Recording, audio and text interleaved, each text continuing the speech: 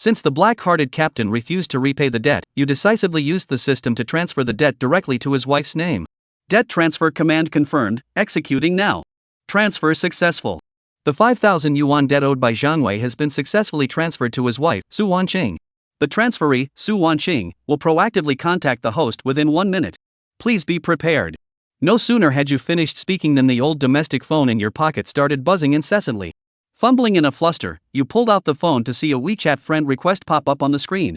The nickname read Sunnydoll, and the verification message said, "Hello, I'm Su Wanqing, Zhang Wei's wife. I heard he owes you 5,000 yuan. Let me pay you back." Taking a deep breath, you tapped the accept button. The moment the friend confirmation chime sounded, your heart nearly leaped out of your chest. You clicked into Su Wanqing's moments, which were filled with food, scenery, and selfies. Each selfie was breathtakingly beautiful, sometimes innocent, sometimes alluring, sometimes elegant, perfectly embodying the phrase "1,000 charms." Greedily scrolling through the photos, you nearly drooled. At this moment, the system panel popped up with new content. A new creditor has been confirmed.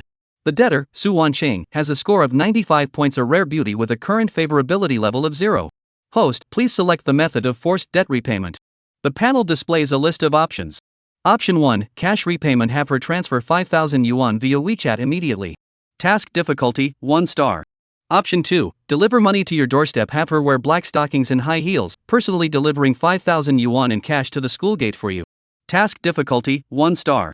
Option 3, special service. Have her come to your dormitory to provide a full body massage, offsetting 500 yuan of debt. Task difficulty, 2 stars, requires affection level 10. Option 4, insufficient affection level currently locked. Option 5, insufficient affection level currently locked. Your gaze is firmly locked on the second option. Cash repayment would be letting her off too easily. No, letting that bastard Zhang Wei off too easily. What you want isn't just money, but dignity, the thrill of revenge. Imagine the elegant and beautiful Su Wanqing, dressed in seductive black stockings and high heels, standing before you like a guilty schoolgirl, respectfully handing the money to you, a mere security guard. The mere thought of it sends shivers of excitement down your spine. System, I choose the second option. The forced debt repayment task, deliver the money in person, has been selected. The task has been issued, and the subject, Su Wanqing, will execute it immediately.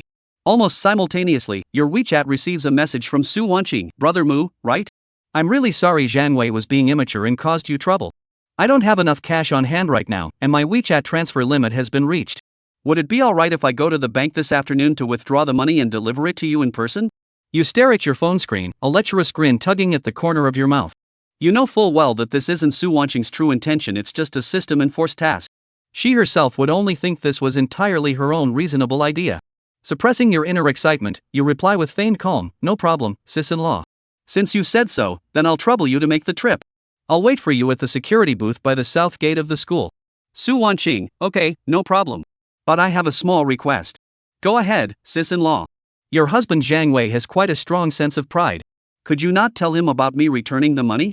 I'm afraid he might get upset if he finds out. Reading this message, you nearly laughed out loud. Zhang Wei really is the type to sacrifice comfort for face, but this suits you perfectly. You'd be more than happy if Zhang Wei remained unaware, as it gives you the perfect opportunity to get better acquainted with this stunning married woman. Don't worry, sis. I understand. My lips are sealed, I won't say a word. Thank you so much. Get ready, I'll be there in about an hour. Oh, by the way, I'm wearing a new dress today. Not sure if it looks good? You can help me check later. The message ended with a shy emoji. Seeing that last sentence and the shy expression, you felt half your body go weak. You knew this must also be part of the system's task, having her wear black stockings to deliver money. Beneath that new skirt, there must surely be those tantalizing black stockings. Ha, you could no longer suppress the wild joy in your heart and let out a lewd yet carefree laugh in the deserted corner. It was as if you could already see the future of your comeback, see the endless green prairie atop Zhang Wei's head. An hour later, at the south gate of Jiangcheng University. You deliberately changed into a clean security guard uniform and even used water to comb your greasy hair for the first time in ages. Although your face was far from handsome no matter how you looked at it, you still wanted to leave a slightly better impression on the beauty who was about to arrive. Standing in the shade of the security booth, your gaze kept drifting toward the opposite side of the road. Time ticked by, and just as you were growing anxious, a red Mazda sedan slowly pulled up to the curb. The car door opened, and a slender, shapely leg wrapped in black stockings was the first thing to catch your eye, making your breath hitch instantly. That leg was too perfect, long and straight, extending from the car like a meticulously crafted work of art. The black stockings clung tightly to the curves of her leg, shimmering temptingly under the sunlight, accentuating the flawless shape with breathtaking allure. At the end of it was a pair of red stiletto heels, the vibrant red intertwining with the mysterious black, creating a striking visual contrast that was irresistibly sexy. Your Adam's apple bobbed uncontrollably, and a loud, audible gulp escaped your throat. Your gaze was magnetically locked onto that leg, unable to tear away even for a second. Then, another equally stunning leg, also sheathed in black stockings, stepped out. Next, the figure you had been dreaming about rose gracefully from the driver's seat, Su Wanqing. Today, she looked completely different from the pure, innocent image in your memory, the one who used to wear a light yellow sundress. She was now dressed in a tight white chiffon blouse, the full curves of her chest straining against the fabric as if it might burst at any moment. Her wavy hair cascaded casually over her shoulders, and her face was adorned with delicate, understated makeup, adding a touch of mature charm to her already stunning features. After stepping out of the car, Su Wanqing first adjusted her uncomfortably short skirt with slight unease, as if she wasn't quite used to this bold style. Unbeknownst to her, this was the result of a system-enforced mission. In her mind, she had simply felt an inexplicable urge to try this never-before-worn sexy style before leaving the house, along with a strong impulse to show it off to Brother Mu. Closing the car door, she held a delicate lady's handbag and scanned the school entrance with her eyes, quickly locking onto the security guard standing under the guard booth. Your eyes meet, and you feel as if an invisible hand has clenched your heart, nearly stopping its beat. You see Su Wanqing's beautiful peach blossom eyes gazing at you, then her rosy lips curve slightly upward into a smile that could captivate the world. She strides forward in her high heels, the crisp click-clack of each step echoing like a drumbeat against your heart, sending your blood racing through your veins. As she approached, a faint scent of perfume wafted into Li Shuai's nostrils. It was a sweet, delicate fragrance blending floral and milky notes, refined and elegant, entirely different from the cheap perfumes he was accustomed to smelling on the female students. You must be Li Shuai, right? Su Wanqing walked up to Li Shuai, tilted her head slightly, and studied him, her voice soft and melodious, like the song of a nightingale in a valley. Li Shuai finally snapped out of his daze. He hurriedly pulled his lecherous gaze away from her leg, his chubby face flushing bright red as he stammered out a reply. Ah yes, I am. Hello, Mrs. Li. Up close, Su Wanqing was even more stunningly beautiful than in photos or from a distance. Her skin was so smooth and flawless that not a single pore was visible, glowing white in the sunlight. Her long eyelashes fluttered like two small fans with each blink. Li Shuai could even smell the warm breath she exhaled, carrying a faint sweet fragrance. Such a stunningly beautiful woman was standing right before him, here for him. Li Shuai felt as though he were dreaming, even more exhilarating than a dream. Hello. Su Wanqing's smile was kind, showing no sign of disgust toward Li Shuai's lecherous appearance. Instead, her eyes held a hint of curiosity she hadn't even noticed herself. Zhang Wei, he caused you trouble. Here is the 5,000 yuan he owes you. Please count it. Saying this, she took an envelope from her handbag and handed it over. Li Shuai's gaze, however, couldn't help but linger on the hand holding the envelope. It was a pair of exceptionally well-maintained hands, with slender fingers and nails painted the same color as her toenails, glistening in the sunlight. Against such beautiful hands, the ordinary brown envelope containing the money seemed to take on an air of elegance.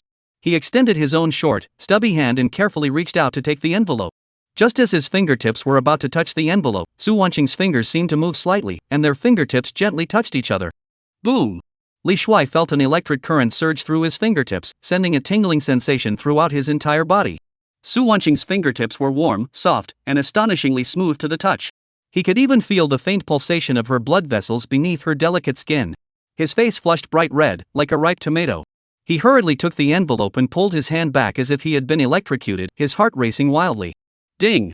Initial physical contact made with target individual Su Wanqing. Affinity +1. Current affinity, 1 acquaintance. The system's prompt echoed in Li Shuai's mind, filling him with wild joy. Su Wanqing seemed a bit embarrassed by the unexpected touch as well. A charming blush spread across her fair cheeks, adding a touch of allure. She instinctively withdrew her hand, tucked her hair behind her ear, and asked softly, the dress I'm wearing today, is it a bit too short? It feels a bit odd. Here it comes. The next part of the system task. Li Shuai suppressed his excitement and pretended to scrutinize Su Wanqing from head to toe. His gaze drifted from her delicate face, down to her full breasts, then to her slender waist and pert buttocks, finally landing unabashedly on her legs, which were wrapped in black stockings and seemed to stretch endlessly. This wasn't the first time he'd seen them, but every time he looked, he felt utterly stunned and his mouth went dry. No. Li Shuai tried to make his voice sound less lecherous. It's really beautiful. Your figure is amazing, you look good in anything. Especially those legs long and straight, paired with black stockings. It's absolutely stunning. After saying that, he wanted to slap himself in the face. Those words were way too direct and explicit. He sounded like a complete pervert who'd never seen a woman before. However, to his surprise, Su Wanqing didn't get angry at all. Instead, she burst out laughing. Her smile was like 100 flowers blooming, leaving Li Shuai speechless. "You're quite the smooth talker, aren't you?" Su Wanqing covered her mouth, her peach blossom eyes brimming with laughter. "I thought all security guards were like Zhang Wei from my family, so stiff and unable to say a single word for hours." Her words carried a hint of subtle resentment toward Zhang Wei. Li Shuai's heart stirred. It seemed that the relationship between this couple wasn't as harmonious as it appeared on the surface. "Hee, you're too kind, sister-in-law." Li Shuai scratched his head, smiling innocently, but inside he was overjoyed. He knew it was the system at work, making Su Wanqing feel an inexplicable closeness toward him. "Keep the money. I'll head back now." Su Wanqing glanced at her watch and said, "Oh, and remember what I told you when I added you on WeChat. Don't tell Zhang Wei that I came to return the money." "Don't worry, sister-in-law, I promise to keep it a secret." Li Shuai patted his chest in assurance. "All right, I'll be going now. Bye." Su Wanqing waved at him, then turned around and walked toward her red Mazda with graceful, cat-like steps. Li Shuai's gaze couldn't help but follow her swaying figure. The curves of her voluptuous hips, tightly hugged by her body-hugging skirt, swayed left and right with each step, drawing two mesmerizing arcs. Li Shuai felt his nose grow hot, almost to the point of bleeding. Only when the red Mazda disappeared into the stream of traffic did Li Shuai reluctantly tear his gaze away. He looked down at the envelope in his hand, still warm and fragrant from Su Wanqing's touch, and squeezed the thick stack of bills inside. A sense of unprecedented satisfaction and accomplishment welled up in his heart. This wasn't just $5,000, it was the dignity he had reclaimed. It was the loudest slap he could give that bastard Zhang Wei. Moreover, he had also established an unusual connection with the captain's stunningly beautiful wife. Hee Su Wanqing black stockings, damn, that is so hot. Li Shuai clenched his fists and let out a lecherous shout in his heart. He knew that from today onward, his life would be completely different. Just as Li Shuai was lost in his fantasies, an untimely voice rang out behind him. "Li Shuai, what are you grinning at? Did you find some money?" Li Shuai jumped in surprise and turned around to see his colleague Wang Hao staring at him with curiosity. Wang Hao was one of the few security guards who hadn't bullied him alongside Zhang Wei, making him a decent guy. Nothing. Li Shuai felt guilty and hurriedly stuffed the envelope into his pocket. Wang Hao's gaze, however, caught sight of the red Mazda slowly driving away from the school gate. He exclaimed, "Hey, wasn't he that Zhang Wei's wife? What is she doing here?" Li Shuai's heart skipped a beat. He thought to himself, "Oh no, she saw me." Chapter 3, The Sister-in-Law's Secret, Mission Escalates. Facing Wang Hao's question, Li Shuai's mind raced. He didn't want anyone to know that Su Wanqing had come to repay Zhang Wei's debt, especially not Zhang Wei himself. His eyes darted around, and he immediately came up with a perfect excuse, his face also showing a just right mix of shyness and smugness. Brother Wang, you've got to keep this a secret for me." Li Shuai lowered his voice and pulled Wang Hao aside mysteriously. Wang Hao's curiosity was completely piqued. He widened his eyes and asked, "What is going on? All this secrecy? You little rascal, you wouldn't happen to be having an affair with the captain's wife, would you?" Cough. "Brother Hao, don't say that." Li Shuai choked on his own saliva and waved his hands hurriedly, but the expression on his face grew even more ambiguous. "No way. It's my sister-in-law. She saw me here all alone and felt sorry for me. Her family has a cousin who lives nearby, and she wants to introduce us." To add credibility, he added dramatically, "She just came over specially to give me her cousin's photo and contact information."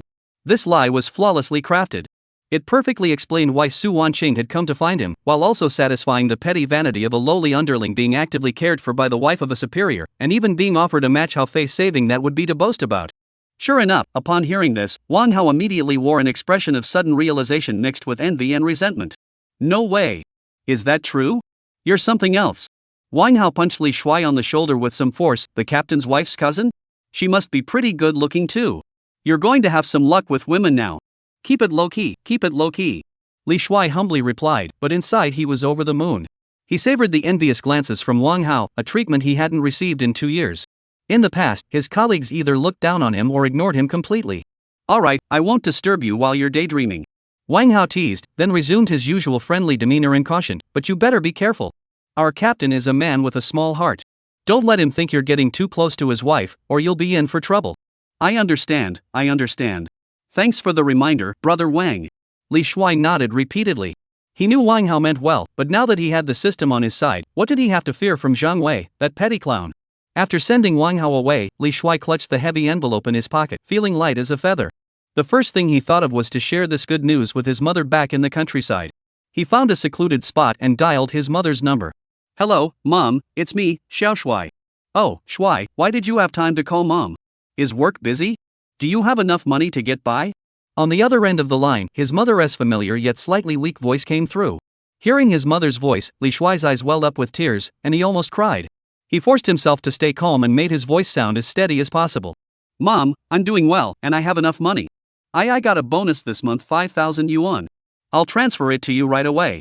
Make sure you renew your medicine, don't delay any longer. What? 5,000 yuan? That is so much. His mother was clearly startled by the figure. Shuai, don't waste your money. Mom's health is just an old ailment, I won't die. You should save more money for yourself. You'll need it when you get married. Mom, don't worry about me. You must take this money. Li Shuai's tone was firm. If you don't get proper treatment, I won't be able to work here with peace of mind. After Li Shuai's repeated insistence, his mother finally agreed to take the money. After hanging up the phone, Li Shuai didn't hesitate for a moment. He rushed to the nearest bank and deposited the 5,000 yuan into his mother's account. After completing all this, he felt a huge weight lifted off his chest. An unprecedented sense of ease and freedom made him want to shout out loud. Is this what it feels like to have money? Is this what it feels like to be in control of your own destiny? That was awesome. He returned to the university campus, still early, with several hours left before his next shift. He didn't go back to the crowded and noisy security guard dormitory, but for some reason, he thought of Su Wanqing. He took out his phone and opened the chat interface with Sunny Day Doll. Looking at that beautiful silhouette avatar, Li Shuai's heart began to race again. What should he say? Should he just ask her what she was doing? Would that be too forward? Just as he was hesitating, the system notification sound rang again. Ding! Host intent detected. New task assigned. Task name, the sister-in-law's gratitude. Task content, invite her to dinner as a thank you for helping repay the debt. Task reward, +5 goodwill, 1,000 cash. Task punishment, the host will run naked around the campus and shout, I'm a pervert. Upon seeing the task details, Li Shuai sucked in a sharp breath. Invite the team captain's wife to dinner? This is way too intense. But when he saw the task penalty, he immediately abandoned all hesitation. Running naked around the university campus? And shouting, I'm a pervert? How could he possibly live his life after that? The naked runner of Jiancheng University? That's not a title he wanted. The task assigned by the system was indeed impossible to refuse. Fortune favors the bold. Let's do it. Li Shuai took a deep breath, trembling fingers, and typed a line in the chat box. Me, sister-in-law, are you busy? After sending the message, Li Shuai's heart was pounding in his throat. He stared intently at the phone screen, waiting for a reply, each second feeling like an eternity. After about 5 minutes, just as Li Shuai was about to give up, his phone buzzed and lit up. Sunny Doll, not busy. Just got home and about to cook. What's up? Seeing the reply, Li Shuai's heart leaped with joy. He quickly took the opportunity to continue typing according to the task requirements. Me, sister-in-law, thank you so much today. You went out of your way to help me. To show my gratitude, I was thinking of treating you to a meal. Do you have time? After sending the message, Li Shuai was so nervous his palms were sweating. He knew this had gone beyond the appropriate social boundaries between an ordinary security guard and the captain's wife. Would she agree? Would she think he had ulterior motives? Sunny Day Doll, invite me to dinner? Su Wanqing's reply came quickly, but it was only 4 simple words, revealing no emotion. Li Shuai's heart sank. He felt this was probably going to fall through. He was about to find an excuse to back out, like saying next time for sure, when her message came through again. Sunny Doll, sure. But I don't really like eating out, it always feels unclean. How about, you come over to my place? I just bought some groceries and can cook a few of your favorite dishes. Boom! Li Shuai felt like fireworks were going off in his head. Go to her house to eat? Isn't this moving too fast? A lone man and woman, alone in a room. He was almost certain that this was definitely the system meddling behind the scenes. Su Wanqing herself might just think eating at home is more convenient and hassle-free, but the system has imbued this action with endless possibilities for ambiguity. Ding! Task sister-in-law's gratitude completed. Task reward, affinity +5, 1,000 cash deposited into the system wallet. Current affection, 6 slightly fond. System wallet balance, 1,000 yuan. A series of system notifications sent Li Shuai into a frenzy of excitement. Not only had he successfully asked out the beauty, but he'd also made 1,000 yuan for free. He suppressed his excitement and replied, go to your place? Is that convenient? Zhang Captain, isn't he at home? This was his biggest concern. If Xiang Wei, that jerk, was home, he wouldn't dare go even if you gave him 100 dares. Sunny Doll, him? He is out playing cards with his rowdy friends tonight and won't be back until midnight. I'm home alone, so come over without worry. Sunny Doll, I'll send you the address. Take a taxi over here. Immediately afterward, a location was sent over. Li Shuai looked at the address Jinbi Huafu, a famous upscale residential area in Jiangcheng. He knew that with Zhang Wei's meager salary, he could never afford a house in such a place. It seemed that Su Wanqing's family background was quite impressive. A beautiful flower wasn't just planted in cow dung, the cow dung itself might be rented land. Li Shuai felt even more sympathy for Su Wanqing, and at the same time, a resolve grew stronger within him. He would rescue this flower from the dung heap. He didn't hesitate any longer, hailed a taxi by the roadside, and headed straight for Jinbi Huafu. Half an hour later, the taxi came to a stop in front of the grand entrance of Jinbi Huafu. Li Shuai followed the door number Su Wanqing had sent and found the building where her home was located. Standing before the elegant security door, Li Shuai straightened his clothes, took a deep breath, and pressed the doorbell. Soon, footsteps could be heard inside, and the door opened. It was Su Wanqing who opened the door. She had already changed out of her sexy black stockings and short skirt and was wearing a pink cartoon print pajama set. Although the pajamas were modest in design, they clung to her curves, giving her a lazy, alluring charm. Her long hair was casually pinned back with a hairpin, revealing her smooth forehead and slender swan-like neck. Her face was makeup-free, yet she looked purer and more charming than when she was dressed up, like a lotus flower emerging from the water. "You're here, come in quickly." Su Wanqing saw Li Shuai and smiled gently, naturally taking a pair of men's slippers from the shoe cabinet and placing them by his feet. Li Shuai was overwhelmed with joy, quickly slipped into the slippers, and followed her into the living room. Chapter 4, A Lonely Man and Woman, Sister-in-Law, Don't Do That. Su Wanqing's home was spacious and elegantly decorated. The main color scheme was off-white, complemented by natural wood-colored furniture, creating a warm and elegant atmosphere. The air was filled with the same pleasant fragrance as the one emanating from her body. Li Shuai, who had never been to such a luxurious residence before, felt like Lu Lao Lao entering the Grand View Garden, not knowing where to put his hands or feet. His bulky frame stood out starkly in the spacious, well-lit living room. "Please, sit down. Don't be so formal. Make yourself at home." Su Wanqing seemed to notice his awkwardness and spoke softly, "Would you like something to drink? Tea or a beverage?" "Water, plain water will do."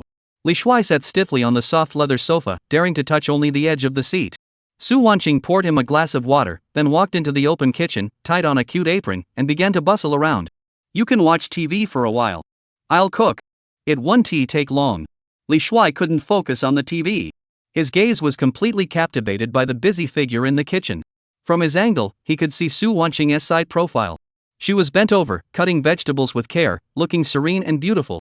Even her loose pajamas couldn't hide her well-proportioned figure. Especially when she bent over to take something from the refrigerator. The curve of her back made Li Shuai's mouth go dry, and he couldn't help but swallow again. Such a stunning beauty who could grace any occasion and excel in the kitchen, how could she end up with that scoundrel Zhang Wei? Li Shuai cursed Zhang Wei 100 times in his mind. Just then, the system's voice rang out in his mind again. Ding! Limited time task released. Task name, The Helpful Assistant. Task details, enter the kitchen, hug Su Wanqing from behind while she's cooking, and say to her, "Sis, let me help you."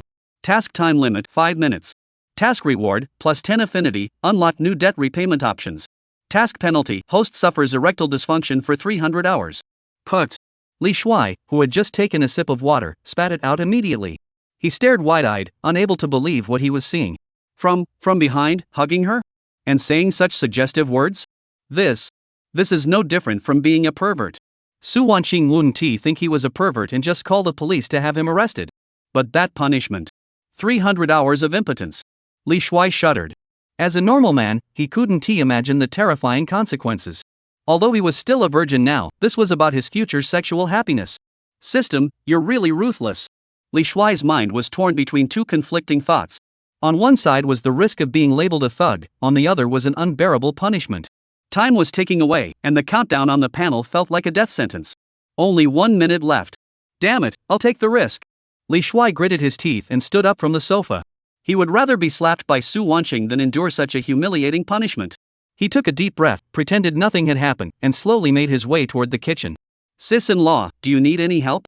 He tried to make his voice sound as natural as possible. "No, I can handle it myself." Su Wanqing turned around and smiled at him, a layer of fine sweat beads glistening on her forehead under the light. This was his chance. Li Shuai took a deep breath and, as if possessed, didn't go for the direct hug from behind. Instead, he pulled out a tissue, stepped forward, and gently wiped the sweat off her forehead. This action startled even him. He didn't know why he had done it, as if his body were acting on its own. Su Wanqing was also startled. She lifted her head, her beautiful almond-shaped eyes just inches away, filled with a mix of surprise and confusion. The distance between them suddenly closed to an extremely intimate distance. Li Shuai could even clearly see the fine hairs on her face and smell the delicate fragrance of orchids in her breath. Ding! Host has exceeded task requirements, triggering hidden effect. Task evaluation, perfect. Task reward doubled, affinity plus 20, unlocked new debt repayment option, and rewarded with a special item truth spray 1 bottle. Current affinity, 26 developing feelings. Li Shuai's mind went blank, completely stunned by the sudden perfect judgment and doubled rewards. So system tasks can be completed this way? It doesn't necessarily have to be taken literally? His gentle gesture of wiping her sweat was clearly much more refined than the crude hug from behind, and far more likely to make a woman feel attracted. Su Wanqing's cheeks flushed red as a ripe apple. She nervously avoided Li Shuai's gaze, her heart racing. In all her life, aside from her father, no man had ever come this close to her or made such an intimate and gentle gesture. Even her husband, Zhang Wei, had always been crude and demanding, never showing her such tenderness. In that moment, she looked at the man before her, ordinary-looking, overweight, but with a gaze that betrayed sincerity and tenderness, and a long dormant string in her heart seemed to be gently plucked. Thank you. Su Wanqing's voice was as soft as a mosquito's buzz. She lowered her head, unable to meet Li Shuai's gaze. It's okay, sister-in-law, you've worked hard. Li Shuai snapped back to reality. Seeing Su Wanqing's blushing expression, he felt an unprecedented sense of accomplishment. He knew he had made the right move. The atmosphere in the kitchen grew slightly awkward and charged with tension. To break the awkwardness, Li Shuai picked up the vegetables beside him and said, "Sister-in-law, let me wash the vegetables for you." Su Wanqing softly agreed without refusing. Thus, in the cramped kitchen, an unusual scene unfolded. A tall, beautiful woman and a short, stocky, sleazy man stood side by side, one chopping vegetables and the other washing them. Though their movements were a bit awkward, they worked together in perfect harmony. Soon, 4 dishes and a soup were laid out on the table. The dishes were visually appealing, fragrant, and delicious, clearly indicating that Su Wanqing was an excellent cook. Try some and see if it suits your taste. Su Wanqing served Li Shuai a bowl of rice, her eyes brimming with tenderness. Delicious. So delicious. Li Shuai took a bite of the braised pork and couldn't stop praising it. The flavor was better than any restaurant he had ever been to. I'm glad you like it. Su Wanqing was amused by his wolfish eating manner, but she herself hardly touched her chopsticks, instead resting her chin in her hand and watching Li Shuai eat quietly. Sis-in-law, why aren't you eating? Li Shuai asked, feeling a bit embarrassed. Just watching you eat makes me full. Su Wanqing said softly, usually I eat alone, and it's so lonely. Today, with you here, the food tastes so much better. Her words carried a hint of subtle melancholy. Li Shuai felt a pang of sorrow in his heart. He could imagine how lonely and isolated such a beautiful woman must feel, spending every day alone in an empty house, waiting for a husband who never comes home. He wanted to comfort her, but didn't he know where to begin? Just then, he remembered the Truth Spray reward from the system. Item name, Truth Spray. Item effect, when used on a target, it causes them to speak their truest thoughts uncontrollably for 10 minutes. Usage, spray on the target or mix into their food without their knowledge. A bold idea flashed through Li Shuai's mind. He wanted to know what Su Wanqing was truly thinking deep down. What kind of feelings does she have for Zhang Wei? What does she think of him? Once this thought took hold, it could no longer be suppressed. He made an excuse to go to the bathroom and secretly retrieved the spray bottle from the system space. It was a small spray bottle, about the size of an eye drop bottle, colorless and odorless. He returned to the dining table and, taking advantage of the moment when Su Wanqing was lowering her head to drink her soup, quickly aimed the spray at her cup and gave it a light spray. After doing all this, his heart was racing, filled with both tension and anticipation. Su Wanqing noticed nothing. She picked up the cup and took a sip.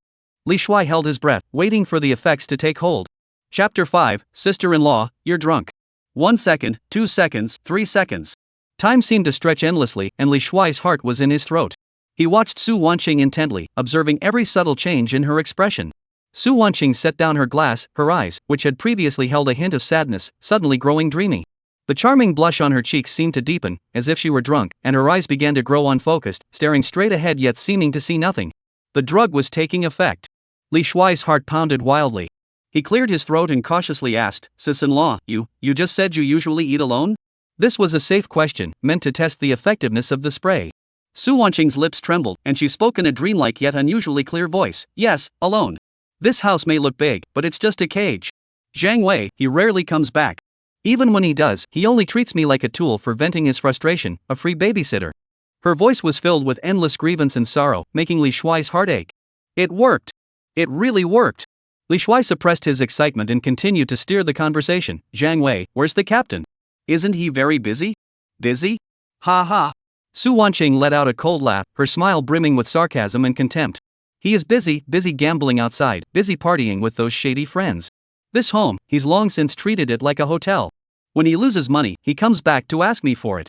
If I refuse, he either beats me or yells at me. What? He hits you? Li Shuai clenched his fists tightly, a surge of anger rising from his heart to his forehead. He never imagined that Zhang Wei, that scoundrel, was also a domestic abuser. Su Wanqing seemed oblivious to Li Shuai's anger. She continued speaking as if she were pouring out all the bitterness she had been holding inside for years. He is a coward, a complete good-for-nothing. He acts like a big shot outside, but at home he is nothing but a bully. I must have been blind to marry him. As she spoke, a single tear rolled down the corner of her eye, tracing the curve of her perfect cheek before falling onto the table, shattering into a tiny droplet. That tear seemed to fall directly onto Li Shuai's heart, causing him a sharp pang of pain. Looking at the tear-streaked beauty before him, his pity for her reached its peak. He wanted to rush over to Zhang Wei and beat his fake face into a pig's head. Sister-in-law, why don't you leave him? Li Shuai couldn't help but ask. Leave? Su Wanqing gave a bitter smile. How can I leave? My parents accepted 20,000 yuan in dowry from his family, which was already taken by my good-for-nothing younger brother to pay off his gambling debts. If I divorce him, they'll drive me to suicide. Besides, where can a woman like me go after a divorce? Her voice was filled with despair and helplessness, like a butterfly trapped in a spider's web, struggling in vain to escape the bonds of fate. Li Shuai fell silent. He finally understood Su Wanqing's situation. She wasn't unwilling to fight back, she was simply bound by her family and reality, her hands and feet tightly restrained. He looked at her and suddenly realized that this woman, though outwardly glamorous and living in a mansion, was more pained and lonely than anyone else. Then what do you think of me? Li Shuai blurted out the question without thinking. He wanted to know what kind of person he was in Su Wanqing's heart. Su Wanqing's dazed eyes slowly focused on Li Shuai's face. She examined him carefully, from his slightly comical features due to his obesity to his slightly lecherous demeanor. Li Shuai's heart leaped into his throat once again. He feared hearing words like disgusting or perverted come out of her mouth. However, Su Wanqing's next words struck him like a thunderbolt, leaving him frozen in place. You. She parted her lips, her voice soft and sincere. You may not be good looking, and you're a bit chubby, but, well, you're a bit naive. But I can tell you're a good person. You helped me pay back the 5,000 yuan, which solved my urgent problem. Today, when you came to eat, you didn't stare at my chest and legs like other men. Earlier, you even wiped the sweat off me so gently. To be honest, in all my life, besides my father, you're the first man who has ever been this kind to me. Being with you makes me feel very at ease, very comfortable. It's not like being with Zhang Wei, where I'm always on edge. By this point, her cheeks had grown even redder, and her eyes had become more dreamy, as if veiled by a mist. She looked at Li Shuai and suddenly leaned forward, the large bear almost touching the edge of the table, creating a breathtakingly deep cleft. Li Shuai. She whispered his name in a voice so soft it could melt anyone. Tell me, if I had met you instead of Zhang Wei back then, how wonderful that would have been. Boom! Li Shuai's mind went completely blank in that moment. He stared blankly at Su Wanqing, at her peach blossom eyes glistening with emotion, at her slightly parted lips, as if inviting someone to taste them, feeling a surge of blood rushing from the soles of his feet straight to the top of his head. Is she confessing her feelings to me? Although he knew this was the effect of the truth serum, the words she spoke were her true feelings, but Li Shuai's heart was still filled with this sudden sense of happiness. It turned out that, in her heart, he wasn't just a worthless, sleazy fatso. It turned out that she actually had such feelings for him. Just as Li Shuai was overcome with emotion, almost unable to control himself, about to rush forward and embrace the beauty before him, the system's alert sounded like a bucket of cold water, snapping him back to reality. Ding! Heartfelt spray effect remaining time, 10 seconds. Li Shuai snapped back to his senses. He knew that once the effect wore off and Su Wanqing regained her senses, if she discovered he had said all those inappropriate things, their relationship would plummet to freezing point or even turn into outright hostility. He had to come up with a plan to smooth things over. In the blink of an eye, an idea formed in his mind. He looked at Su Wanqing, whose eyes were growing clearer, and suddenly reached out, gently placing his hand on her forehead, his face showing concern. Sister-in-law, did you drink too much? Why are you starting to talk nonsense? Su Wanqing shook her head, the dazed look in her eyes gradually fading, replaced by a hint of confusion and bewilderment. What did I just say? She felt her head spinning, as if she were truly intoxicated, and her memory of what had just happened grew fuzzy. Li Shuai sighed inwardly, that was close. He forced a helpless smile and said, you said a lot. You said the captain is the best man in the world, that you love him to death, and even said, if you had met me instead of him back then, you would have kicked me out for sure. What? Su Wanqing froze, trying desperately to recall those words, but she couldn't remember saying any of it. However, seeing Li Shuai's sincere expression, she began to doubt herself. Did I really say that? That's exactly what you said. Li Shuai sighed, picked up the wine bottle on the table, and shook it. Sis, you can't hold your liquor. You're already this drunk after just a little bit. You can't drink like this in the future. Su Wanqing looked at the almost untouched bottle of red wine, then at her own flushed cheeks, and finally believed Li Shuai. She blushed slightly and stuck out her tongue, looking like a shy young girl. Maybe I'm just too happy today. Alright, let's eat. The food is getting cold. Li Shuai said, busily serving her some food while secretly sighing in relief. Finally, he managed to get through it. Though the process was nerve-wracking, the outcome was immense. Not only did he learn about Su Wanqing's true circumstances and her hatred for Zhang Wei, but more importantly, he discovered his own place in her heart. This instantly boosted his confidence in his quest to win over this stunning married woman. The meal ended in an oddly harmonious atmosphere. Su Wanqing, claiming to be drunk, became unusually talkative and affectionate, constantly serving Li Shuai food and asking after his well-being. Her tender demeanor made Li Shuai feel as though he were the true head of the household. After dinner, Li Shuai volunteered to wash the dishes, but Su Wanqing forcefully pushed him onto the sofa. You're my guest today. How could I let you wash the dishes? Just sit there and watch TV. I'll take care of it. Watching her busy figure in the kitchen, Li Shuai felt a warm glow in his heart. He suddenly thought that if he could live like this every day, it might actually be pretty nice. Just then, the system's voice rang out again at an inopportune moment. Ding! Breakthrough detected in host's relationship with target. New phase task assigned. Chapter 6, My Sister-in-Law's Intimate Clothing. Li Shuai perked up and immediately focused his attention on the system interface in his mind. Phase task, the gentle trap. Task description, the night is deep, and a man and a woman are alone in a room, the perfect opportunity for emotions to escalate. Please complete the following 2 sub-tasks before leaving. Subtask 1, obtain one of Su Wanqing's intimate garments not actively requested by the host. Subtask 2, have Su Wanqing voluntarily massage your shoulders. Task reward, affinity plus 20, cash reward of 20,000 yuan, unlock the debt shop feature. Task penalty, the host will be permanently shortened by 3 centimeters. Li Shuai cursed under his breath, completely stunned. Obtain a piece of intimate clothing? And it can't even be something he asks for himself? How the hell is that even possible? Was he supposed to steal it himself? That would make him a pervert. And have her initiate a shoulder massage? Earlier during dinner, she got closer to me because she was drunk. But now that she's sober, how could she possibly make such intimate gestures toward me? What really made his scalp tingle was the punishment. Shorten it by 3 centimeters. Permanently. This is worse than killing him. As a man, this is an absolute red line that must never be crossed. System, you bastard, you're getting more and more inhumane. Li Shuai's forehead was covered in cold sweat as his mind raced, trying to figure out a way to complete the task. Stealing is definitely the last resort, the risk is too high. If discovered, all his efforts would be in vain, and his goodwill could even be completely erased. Then there's only one option left, find a way to make her voluntarily give it to me. But who would just hand over their personal belongings to a man for no reason? Especially a man she's only just met. Li Shuai was as anxious as an ant on a hot pan, pacing back and forth in the living room. Time was of the essence, he had to come up with a plan quickly. Just then, he noticed a few pieces of clothing hanging on the balcony, among which seemed to be women's underwear. A bold, even lewd thought flashed through his mind. He glanced at Su Wanqing, who was washing dishes in the kitchen, then quietly made his way to the balcony. The balcony was open, and the evening breeze brought a hint of coolness. The clothes fluttered gently in the wind. Li Shuai's gaze was immediately drawn to one of them, a pink lace piece. The design and color exuded an intense, seductive allure. He could even imagine how sensual the sight would be if that garment were worn by Su Wanqing Snow White. He swallowed hard, his heart racing uncontrollably. He knew his next actions were despicable. But for his life's work, he had no other choice. He took a deep breath, reached out his hand, pretended to pick up the clothes that didn't exist, and then accidentally knocked the pink lace onto the ground. After doing all this, he quickly withdrew his hand, acted as if nothing had happened, and returned to the sofa in the living room, his heart pounding so hard it felt like it was about to burst out of his chest. Soon, Su Wanqing finished washing the dishes and walked out of the kitchen. She wiped her hands and smiled gently at Li Shuai, saying, "There you are, I made you wait." "No, it's okay, sister-in-law, you've been working hard." Li Shuai's eyes darted around, unable to meet her gaze. "It's getting late. Let me walk you downstairs," Su Wanqing said. "Ha? Oh, okay." Li Shuai stood up, but his heart was racing. His underwear was still on the floor, how could she not have noticed? Just as the two were about to leave, Su Wanqing seemed to remember something.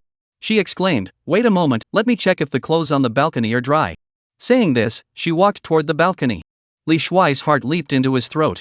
Success or failure hinged on this moment. He followed Su Wanqing to the balcony, where she spotted the pink item lying on the ground. Oh no, how did it fall on the ground? She bent down, picked up the pink item, and her face showed a look of frustration. She brushed off the dust and was about to take it back inside to wash it again when she noticed Li Shuai standing at the door, looking both embarrassed and innocent. Su Wanqing's face flushed bright red, as if it might bleed. Holding the pink garment, she felt her palms burning, as if she were holding a red-hot iron. She didn't know whether to throw it away or keep it. Her intimate clothing had been seen by a man, and this made her feel incredibly embarrassed. Li Shuai, seeing her reaction, knew the moment had come. He quickly adopted a sympathetic expression and said, "Sis-in-law, it's all my fault. I was just trying to go out to the balcony for some fresh air, and I must have accidentally knocked your clothes off. I'm really sorry." He took the blame upon himself, appearing both sincere and innocent. Su Wanqing heard his explanation and felt her embarrassment ease considerably. It was just an accident, after all. She looked at Li Shuai's chubby face, which looked a bit comical due to his nervousness, and for some reason, the shame and annoyance she felt turned into a vague, indescribable emotion. She looked at the pink object in her hand, now stained with dust from the floor. A thought that even she found unbelievable suddenly emerged from the depths of her heart. She actually wanted to give this underwear to Li Shuai. The moment the thought crossed her mind, she was startled by her own boldness. How could she have such a ridiculous idea? Give a man something that was once pink? This is utterly shameless. But when she looked into Li Shuai's sincere yet slightly longing eyes, she found herself, against her will, handing him the pink lingerie. It's already dirty anyway. If you don't mind, just take it." Her voice was as soft as a mosquito's buzz, her head bowed low, unable to meet Li Shuai's eyes, her cheeks burning hot enough to fry an egg. Li Shuai's mind went blank with a buzzing sound. He succeeded? He really did. He looked at the pink lace underwear Su Wanqing handed him, still warm with her body heat and fragrance, and felt an electric current surge through his body, leaving him numb. Ding! Subtask 1 completed. The system's notification sound snapped him back to reality. He suppressed his overwhelming joy and reached out with trembling hands to take the lingerie. Thank you, sister-in-law." His voice was trembling. No need to thank me." Su Wanqing said this, then fled back to the living room like a startled rabbit, leaving Li Shuai alone on the balcony, staring at the pink lingerie and grinning. The first task was completed. The second one remained. Get Su Wanqing to massage his shoulders voluntarily. This task seemed even more challenging than the first. Li Shuai carefully put away the precious pink garment and returned to the living room. He saw Su Wanqing sitting upright on the sofa, her hands tightly clasped together, clearly still not fully recovered from the embarrassment of earlier. Li Shuai's eyes darted around, and he came up with a plan. He walked over to the sofa, deliberately letting out a pained groan, then began to pound his own back and shoulders with his hands. Ouch. I can't take it anymore. I'm getting old. Standing guard all day has left my shoulders feeling like they're about to fall apart.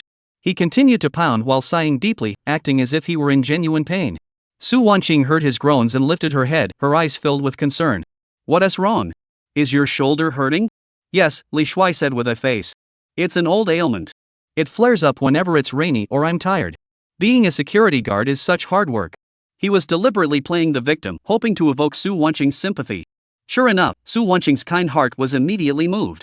Looking at Li Shuai's pained expression, she recalled his hard work standing guard at the entrance earlier that day and the efforts he had made to help her repay her debts.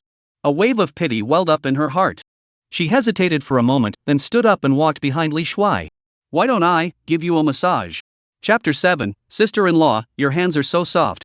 Li Shuai heard this and was overjoyed inside, but he pretended to refuse on the surface. This is too much trouble for you, sister-in-law. It's okay, sit down. Su Wanqing's voice was gentle, yet carried an unmistakable tone of refusal. She gently pushed Li Shuai back onto the sofa, then her delicate, boneless hands rested on his broad shoulders. Sigh. The moment the soft sensation touched him, Li Shuai felt so comfortable he almost let out a moan. Su Wanqing's hands were skilled, applying just the right amount of pressure, neither too light nor too heavy. Her slender fingers deftly massaged and kneaded the stiff muscles in his shoulders and neck. A tingling, numbing sensation spread throughout Li Shuai's entire body. What was even more tantalizing was that Su Wanqing was standing behind him, and as she massaged him, her full, soft, bear-like breasts would gently brush against his back and the top of his head. Through the thin fabric, the sensation was transmitted clearly, causing Li Shuai's blood to boil rapidly throughout his body. A primal urge. Gathering. He could even smell it, the unique, intoxicating scent emanating from Su Wanqing, a blend of shower gel fragrance and the natural aroma of a woman. This scent continuously stimulated his nerves. Li Shuai closed his eyes, greedily savoring this imperial treatment. He felt as though he were about to float away. Sis-in-law, have you ever studied massage before? It's so professional. Li Shuai was just making small talk, mainly to distract himself. He was afraid that if he continued to enjoy this, his body might react involuntarily, which would be extremely embarrassing. No, my mother wasn't in good health, so I used to help her with massages. I just figured it out on my own. Su Wanqing's soft voice came from above. Is this area sore? Is the pressure okay? Yes, right here. The pressure, it's just right. Li Shuai moaned comfortably. A man and a woman alone in a room. One sitting, one standing, their posture suggestive. The air was thick with hormones, and the temperature seemed to be rising steadily. Su Wanqing's cheeks were also flushed. She didn't know what was wrong with her today, doing such an intimate thing for a man. But when she saw Li Shuai's expression of pure enjoyment and satisfaction, a strange sense of fulfillment welled up inside her. She realized that she didn't seem to mind physical contact with this chubby man. In fact, she even liked it a little. Just then, Li Shuai suddenly turned his head, pretending to stretch his neck, but his face accidentally brushed against Su Wanqing's hand, which was massaging him. The soft touch of his cheek against her wrist sent a shiver down her spine. "Sis, your hands are so soft," he blurted out, his eyes filled with a hint of obsession. Su Wanqing's hand jerked back as if she'd been electrocuted, her heart racing wildly. When Li Shuai's rough cheek brushed against her hand, the coarse yet warm sensation sent a shiver down her spine, causing goosebumps to rise on her skin. "You, don't move." Her voice trembled slightly, tinged with a hint of playfulness. Ding! Sub-task 2 completed. Phase task gentle trap fully completed. Rewards being distributed. Congratulations, host. You have gained Affinity plus 20, cash reward 20,000 yuan, and the debt shop feature has been unlocked. Current affection 46 heart racing. A series of system notifications echoed in Li Shuai's mind, filling him with excitement. 2,000 yuan in his pocket. More importantly, he had unlocked the new debt marketplace feature. He resisted the urge to check them all immediately, knowing it wasn't the right time yet. He had to play out this act until the end. I'm sorry, sister-in-law, I didn't mean to. Li Shuai hurriedly apologized, his face breaking into an innocent smile. Su Wanqing looked at him and the last traces of embarrassment vanished from her heart. She placed her hand back on his shoulder, but this time, her touch was much gentler, though her movements remained stiff. After a moment, Su Wanqing felt the atmosphere had become too intimate, so she stopped and said, "All right, it's getting late. You should go back now." All right, Li Shuai knew when to stop. The progress made tonight had far exceeded his expectations. He stood up, reluctant to leave, and said, "Sis, thank you so much for today. Not only did you treat me to dinner, but you also gave me a massage. I'll treat you next time. No need to thank me." Su Wanqing walked him to the door, her face still flushed. "Be careful on your way home." "All right, sister-in-law, get some rest." Li Shuai changed his shoes and stepped out of the room. As the elevator doors closed, he saw Su Wanqing still standing at the door, gazing at him dreamily. Returning to his small, dilapidated rental room, Li Shuai could no longer contain his excitement and nearly jumped for joy. He carefully took out the pink item from his pocket, held it under his nose, and took a deep breath. It still carried the distinctive scent of Su Wanqing's perfume. Just the scent alone was enough to make his mind wander. He treasured the pink item like a precious treasure, then eagerly immersed his consciousness into the system. Open the debt market. At his command, a brand new virtual interface appeared before his eyes. It resembled an online shopping platform, with a wide variety of items displayed on the screen. Li Shuai's gaze was immediately drawn to the descriptions of the items. Item 1, Truth-Speaking Gum. Effect: within 5 minutes of chewing the gum, the target will answer any question truthfully and be unable to lie. Price: 10,000 yuan per piece. Product 2, Miniature Bugging Device.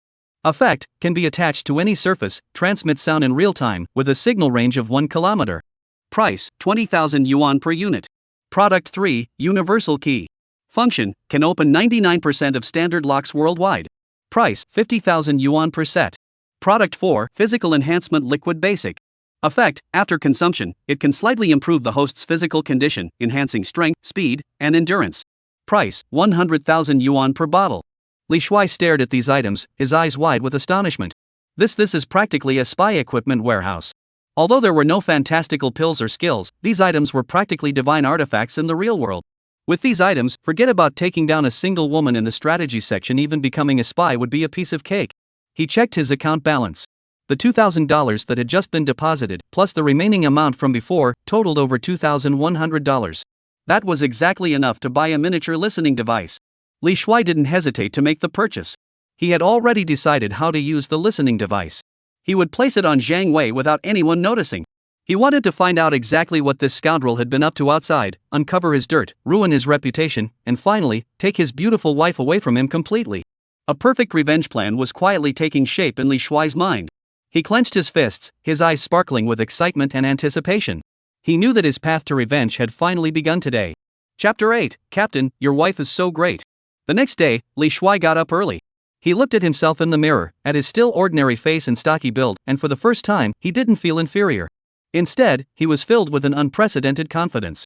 He knew that from this day forward, his life would no longer be ordinary. He took out the miniature listening device he had just purchased from the system space.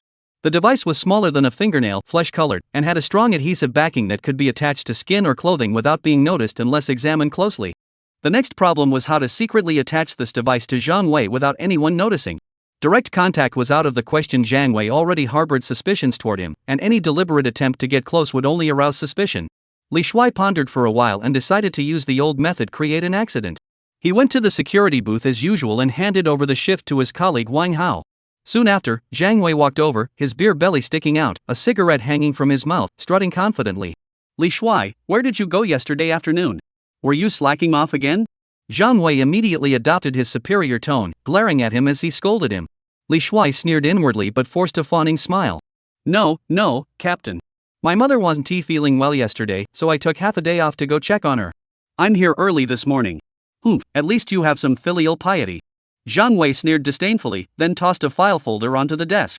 Take this to the archives room on the 3rd floor of the administrative building. Hurry up. Got it. Li Shuai quickly grabbed the file folder and nodded obediently. The opportunity had arrived. Li Shuai held the file folder and turned to leave. Just as he brushed past Zhang Wei, his feet slipped, and he stumbled, nearly falling. Ouch! He exclaimed dramatically, his hands instinctively reaching out in the air, accidentally grabbing Zhang Wei's arm and steadying himself. And in that split second, he swiftly and discreetly attached the miniature listening device to the inner side of Zhang Wei's jacket under his armpit. The location was extremely discreet. Zhang Wei would never have noticed it himself. You blind fool! Zhang Wei was startled by him, shoving him away and cursing with disgust. Stay away from me, you poor-smelling bum. I'm sorry, Captain. I didn't mean to. Li Shuai hurriedly apologized, but inside he was overjoyed. Get out of here. Hurry up and deliver the documents. Zhang Wei waved him away impatiently. Yes. Li Shuai felt as though he had been granted a pardon, clutching the file folder, and dashed away.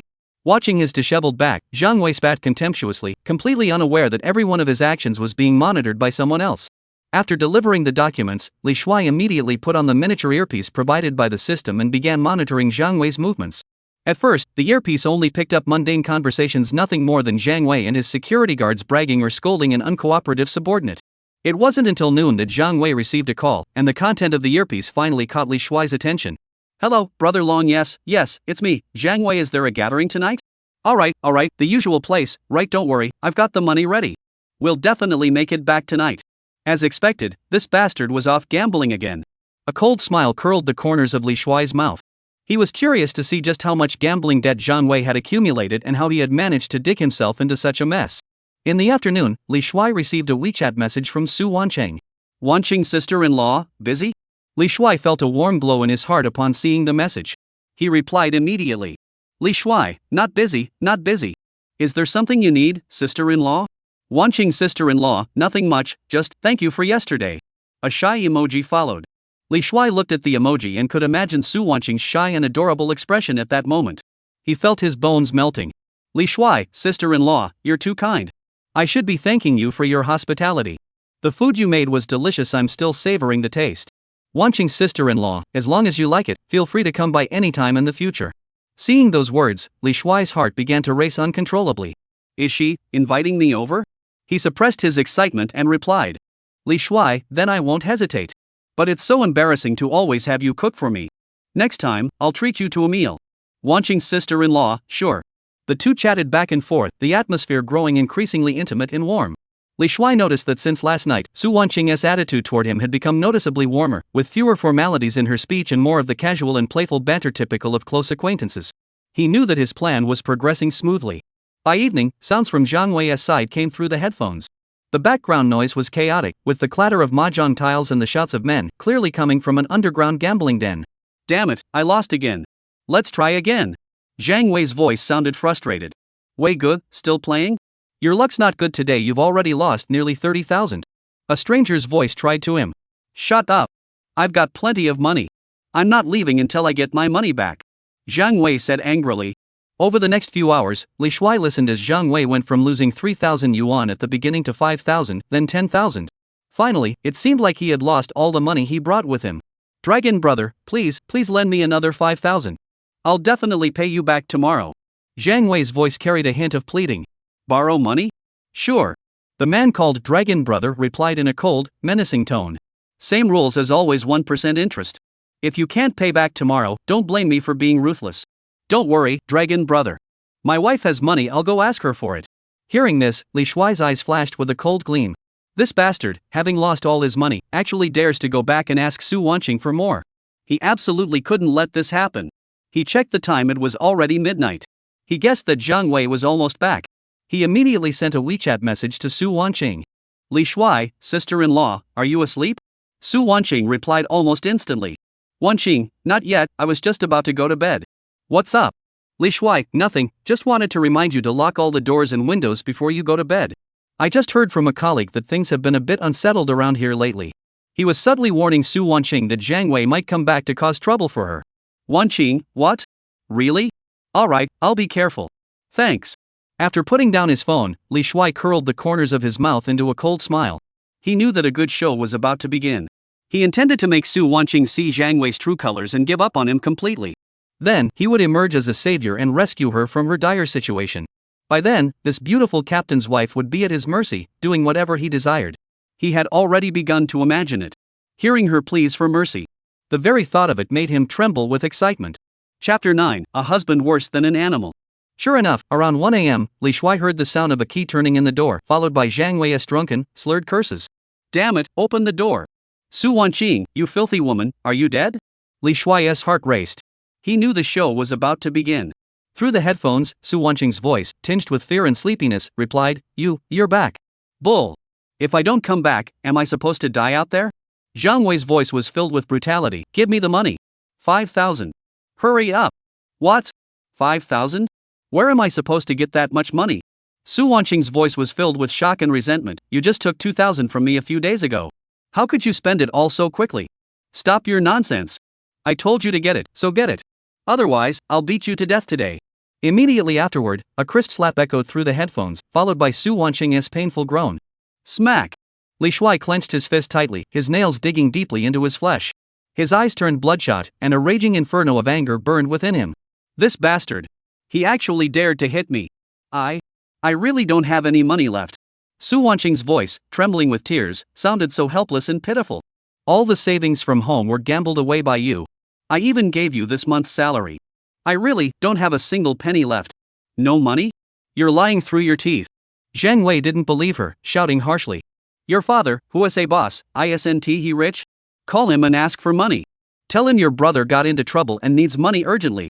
No, I can't ask my father for money anymore. Su Wanqing cried as she refused. My father knows that any money he gives me will be wasted on you. He won't give me any more money. You dare to talk back to me. Zhang Wei seemed enraged. A series of loud crashes came through the headphones, as if something had been smashed, mixed with Su Wanqing's screams and sobs. I told you to call. Are you going to call or not? Stop hitting me. I'll call, okay.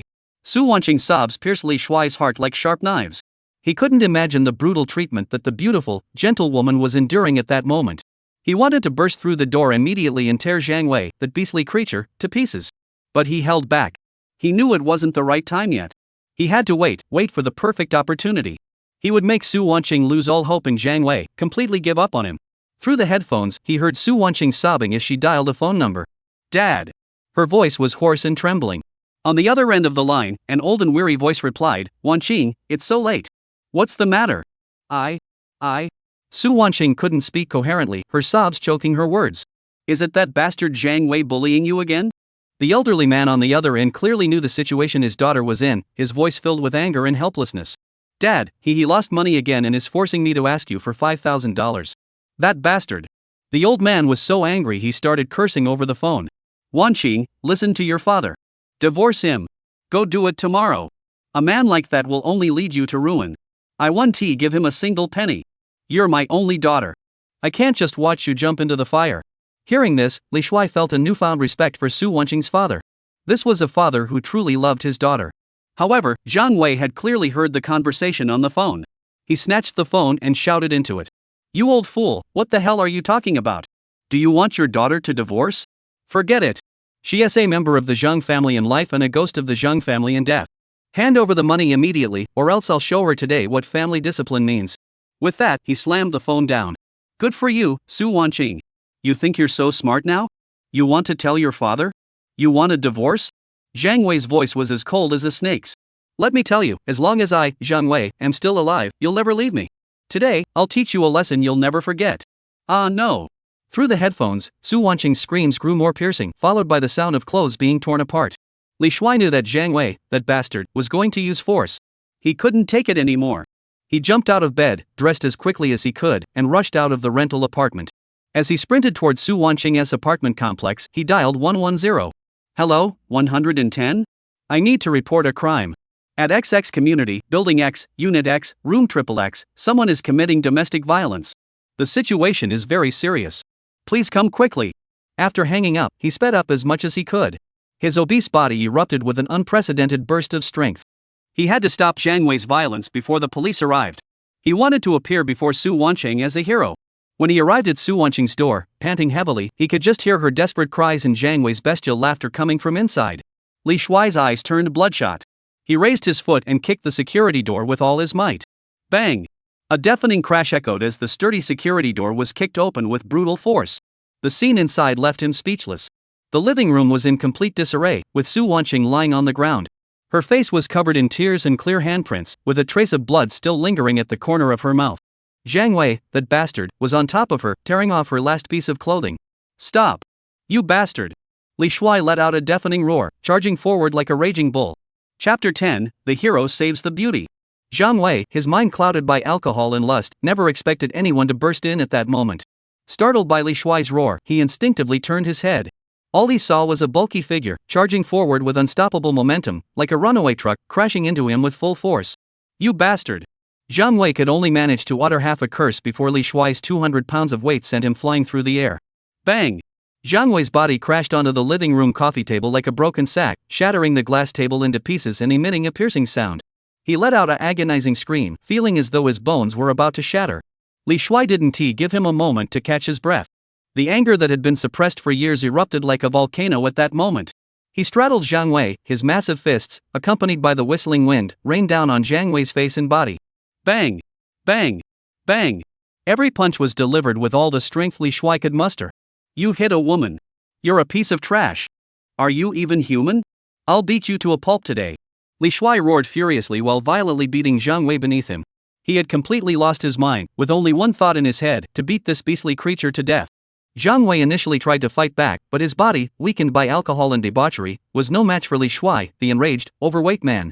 In no time, he was beaten to a pulp, his face swollen and covered in blood, clutching his head and screaming like a pig being slaughtered. Stop! Stop! You're going to kill him! Su Wanqing, lying on the ground, was so shocked by the bloody and violent scene before her that she froze in place. She curled up in the corner, wrapping herself tightly in her torn clothes, trembling uncontrollably. She watched the usually sleazy, cowardly security guard, who now resembled an angry war god, furiously beating her husband for her sake.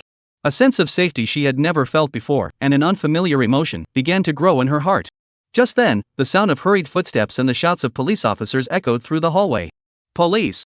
Everyone inside, stay where you are! Several police officers burst in and were startled by the scene in the living room. They quickly moved forward and, working together, pulled Li Shuai, who was already red-eyed from the fight, off Zhang Wei. Let me go! Let me kill this bastard! Li Shuai continued to struggle, his eyes bloodshot as he glared at Zhang Wei, who lay on the ground, barely clinging to life. Calm down! We're the police! An older police officer shouted sternly, giving his colleagues a nod to restrain Zhang Wei. Seeing the police arrive, Su Wanqing's tense nerves finally relaxed. She could no longer hold herself up, and everything went black before her eyes as she fainted. Sister-in-law! Li Shuai cried out, disregarding Zhang Wei, breaking free from the police's grip, and rushing to Su Wanqing's side, gently cradling her in his arms. The first thing he felt was the soft yet icy cold body of a woman. Li Shuai quickly took off his jacket and covered Su Wanqing's exposed skin with it. The police briefly inquired about the situation, examined the injuries on Su Wanqing's body and the chaos in the living room, and quickly pieced together what had happened. They dragged Zhang Wei, who was bruised and battered, off the ground and handcuffed him. Domestic violence and attempted rape. Come with us! Zhang Wei knew he was in the wrong, hung his head, and dared not say another word as the police dragged him away like a dead dog. Before leaving, the older officer glanced at Li Shuai, who was holding Su Wanqing. He looked around at the mess in the room, sighed, and said, "Young man, take care of this lady first. Once she's calmed down, bring her to the police station for a statement. Don't worry, we'll make sure this scum is punished severely." "Thank you, officer," Li Shuai nodded gratefully. After the police left, the once chaotic room fell into complete silence. All that could be heard was Li Shuai's heavy breathing and the faint breaths of the woman in his arms. Li Shuai held Su Wanqing in his arms, sitting on the cold floor, his mind unable to calm down. He looked down at the tear-streaked face in his arms, his expression filled with tenderness. Just then, the system's notification sound rang in his mind. Ding! Host has completed hidden mission. Hero saves the damsel in distress. Task evaluation, perfect. Task reward, affinity plus 50. Cash reward, 100,000 yuan. Special item, healing hot spring water x1. Healing hot spring water, water from a mysterious hot spring with powerful healing properties, capable of quickly restoring all internal and external injuries, and also has a calming and soothing effect. Looking at the system's generous rewards, Li Shuai felt little joy in his heart. All he could think about was the pity he felt for the woman in his arms. He carefully picked up Su Wanqing and carried her into her bedroom. He gently placed her on the soft, large bed and covered her with a blanket. After doing all this, he did not leave but sat by the bedside, quietly watching over her. He knew that the shock and trauma she had endured tonight were too great. She needed someone by her side. Looking at Su Wanqing's peaceful sleeping face, Li Shuai's heart gradually calmed down. He knew that from tonight onward, the relationship between him and this beautiful married woman would undergo a complete transformation. And he had already prepared himself to embrace this change. He would make her completely free from Zhang Wei, that devil, and become a woman who belonged solely to him. The night was still long. But for Su Wanqing, dawn seemed to be just around the corner. Chapter 11, The Warm Spring Water, Growing Affection. After an unknown amount of time, Su Wanqing slowly regained consciousness. As she opened her eyes, she saw Li Shuai sitting by the bedside, watching over her like a guardian angel. The memories from before she lost consciousness flooded back like a tidal wave. Her husband's hideous face, the pain from his blows, the heart-wrenching despair, and, in the final moment, the obese figure who burst through the door and rescued her from hell. You are awake? Li Shuai saw her open her eyes and asked hoarsely, his eyes filled with concern. Su Wanqing's eyes immediately filled with tears. She didn't speak, only silently shedding tears. Those tears contained sorrow, fear, but more than anything, they were filled with relief at having survived and endless gratitude. Don't be afraid, it's okay now. Li Shuai extended his thick, calloused hand, awkwardly trying to wipe away her tears, but hesitated, feeling it might be too forward, and his hand paused mid-air. Su Wanqing, however, clung to his hand as if it were a lifeline, pressing it tightly against her face. The warm touch made her icy heart feel a long-lost warmth and sense of security. Thank you Li Shuai, thank you, she sobbed, repeating the words over and over. Sis-in-law, don't do this. Li Shuai's heart was shattered by her tears. You're injured. Let me help you tend to your wounds. As he spoke, he remembered the system reward, healing hot spring water. He took out the small bottle containing the pale blue liquid from the system space.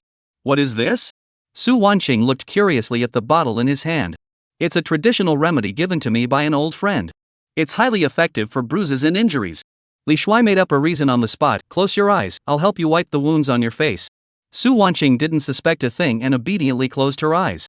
Long eyelashes were still adorned with sparkling tears, making her look pitifully vulnerable. Li Shuai opened the bottle cap, and a refreshing fragrance filled the air. He poured the pale blue liquid into his palm and gently applied it to the swollen areas on Su Wanqing's face and the wound at the corner of her mouth. As the hot spring water touched her skin, it brought an immediate cooling and soothing sensation. Su Wanqing felt the pain on her face quickly subsiding. She couldn't help but open her eyes and was astonished to discover that wherever Li Shuai's hands had touched, the redness and bruises on her skin were disappearing at a speed visible to the naked eye. This is too amazing. She was utterly speechless with shock. I told you it was a traditional remedy, it's bound to work. Li Shuai gave a humble smile, but inwardly he marveled at the system's quality. He continued to wipe the wounds on her neck and arms with the hot spring water. As his rough yet warm palms glided over her smooth, delicate skin, both of their bodies couldn't help but tremble slightly. A subtle, sensual atmosphere began to spread throughout the room. Su Wanqing's cheeks flushed with a charming blush. She looked at the man before her. Though he was fat and ugly, at that moment, his gaze was so focused, and his movements so gentle. His obese body gave her an unprecedented sense of security. She suddenly felt that her long-dormant heart seemed to be beating again. After tending to all the visible wounds, Li Shuai withdrew his hands and said awkwardly, All right, you should rest now. I'll be waiting in the living room. Call me if you need anything. After speaking, he turned to leave. However, the hem of his shirt was gently pulled by a soft little hand. Don't go. Su Wanqing's voice carried a hint of pleading and dependence. I'm scared. Li Shuai's heart melted instantly. He turned around, sat back down by the bed, and spoke softly to comfort her. Don't be afraid, I'm here. I won't go anywhere. Su Wanqing finally let go of his hand, but her eyes remained fixed on him. The two of them sat there, gazing at each other in silence. Under the dim glow of the bedside lamp, everything seemed so unreal. Li Shuai, I've decided. After a long pause, Su Wanqing spoke softly, her tone unusually firm. Once it's daylight, I'll go divorce him. Sister-in-law, are you sure? I've thought it through. A flash of resolve crossed Su Wanqing's eyes. I don't want to live like this another day. Before, I endured for the sake of this family. But now I realize that my endurance only made him worse. Today, if it weren't for you. She didn't finish her sentence, but Li Shuai understood her meaning. I support you. Li Shuai gripped her icy hand and said earnestly, Sister-in-law, you deserve a better life. Thank you, Su Wanqing said, tears streaming down her face. This time, they were tears of gratitude. She moved closer to Li Shuai, leaning her head gently against his broad, warm shoulder. Li Shuai's body stiffened suddenly. He could smell the faint fragrance wafting from her. He wasn't a saint, he was a normal man. Moreover, he had long harbored desires for this woman. His Adam's apple bobbed as he swallowed hard, but he didn't push her away. The room fell silent once more. But this time, the silence was no longer awkward. Instead, it was filled with a gentle warmth. The moon outside the window had quietly slipped behind the clouds. The night grew even darker. Su Wanqing's breathing grew increasingly rapid. She lifted her head, her large, watery eyes, in the dim light, seemed to speak, gazing dreamily at Li Shuai. Their eyes locked, and the air seemed to sparkle with electricity. Li Shuai could no longer control his emotions. He slowly lowered his head. Su Wanqing's body trembled slightly. But she did not flinch. Instead, she obediently closed her eyes, welcoming him. That night was destined to be a sleepless one. The light in the bedroom had gone out at some point. Only the faint glow from outside the window seeped in, outlining the silhouettes of two bodies tightly entwined. There were no passionate words, only suppressed breaths and the resonance of their souls. Two lonely and wounded souls, in that moment, clung tightly to one another, using each other's body heat to dispel the cold within their hearts, seeking that long-lost comfort and warmth. The night was deep. The love was intense. Chapter 12, Su Wanqing's Other Side. The first rays of morning sunlight, like a golden thread, quietly slipped through the gaps in the heavy curtains, gently bathing the luxurious carpet of the hotel suite. The air was filled with the faint scent of shower gel, creating a soothing and intoxicating aroma.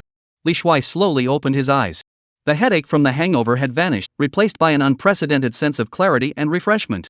He moved his stiff body slightly and immediately felt the warmth in his arms. He lowered his head and was greeted by the serene and breathtakingly beautiful face of a sleeping woman.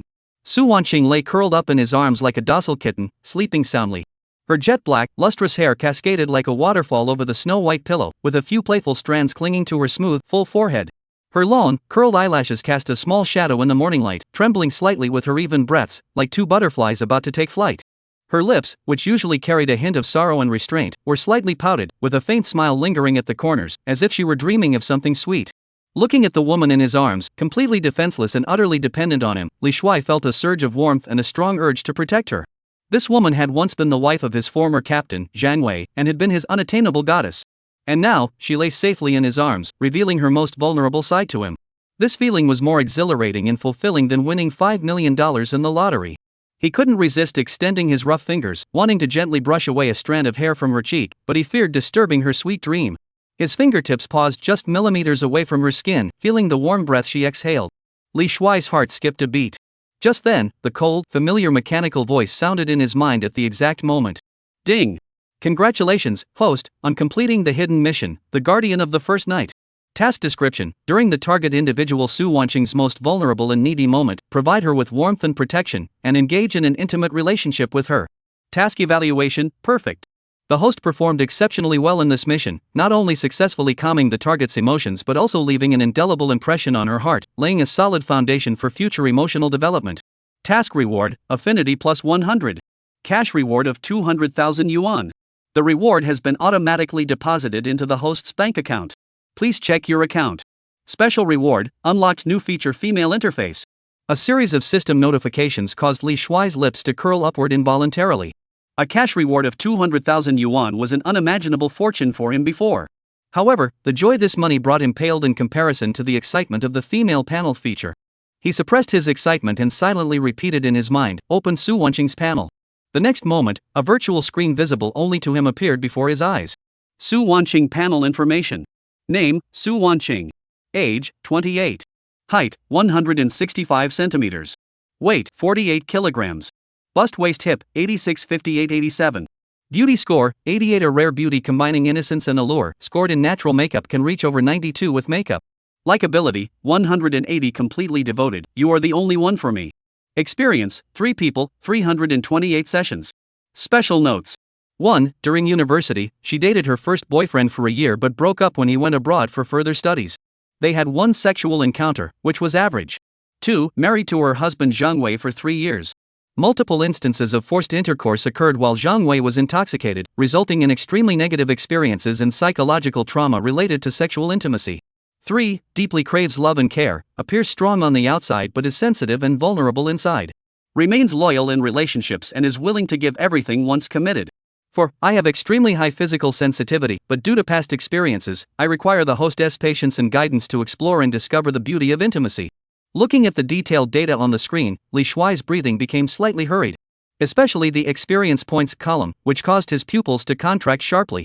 Person 3 times 328. Those 5 words felt like a heavy hammer striking his heart. Although he had suspected that Su Wanqing and Zhang Wei might not have a good relationship, he never imagined that after 3 years of marriage, they had engaged in such frequent encounters, and that many of them had been forced. This discovery deepened Li Shuai's sympathy for Su Wanqing. This woman, who appeared mature, sexy, and full of allure on the surface, was enduring such unbearable treatment in her marriage. She was like a delicate rose planted in barren soil, not only deprived of the nourishment she deserved but also constantly battered by storms. And Zhang Wei, that monster, was truly wasting such a precious gift. With such a stunning beauty by his side, he not only failed to cherish her but also dared to abuse her, verbally abuse her, and even gamble away a massive debt. Li Shuai clenched his fists unconsciously, a flash of cruelty in his eyes. He vowed silently to make Zhang Wei pay a terrible price, to make him regret everything he had done to Su Wanqing for the rest of his life. Just as his thoughts were swirling, the system's voice sounded again, announcing a new task. New task triggered, the end of the scum. Mission name, Divorce Assistant. Task details, assist Su Wanqing in completely breaking free from the scum Zhang Wei's clutches, smoothly handle the divorce proceedings, and start a brand new life. Task requirements. 1. Within 3 days, help Su Wanqing gather irrefutable evidence of Zhang Wei's domestic violence, gambling, and infidelity to ensure he is left with nothing in the divorce. 2. Ensure that Su Wanqing not only recovers her rightful property during the divorce process but also receives the compensation Zhang Wei owes her. 3. During the task period, provide comprehensive protection for Su Wanqing's personal safety and prevent Zhang Wei and his accomplices from harassing or retaliating against her in any form. Task reward, plus 50 goodwill, a cash reward of 100,000 yuan, and 1 opportunity to inquire about the weaknesses of a designated target individual. Task penalty, if the task fails, the host's goodwill with Su Wanqing will be immediately reset to 0, and the host will be forcibly separated from Su Wanqing for 1 month, during which no contact is permitted. Looking at this new mission, Li Shuai's lips curled into a cold smile. This mission was tailor-made for him. Even without the system assigning the task, he would have definitely helped Su Wanqing handle this matter flawlessly. An opportunity to inquire about weaknesses? Li Shuai felt a spark of interest in this reward. This meant he would have another powerful ace up his sleeve when dealing with enemies in the future. Just then, Su Wanqing in his arms let out a soft moan, her long eyelashes fluttering before slowly opening her mesmerizing peach blossom eyes. Their eyes locked, and the air seemed to freeze in that moment. Su Wanqing's gaze was initially dazed, as if she hadn't fully awakened from her sleep. But when she recognized the enlarged face before her, though not exactly handsome and even a bit overweight, it was the face that made her feel utterly at ease. The yet shameful scenes from last night flooded her mind like a tidal wave. With a loud thud, a wave of heat rushed to her head, and Su Wanqing's cheeks flushed an intoxicating red, spreading from her cheeks down to her snow-white neck, even her delicate earlobes turning pink. Good morning, she murmured instinctively, her voice barely audible, tinged with the hoarseness of sleep and a thick layer of shyness. She dared not look into Li Shuai's eyes, like a startled deer, quickly burying her head in his broad chest, trying to hide her embarrassment in this way. Feeling the tenderness and dependence of the woman in his arms, Li Shuai felt his heart melting. He reached out, gently wrapping his arms around her slender waist, pulling her closer into his embrace. Then he lowered his head and pressed a tender morning kiss on her forehead. Good morning, my darling, Li Shuai's voice was low and magnetic, filled with tenderness and affection. Did you sleep well? Is there anywhere you're feeling uncomfortable? His voice seemed to carry a certain magic, instantly calming Su Wanqing's chaotic heart. She could clearly hear his strong, steady heartbeat, feeling the warmth radiating from his chest. A sense of security unlike anything she had ever experienced before enveloped her completely. She greedily inhaled the pleasant scent of his masculine aura, then shook her head and whispered in a barely audible voice against his chest, I slept well. The magical potion you gave me really works. I don't feel any pain now, just a little sore. By the end, her voice was so soft it was almost inaudible, and the delicate face buried in his embrace was so hot it could fry an egg. Li Shuai heard this and felt a surge of emotion, but his face betrayed only deep concern. He tightened his arms around her, as if he wanted to squeeze her into his very bones. Wanqing. He decided not to use the term sister-in-law anymore, but to call her by her name instead. He wanted her to understand that from now on, their relationship had changed. Su Wanqing softly responded, lifting her large, watery eyes and looking at him with a touch of confusion. From today onward, I will always be by your side, protecting you, and I will never let anyone bully you again. Li Shuai's expression was utterly serious, his tone more resolute than ever. Let's go to the police station right now to make a statement and tell the police about Jiang Wei's crimes. Then, we'll hire the best lawyer to file for divorce and make him leave with nothing. Is that okay? Hearing Li Shuai arrange everything for her, Su Wanqing's eyes instantly welled up with tears. After all these years, she felt for the first time what it was like to be protected and cherished by someone. She looked at Li Shuai's unremarkable face and found him more charming than any movie star. She nodded firmly, and tears finally spilled down her cheeks, but this time, they were tears of happiness. All right, she replied with a heavy nasal voice. In that moment, she felt as though her life had been illuminated by a ray of light. All the darkness and pain vanished in that light. And Li Shuai was the one who had brought that light into her life. Seeing her tear-streaked face, Li Shuai felt deeply moved. He lowered his head, gently kissed away the tears on her face, and said in a tone that left no room for doubt, "Don't cry. From now on, as long as I'm here, all you need to do is smile happily." Li Shuai's heart was equally filled with happiness and anticipation. He knew that from this day forward, his destiny would be intertwined with Su Wanqing's. This beautiful woman would become the most important part of his life. As for Jiang Wei, that scum, let him face the consequences of his actions under the law and pay the price he deserves. Li Shuai believed that with the system's assistance, he would definitely ensure Jiang Wei rots in prison for the rest of his life. Chapter 13, Irrefutable Evidence. The two of them lingered in bed for a long time before finally getting up reluctantly as their stomachs growled. During their morning routine, a scene that filled Li Shuai with warmth unfolded. Su Wanqing naturally picked up his toothbrush, squeezed toothpaste onto it, then took his towel, dampened it with warm water, and handed it to him. The entire motion was smooth and effortless, as if she had done it hundreds of times before. Her face was adorned with a gentle, contented smile. Li Shuai looked at the beautiful woman in the mirror, busy taking care of him, and a soft spot in his heart was touched. He gently wrapped his arms around her from behind, resting his chin on her fragrant shoulder, inhaling the subtle scent of her hair, and sighed contentedly, "Wanqing, having you is truly wonderful." Su Wanqing's body stiffened slightly before relaxing. She turned her head and playfully kissed him on the cheek, laughing, "Hurry up and get ready, lazy pig. I'm going downstairs to buy breakfast for you." "As you command, my dear wife." Li Shuai replied with a playful grin. "Stop it, who's your wife?" Su Wanqing playfully glared at him, but the flirtatious glance in her eyes sent Li Shuai's heart aflutter once more. "Is this what home feels like?" Li Shuai looked at himself in the mirror and smiled. It turns out, happiness can be so simple. After eating the breakfast Su Wanqing had bought, the two of them held hands and headed to the police station. This time, Su Wanqing's steps were no longer heavy and hesitant like yesterday. Her posture was straight, and her face bore a hint of determination. Because she knew that from today onward, she was no longer alone. By her side was a man who would shield her from the storms of life. The officer who greeted them was the same experienced police officer from yesterday, Officer Wang. When he saw Su Wanqing, who looked completely refreshed, and the scars on her face had completely disappeared, a look of surprise flashed across his eyes. "Miss Su, your injuries?" Officer Wang could hardly believe his eyes. The woman who had been bruised and battered, looking utterly miserable yesterday, now seemed like a completely different person. Not only had her injuries healed, but her entire demeanor had become bright and charming. "Oh, I used some special medication, so I recovered quickly," Su Wanqing explained with a smile, unconsciously clutching Li Shuai's hand and drawing strength from his warm palm. Officer Wang nodded thoughtfully, choosing not to ask further. He took a closer look at Li Shuai, the unremarkable-looking man standing beside Su Wanqing. The seemingly ordinary-looking man didn't seem as simple as he appeared on the surface. He invited the two into the interrogation room and began the formal questioning. This time, Su Wanqing showed no signs of fear or hesitation.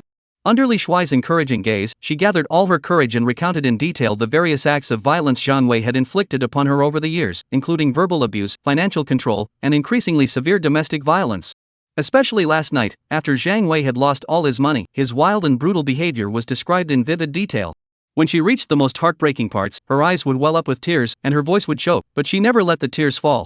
Because Li Shuai was sitting beside her, using his broad, warm hands to tightly wrap around her slightly cool fingertips, silently conveying support and strength. After finishing the statement, Officer Wang's expression had grown incredibly somber. He closed the statement book and said to Su Wanqing, "Miss Su, rest assured. Based on your testimony, Jiang Wei is suspected of intentional assault and attempted rape. We have already placed him under criminal detention. Next, you will need to file for divorce in court and provide more compelling evidence to support your claims." Evidence. Hearing those two words, the confidence Su Wanqing had just built up began to waver. She said hesitantly, "Officer Wang, Jiang Wei he's very cunning. Every time he attacked me, it was at home, with no one else present.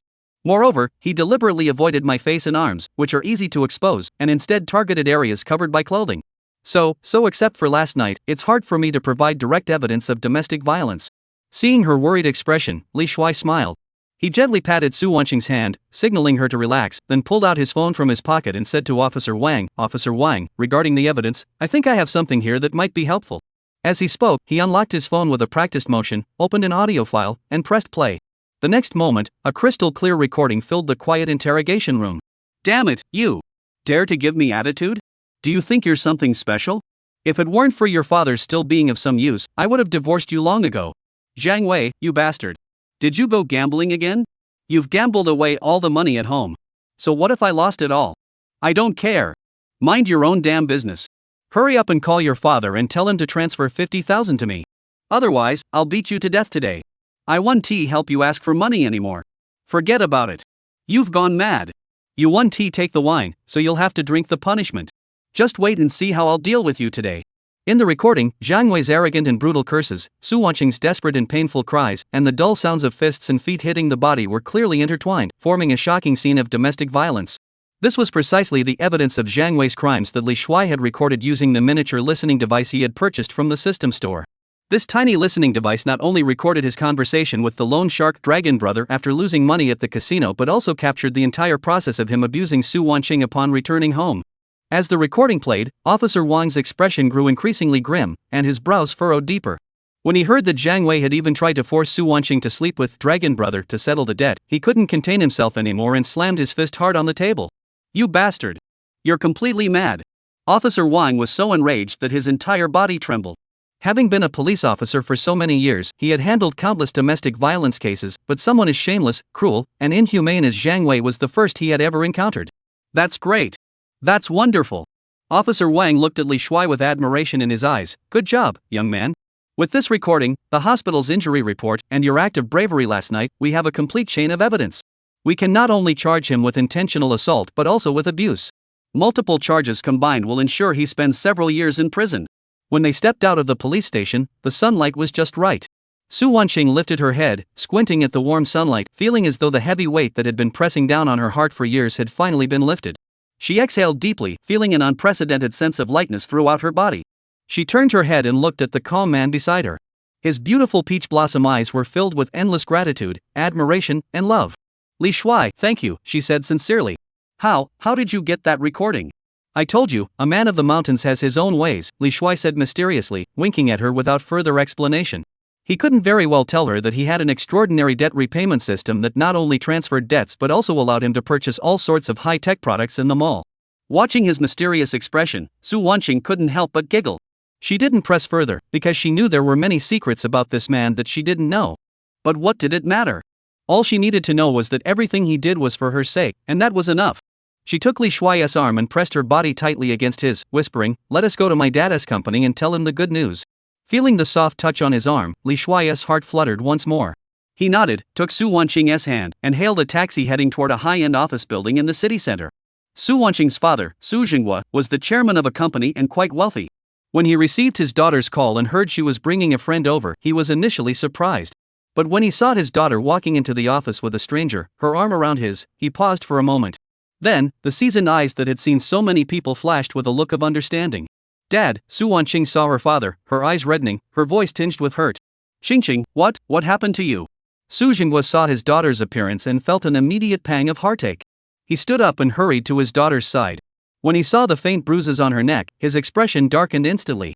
Did that bastard Zhang Wei bully you again? Dad! Su Wanqing could no longer hold back her emotions, throwing herself into her father's arms and bursting into tears. She poured out all the grievances she had endured over the years, as well as the ordeal she had faced the previous night, crying as she confided in her father. Su Jinghua listened to his daughter's sobs, his face growing increasingly grim. His well-groomed hands trembled uncontrollably with anger. After listening to the recording played by Lin Shiao, this chairman who had once dominated the business world finally lost his temper completely. Damn it! What a bastard! Su Jinghua slapped the redwood desk with a loud thud. I must have been blind to marry my precious daughter to such a heartless monster. He turned to Lin Shiao, gripped his hand tightly, and said in a tone brimming with gratitude, "Young man, thank you. Thank you for saving my daughter. This favor, I, Su Jinghua, will never forget." Should you ever need anything in the future, just ask, and I, Su Wanqing, will do whatever it takes. Then, in front of both of them, he directly called the company's chief legal advisor and ordered in a tone that left no room for argument, "Wang lawyer, drop everything you're doing and come to my office immediately.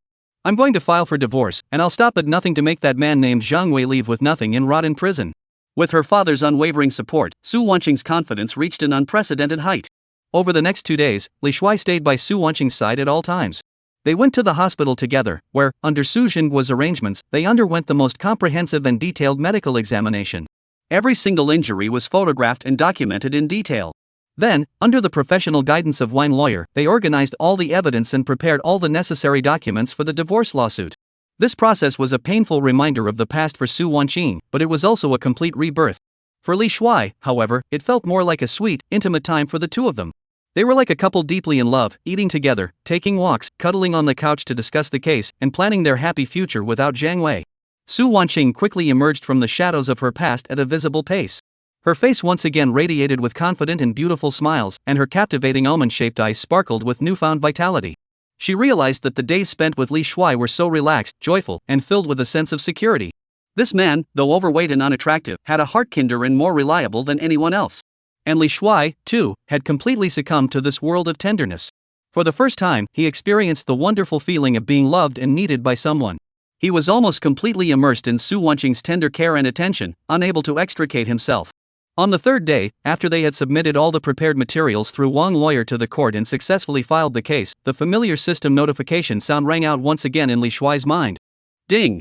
Congratulations, host, on perfectly completing the task, divorce assistant. Task evaluation, perfect. The host utilized wisdom and courage to successfully help the target individual escape their predicament, earning high praise from the target and their family, and clearing all obstacles for future developments. Task reward, goodwill plus 50. Cash reward of 100,000 yuan. One opportunity to query the designated target's weakness already stored in the system backpack, available at any time. Su Wanqing's goodwill has reached 230, completely devoted, forever loyal. Looking at the blindingly high affinity score on the system panel, Li Shuai felt an unprecedented sense of accomplishment. He knew that, legally speaking, Su Wanqing was still Zhang Wei's wife. But emotionally, this beautiful woman had already become entirely his own. Chapter 14, A New Debtor. After indulging in the pleasures of the flesh for 3 whole days, Li Shuai nearly forgot that he was still a proud security guard at Jiangcheng University. Although Su Wanqing repeatedly offered to use her father's connections to secure him a more respectable and less strenuous job, Li Shuai politely declined for now. Firstly, he had grown attached to his job as a security guard, especially now that he was no longer the pushover he once was. He wanted to see how those who would look down on him would treat him now. Second, and most importantly, the university campus was a great place. There are endless beautiful young women to admire, and itself the perfect place for him to use the system to find new debtors and expand his network. He liked Wanqing, but he wasn't about to give up the entire forest for just one Su Wanqing. So, after sending Su Wanqing back to her place and assuring her repeatedly that he would take care of himself, Li Shuai changed into a brand new outfit and returned to Jiangcheng University with a confident stride. The outfit he was wearing was specially selected by Su Wanqing at a high-end department store. Though it was just a casual outfit from a mid-range luxury brand, not a top-tier designer label, the well-tailored design and high-quality fabric miraculously concealed his slightly stocky build, making him look much more energetic. When he strode confidently back to the familiar security guard booth at the university entrance, Wang Hao, who was inside chatting animatedly with a few colleagues, was the first to notice him. Wang Hao's eyes widened in shock, his mouth dropped open wide enough to fit an egg, and the sunflower seeds he was holding dropped to the ground. I can't believe it. Handsome guy? No, handsome gentleman. Did you just come back from drilling for oil in the Middle East? Wang Hao rushed forward in a single bound, circling Li Shuai like he was looking at a monster, marveling at him with a series of wows. You've been gone for a few days, and you've gone from a shotgun to a rocket. This outfit must have cost you several months' salary. And that watch, is it a Rolex? Li Shuai raised his wrist, glanced at the green submariner watch that Su Wanqing had forced on him, supposedly worth over 10,000 yuan, and smiled faintly. It's okay. A friend gave it to me. I've been lucky lately, I won a small prize in the lottery. He made up a casual excuse to brush it off. He couldn't very well say it was from a wealthy woman, could he? You're one lucky bastard. You must have hit the jackpot. Wang Hao was so envious his eyes turned red. He slapped Li Shuai on the shoulder and leaned in close, lowering his voice. By the way, handsome, I've got a huge secret for you. Our team leader Zhang Wei, the one we all look up to, apparently got into some trouble. Is that true? You're well informed. Li Shuai nodded nonchalantly. It's true. domestic violence, gambling, and attempted rape that's aggravated charges. He'll probably spend the rest of his life singing tears behind bars in prison. He deserves it.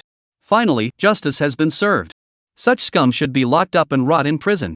Wang Hao vented his anger with a curse, then looked at Li Shuai with an admiring gaze and said with a wink, "Hey, handsome, I heard that everyone on the streets is talking about how you, the hero, single-handedly rushed into the lion's den that night and rescued our captain's wife from the clutches of danger? Where did you get that story from? Some trashy novel?" Li Shuai was speechless. The speed at which the rumor had spread and how outlandish it was far exceeded his imagination. If you don't want people to know, don't do it yourself. Wang Hao gave a knowing smile and said mysteriously, "It's not just our security team, the entire school support staff, from the higher-ups to the cleaning ladies, are all talking about it. They say you, Li Shuai, who always looks so honest and straightforward, are actually a hidden martial arts master. For the sake of a beauty, you flew into a rage, kicked our Captain Zhang into the police station with one kick. Impressive. Truly impressive." Li Shuai shook his head helplessly. He didn't bother to explain such exaggerated rumors. Sometimes, being misunderstood by others isn't so bad. At least no one would dare to provoke him again in the future. Just then, a middle-aged man dressed in the uniform of a deputy security team captain, slightly overweight with a receding hairline, walked over with his hands behind his back, exuding an air of authority. Upon seeing Li Shuai, the man's greasy face immediately betrayed a complex expression: surprise, jealousy, and a hint of fear. "Li Shuai, you're back." The man was none other than Lu Nang, the deputy captain of the security team and Zhang Wei's most loyal former traitor. He had often taken advantage of Zhang Wei's influence to bully Li Shuai and other honest people without any connections. "Captain Lu," Li Shuai replied indifferently, neither humble nor arrogant. Cough cough. Lu Nang cleared his throat, adopting a superior tone, and sighed before speaking. "We've heard about what happened with Zhang Wei. It's truly a case of not knowing someone until you get to know them. The higher-ups have already held a meeting and decided that I will temporarily take over as captain. Li Shuai, this time although you acted bravely, you were also a bit impulsive. In the future, you must work diligently and avoid causing trouble." His words sounded like heartfelt concern and gentle reprimand, but the condescending tone and the subtle warnings hidden between the lines made Li Shuai chuckle inwardly. Zhang Wei had just fallen from power, and Lu Nan was already eager to step in and take his place, trying to mimic Zhang Wei's arrogance in front of him? How ridiculous. Li Shuai knew that although Zhang Wei was in prison, he had spent years building connections within the security team and still had many cronies and remnants of his old network. This Lu Nan was one of them. It seemed his days ahead wouldn't be as peaceful as he had imagined. However, he is no longer the pushover he once was. He has a system, financial power, and a powerful figure like Su Jingguo backing him. A mere acting captain isn't someone he'd dare to underestimate. Anyone who dares to provoke him will definitely get a taste of debt transfer and forced debt repayment. Just as he was pondering whether to find an opportunity to investigate what leverage Lu Nang might have and then deal with him accordingly, the cold, familiar system prompt suddenly rang out in his mind without warning. Ding! New potential debtor detected. System scanning. Target information scan complete. Debtor information. Name, Lin Shiao. Age, 20. Status, second-year student in the Foreign Languages Department at Jiangxing University, one of the foremost beautiful students on campus. Debt amount, 10,000 yuan. Source of debt, XX lending platform high-interest campus loan. Reason for debt, to purchase the latest model of an iPhone and luxury handbags. System task, save the fallen campus beauty. Task content, assist campus beauty Lin Shiao in escaping the campus loan trap and helping her recognize her flawed consumption mindset. Task requirements. 1. Within 1 week, investigate the mastermind behind the XX lending platform and their debt collection methods. 2. Help Lin Shiao repay the loans at the lowest possible cost and ensure she is no longer harassed or threatened. 3. During the mission, guide Lin Shiao toward proper values and gain her initial goodwill. Task reward, plus 30 goodwill, cash reward of 50,000 yuan, special item, X-ray glasses trial version X1. Task penalty, if the task fails, all funds in the host's bank account will be wiped clean, and the host will randomly contract a sexually transmitted disease that is difficult to discuss. Note, system generated, incurable. As the task suddenly popped up on the system panel, Li Shuai's eyes lit up instantly, and his breathing became slightly hurried. Campus beauty? Lin Shiao? This name was an absolute household name for any male student at Jiangxing University. As one of the 4 recognized campus queens of Jiangxing University, Lin Shiao was the very embodiment of the perfect goddess. With fair skin, striking features, and a figure that seemed like a masterpiece crafted by God, her long, straight legs were enough to drive any leg enthusiast wild. Combined with her innocent and charming demeanor, and the occasional hint of aloofness, she had become the white moonlight and dream girl in the hearts of countless boys, a sacred existence to be admired from afar but never approached. During the year and a half Li Shuai worked as a security guard, he saw countless beautiful women on campus every day. But he could confidently say that Lin Shiao was undoubtedly the cream of the crop. Every time she walked past the security guard's office, the astonishing number of people who turned to look at her was enough to prove just how terrifyingly charming she was. Yet, this very same woman, shrouded in an aura of glory, this ethereal goddess who seemed untouched by the mundane world, would actually resort to taking out high-interest campus loans just to buy a phone and a handbag? This stark contrast filled Li Shuai's heart with endless curiosity and a hint of unexplained excitement. Without a moment's hesitation, he immediately activated the system's debt transfer function, and with a single thought, transferred the 10,000 yuan debt under Lin Xiao's name directly onto his own. Chapter 15, Lin Xiao. Back at the security team dormitory, Li Shuai locked the door from the inside, completely blocking out Lu Nang's repulsive face. He eagerly lay down on his creaking single bed, his consciousness sinking into his mind, and once again brought up the system interface. The detailed information card about the school beauty Lin Xiao floated in his consciousness like the most alluring artwork, emanating a fatal attraction. Debtor information. Name, Lin Xiao. Age, 20. Height, 172 centimeters. Weight, 51 kilograms. Bust waist hip, 92-60-90. Score, 98 points goddess level. Status, second-year student in the Foreign Languages Department at Jiangxing University, one of the 4 most beautiful women on campus. Experience, 0 no prior experience. Debt amount, 10,000 yuan. Debt source, XX lending platform high interest campus loan. Reason for debt, to purchase the latest iPhone model and luxury handbags. Li Shuai's Adam's apple involuntarily bobbed up and down as his gaze lingered repeatedly on the flawless data. Standing at 172 centimeters tall with golden proportions, she was a vision that could drive any man mad. What made his heart race even more was the experience points column, where 2 bright red zeros stood out so purely and temptingly. This meant she was still a virgin, a pure and untouched snow lotus flower, waiting for the first conqueror to pluck her. He. Li Shuai let out a suppressed lecherous laugh.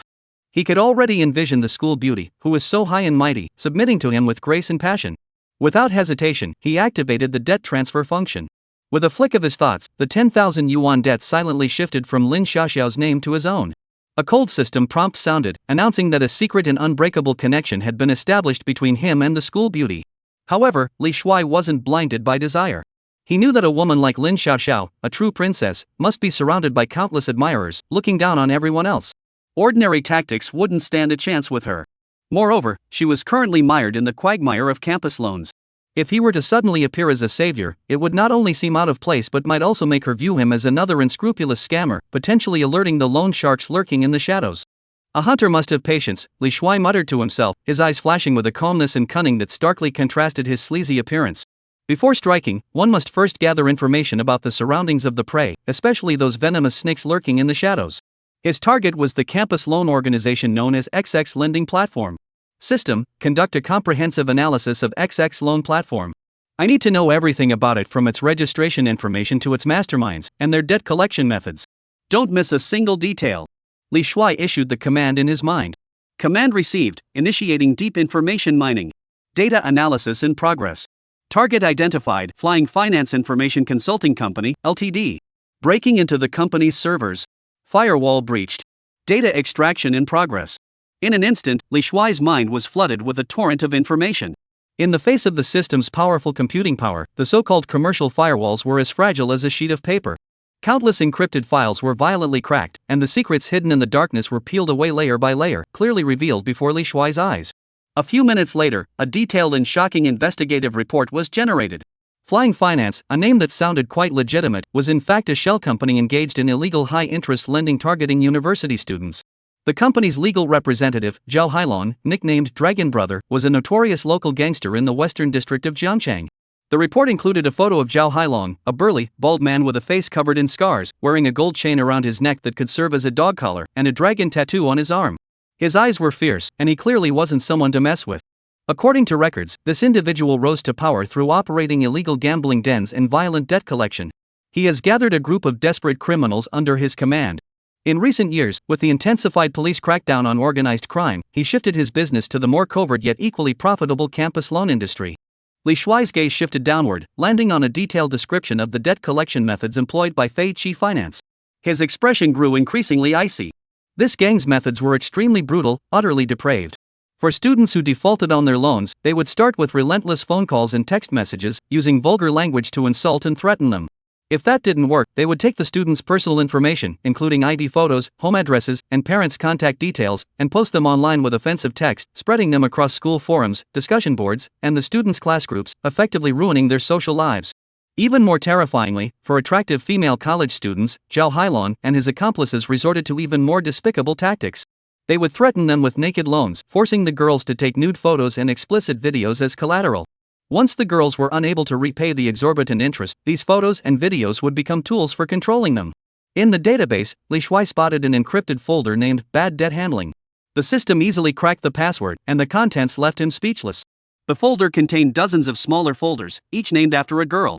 Opening one of them revealed the girl's complete personal information, along with dozens of explicit nude photos and a video lasting over 10 minutes. In the video, the girl was crying hysterically, forced to assume various humiliating poses while reciting the humiliating loan agreement. In addition to the photos and videos, the folder also contained detailed schedule records. On XXXX 202X, Li XX was arranged to accompany a client at Golden Splendor KTV, earning 3,000 yuan, which was deducted as interest. On XXXX 202X, Wang XX was introduced to Zhang, the general manager of Hongfa Real Estate, for a one-night outcall service, earning 10,000 yuan, offset against the principal.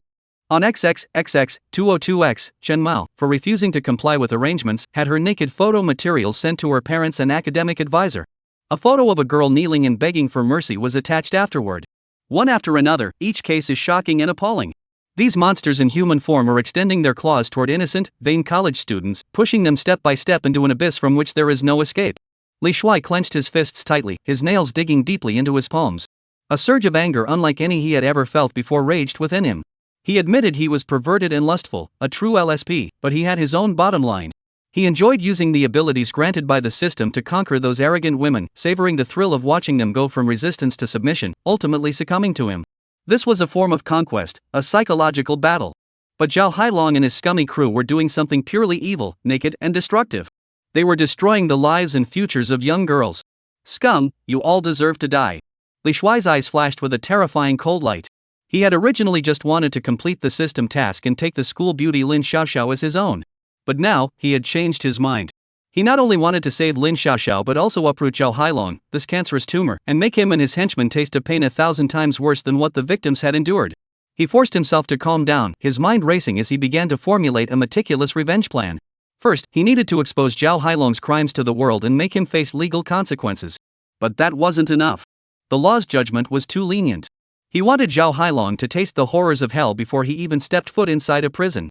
Li Shuai copied all the criminal evidence from the Feiqi Finance database, including customer information, collection records, nude photos and videos, financial transactions, and more, into a single file and stored it in the system's encrypted space. This was his most powerful trump card.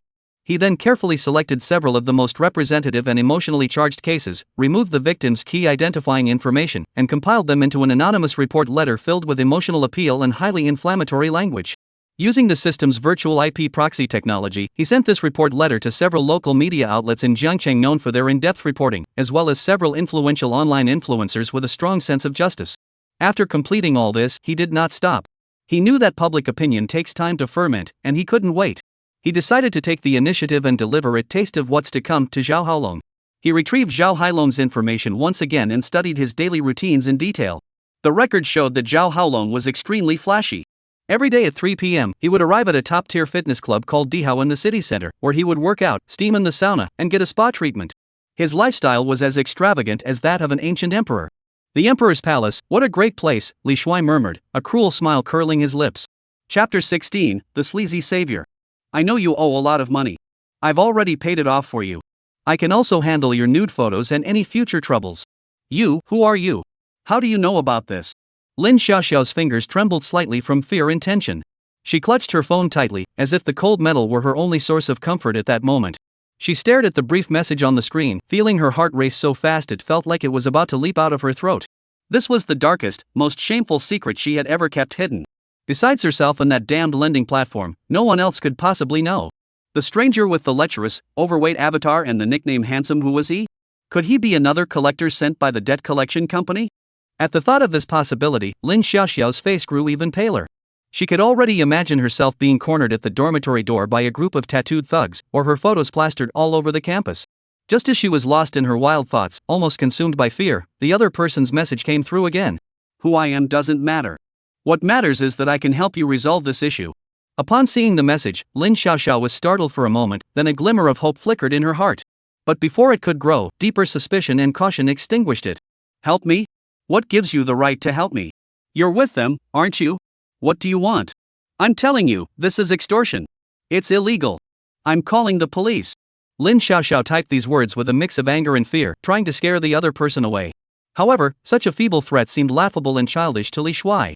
At that moment, Li Shuai was sitting comfortably in the security room, legs crossed, sipping the strong tea brewed by Wang Hao, while watching the screen of his phone, where the poor little white rabbit was slowly falling into the trap he had set. Call the police? Ha, go ahead, call them. A smirk curled the corners of Li Shuai's mouth as his fingers danced swiftly across the screen. But I should remind you to think carefully about a few things before you call the police. First, the fact that you borrowed money at high interest rates. Once you report it, the police will definitely notify your school and family. At that point, you, the school's most popular girl, will likely lose your reputation. Are you sure you can handle the consequences? Second, even if the police arrest them, can you guarantee that your artistic photos won't be leaked? In this internet age, once those photos spread online, they'll be a stain on your reputation for life. You're still young, with a long future ahead of you. Don't ruin your life over a moment of impulse. Third, and most importantly, the money you owe was paid by me. Now, your creditor is me. Do you think the police will take on a debt dispute that no longer exists? Li Shuai's three statements hit Lin Shiao like a series of heavy blows, crushing her heart. She stared at the words on the screen, each one feeling like a sharp knife piercing her body, leaving her bleeding profusely. Yes, he was right. The consequences of reporting this to the police were something she couldn't bear. Those photos were like a time bomb, ready to blow her to pieces at any moment. But what left her most despairing was that her debt had mysteriously been transferred to the stranger. Who are you? Why are you helping me pay off my debts? What do you want? Lin Shiao was completely panicked. Her mental defenses were crumbling under Li Shuai's precise and ruthless attacks. My name is Li Shuai, and I'm a security guard at Jiangcheng University. Li Shuai decided to reveal a little bit about himself to give this frightened girl a small sense of reassurance. As for why I'm helping you, it's simple. I can't stand those loan sharks preying on innocent college girls like you. As for my motive, well, obviously I want you to pay back the money you owe me. Security guard? Li Shuai. Lin Shiao struggled to recall the name and identity in her mind. She seemed to have a vague recollection of a security guard in the security booth at the school gate, a chubby, somewhat honest-looking man. But how could an ordinary security guard have the ability to quietly help her pay off that life-threatening loan? Her mind was filled with countless questions and confusion. But at that moment, she had no time to dwell on these thoughts. The only thing she could be certain of was that she was temporarily safe. The threats from the debt collection company had been lifted, but she had fallen into the hands of another, even more mysterious and enigmatic creditor. Money. I will definitely pay you back. Lin Shiao hurriedly typed her reply, fearing the other party might make unreasonable demands like the debt collection agency. But I don't have that much money right now. Could you give me some time? Of course, Li Shuai replied, sounding generous and considerate. I'm not like those heartless debt collection companies. We can discuss the money slowly. However, I think we should meet in person to talk things over properly. What do you think? Meet in person? Lin Xiaoxiao's heart sank once again. She instinctively wanted to refuse. Meeting a stranger who sounded so insincere made her feel extremely uneasy and resistant. But could she refuse? He was her lifesaver and now her creditor. All her weaknesses were in his hands. She had no room to negotiate. Lin Xiaoxiao hesitated for a moment before finally giving in. She bit her lip and typed out a single word with trembling fingers. All right. Good, Li Shuai smiled satisfactorily. Then meet me at the corner cafe outside the west gate of the school at 8 o'clock tonight. I'll be waiting for you. After sending the message, Li Shuai put away his phone and ignored any further replies. He knew the fish had taken the bait.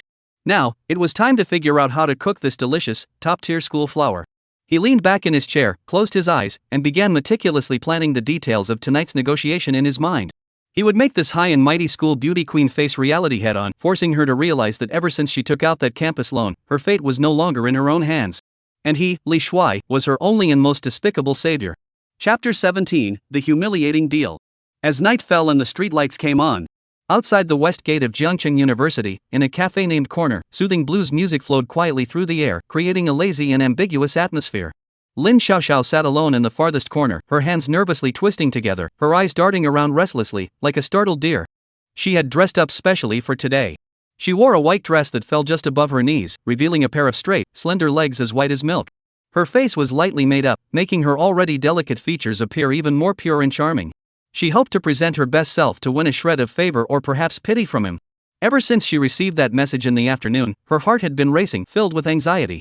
She had no idea what kind of person she was about to face. Was it a ruthless thug from a debt collection agency, or a wolf in sheep's clothing, even more cunning and treacherous? As time ticked by, the appointed time of 8 o'clock drew nearer, and Lin Shiao's heartbeat grew faster. She picked up the lemonade in front of her, took a sip, and the icy liquid slid down her throat, but it did nothing to ease the heat and tension in her heart. Just then, the wind chime in the cafe tinkled softly. A heavy-set, disheveled man pushed open the door and walked in. Lin Shiao's gaze was instinctively drawn to him. When she recognized his face, her heart sank to the bottom of her chest. It was the security guard. Although he had changed out of his security guard uniform and into a relatively decent-looking casual outfit, his chubby face and lecherous demeanor were instantly recognizable to Lin Shiao. It was the same security guard who had been staring at her with a blatant, unashamed look of desire at the school gate. Li Shuai clearly saw her as well. A fleeting glimpse of astonishment and greed flashed in his small eyes before he walked straight toward her. As he drew nearer, an intangible pressure began to envelop her. Lin Shiao could even smell the faint scent of tobacco on his body, mixed with the cheap, sweaty scent of men's cologne. Lin Shiao, I'm sorry to keep you waiting. Li Shuai sat down on the sofa across from her, his bulky body causing the sofa to creak. He crossed his legs, staring at her with a scrutinizing gaze, freely appraising her from head to toe, as if she were a trophy he had won. You're Li Shuai. Lin Shiao's voice trembled slightly. She straightened her back as much as she could, trying to appear less timid and helpless. The real deal, Li Shuai grinned, revealing a mouthful of teeth stained yellow from smoking. Are you more handsome in person than your WeChat profile picture? His joke not only failed to ease the tension but also made Lin Shiao feel a wave of nausea and disgust. She forced herself to ignore the discomfort in her stomach and cut straight to the point. Mr. Li, let's get down to business. I will definitely repay you. But I need time. I hope you can. No, Li Shuai held up a thick finger and shook it, cutting her off. Ms. Lin, you seem to have misunderstood something. I didn't call you out today to listen to your empty promises or to discuss a repayment plan. Then, Lin Shiao felt a sense of foreboding rise within her. I'm here to offer you a better way to solve this problem. Li Shuai leaned forward slightly, his small eyes gleaming with unhidden desire and aggression, a way that won't cost you a single penny to easily pay off all your debts. What do you mean? Lin Shiao instinctively stepped back, clutching the hem of her skirt tightly. My meaning is simple. Li Shuai's lips curled into a wicked smile. He lowered his voice to a whisper, speaking slowly and clearly, so that only the two of them could hear. Use your body to pay. Boom! Those words exploded in Lin Shiao's mind like a thunderclap. She suddenly looked up, unable to believe her eyes as she stared at the lecherous-looking man in front of her. Her beautiful eyes were filled with shock, anger, and humiliation. You shameless scoundrel! She was so enraged that her whole body trembled. She grabbed the lemonade on the table, intending to splash it onto his repulsive face. However, her wrist was suddenly grabbed by a thick, strong hand. Lin, don't act impulsively. Li Shuai's face still bore that carefree smile, but his eyes had turned cold and dangerous. I advise you to calm down.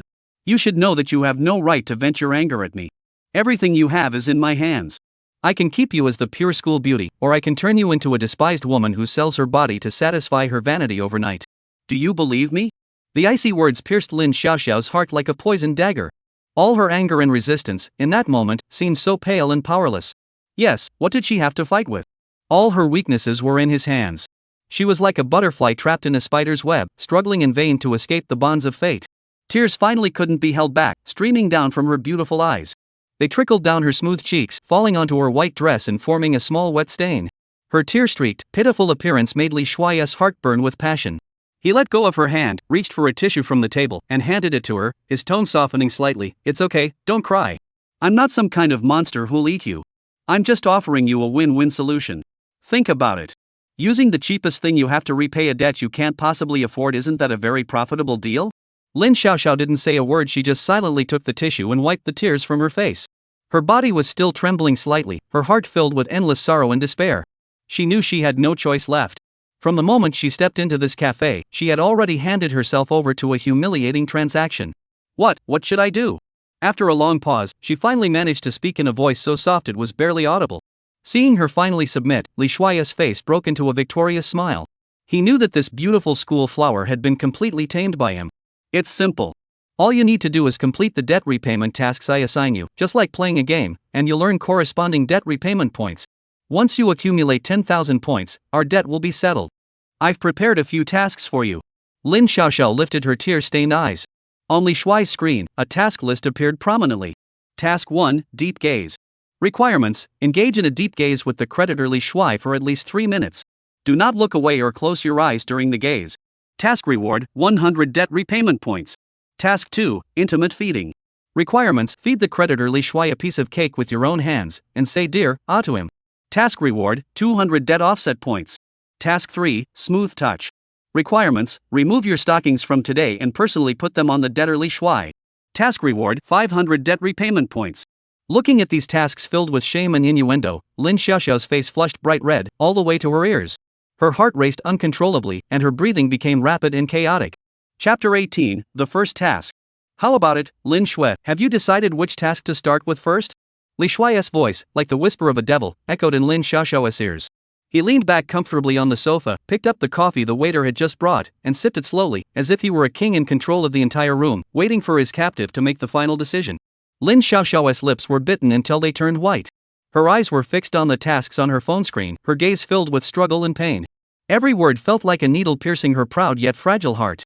Deep, loving gazes? Intimate feeding? And that most shameful, silky sensation? To do these intimate acts that only couples would do with this disgusting fat man in front of her? This was more painful than death. Can I not do this? Her voice was as soft as a mosquito's buzz, filled with pleading. Oh? Li Shuai raised an eyebrow, set down his coffee cup, and the smile on his face gradually faded. Lin Shui, are you joking with me? Or do you think I was just trying to scare you earlier? He pulled out his phone from his pocket, tapped it a few times, and turned the screen toward Lin Xiaoxiao. The screen displayed the campus forum of Jiangqing University.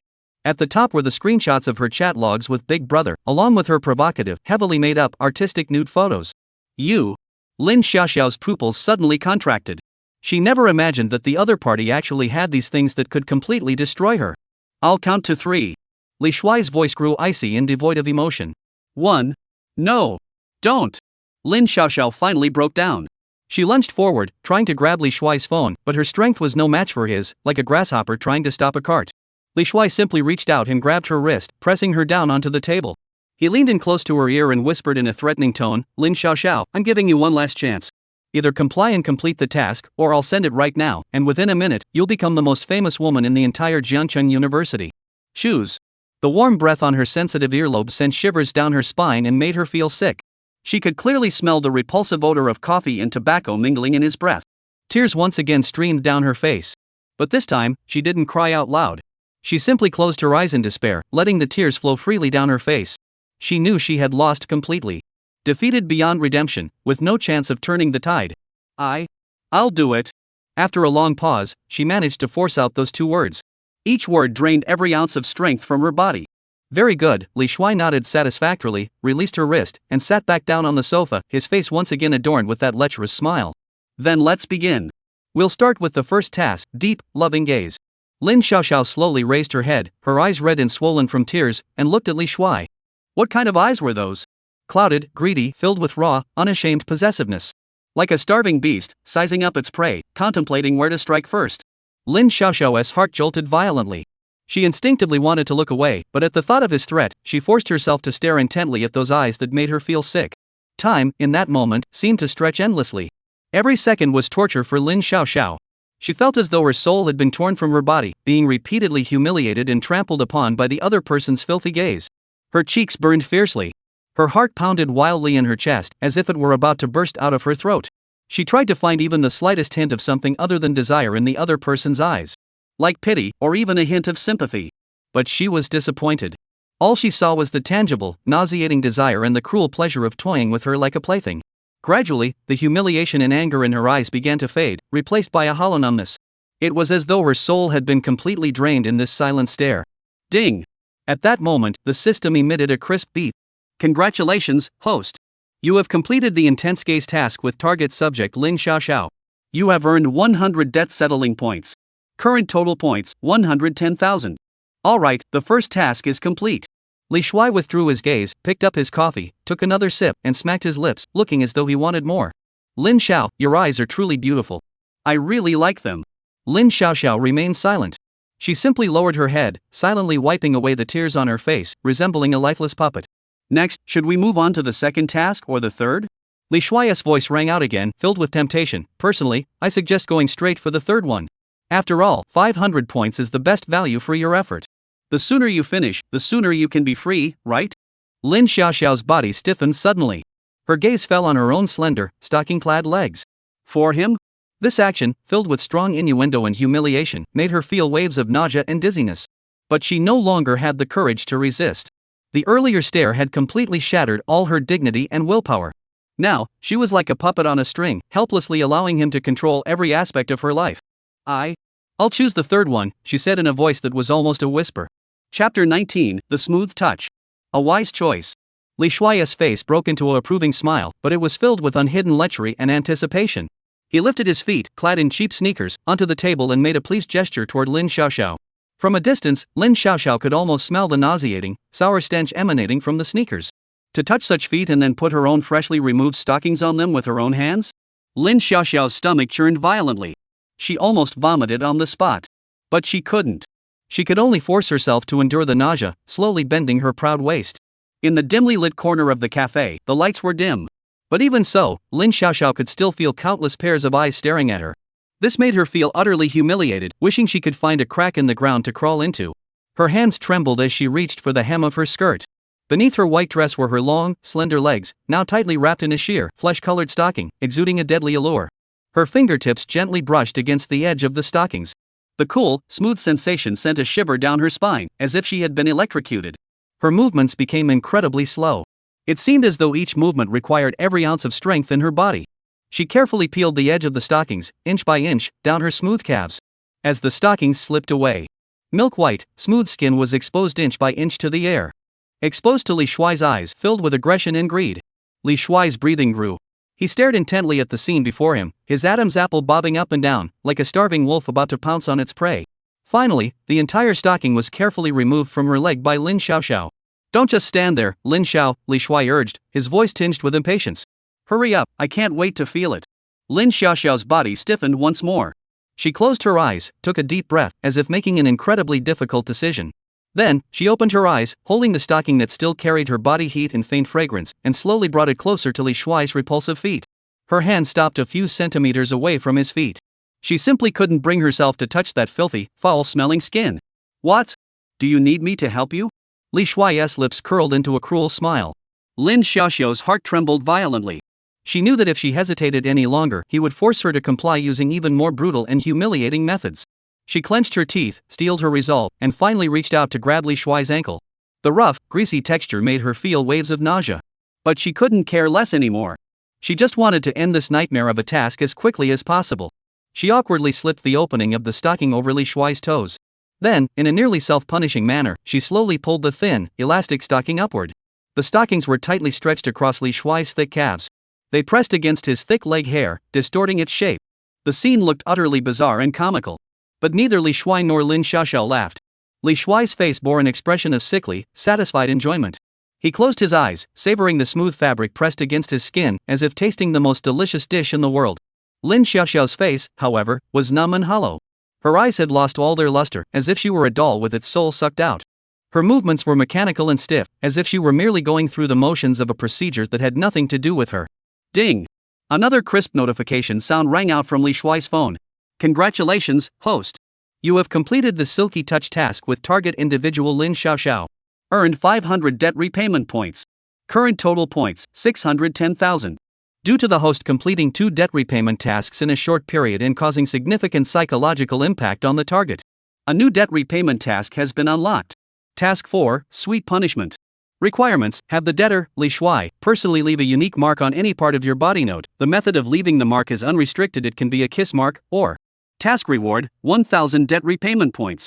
Li Shuai looked at the new task that appeared on his phone, and the smile on his face grew even more lecherous and evil. Chapter 20, Exclusive Mark. A unique mark? Lin Xiaoxiao's gaze fixed on the words, her body trembling uncontrollably. The psychological defenses she had just shattered were once again filled with endless fear and humiliation upon seeing this new task. If the previous tasks had only involved some marginal, borderline humiliations, then this sweet punishment was undoubtedly naked, unashamed QF. No, I don't want this. She stumbled backward, desperate to escape this suffocating place and the man before her who seemed like a demon. Stay where you are. Li Shuai's icy voice, like a venomous snake, coiled around her ankles. Lin, think carefully. If you back out now, the consequences will be severe. He waved the phone in his hand, the screen still displaying the Campus Forum interface. I'm not a patient man.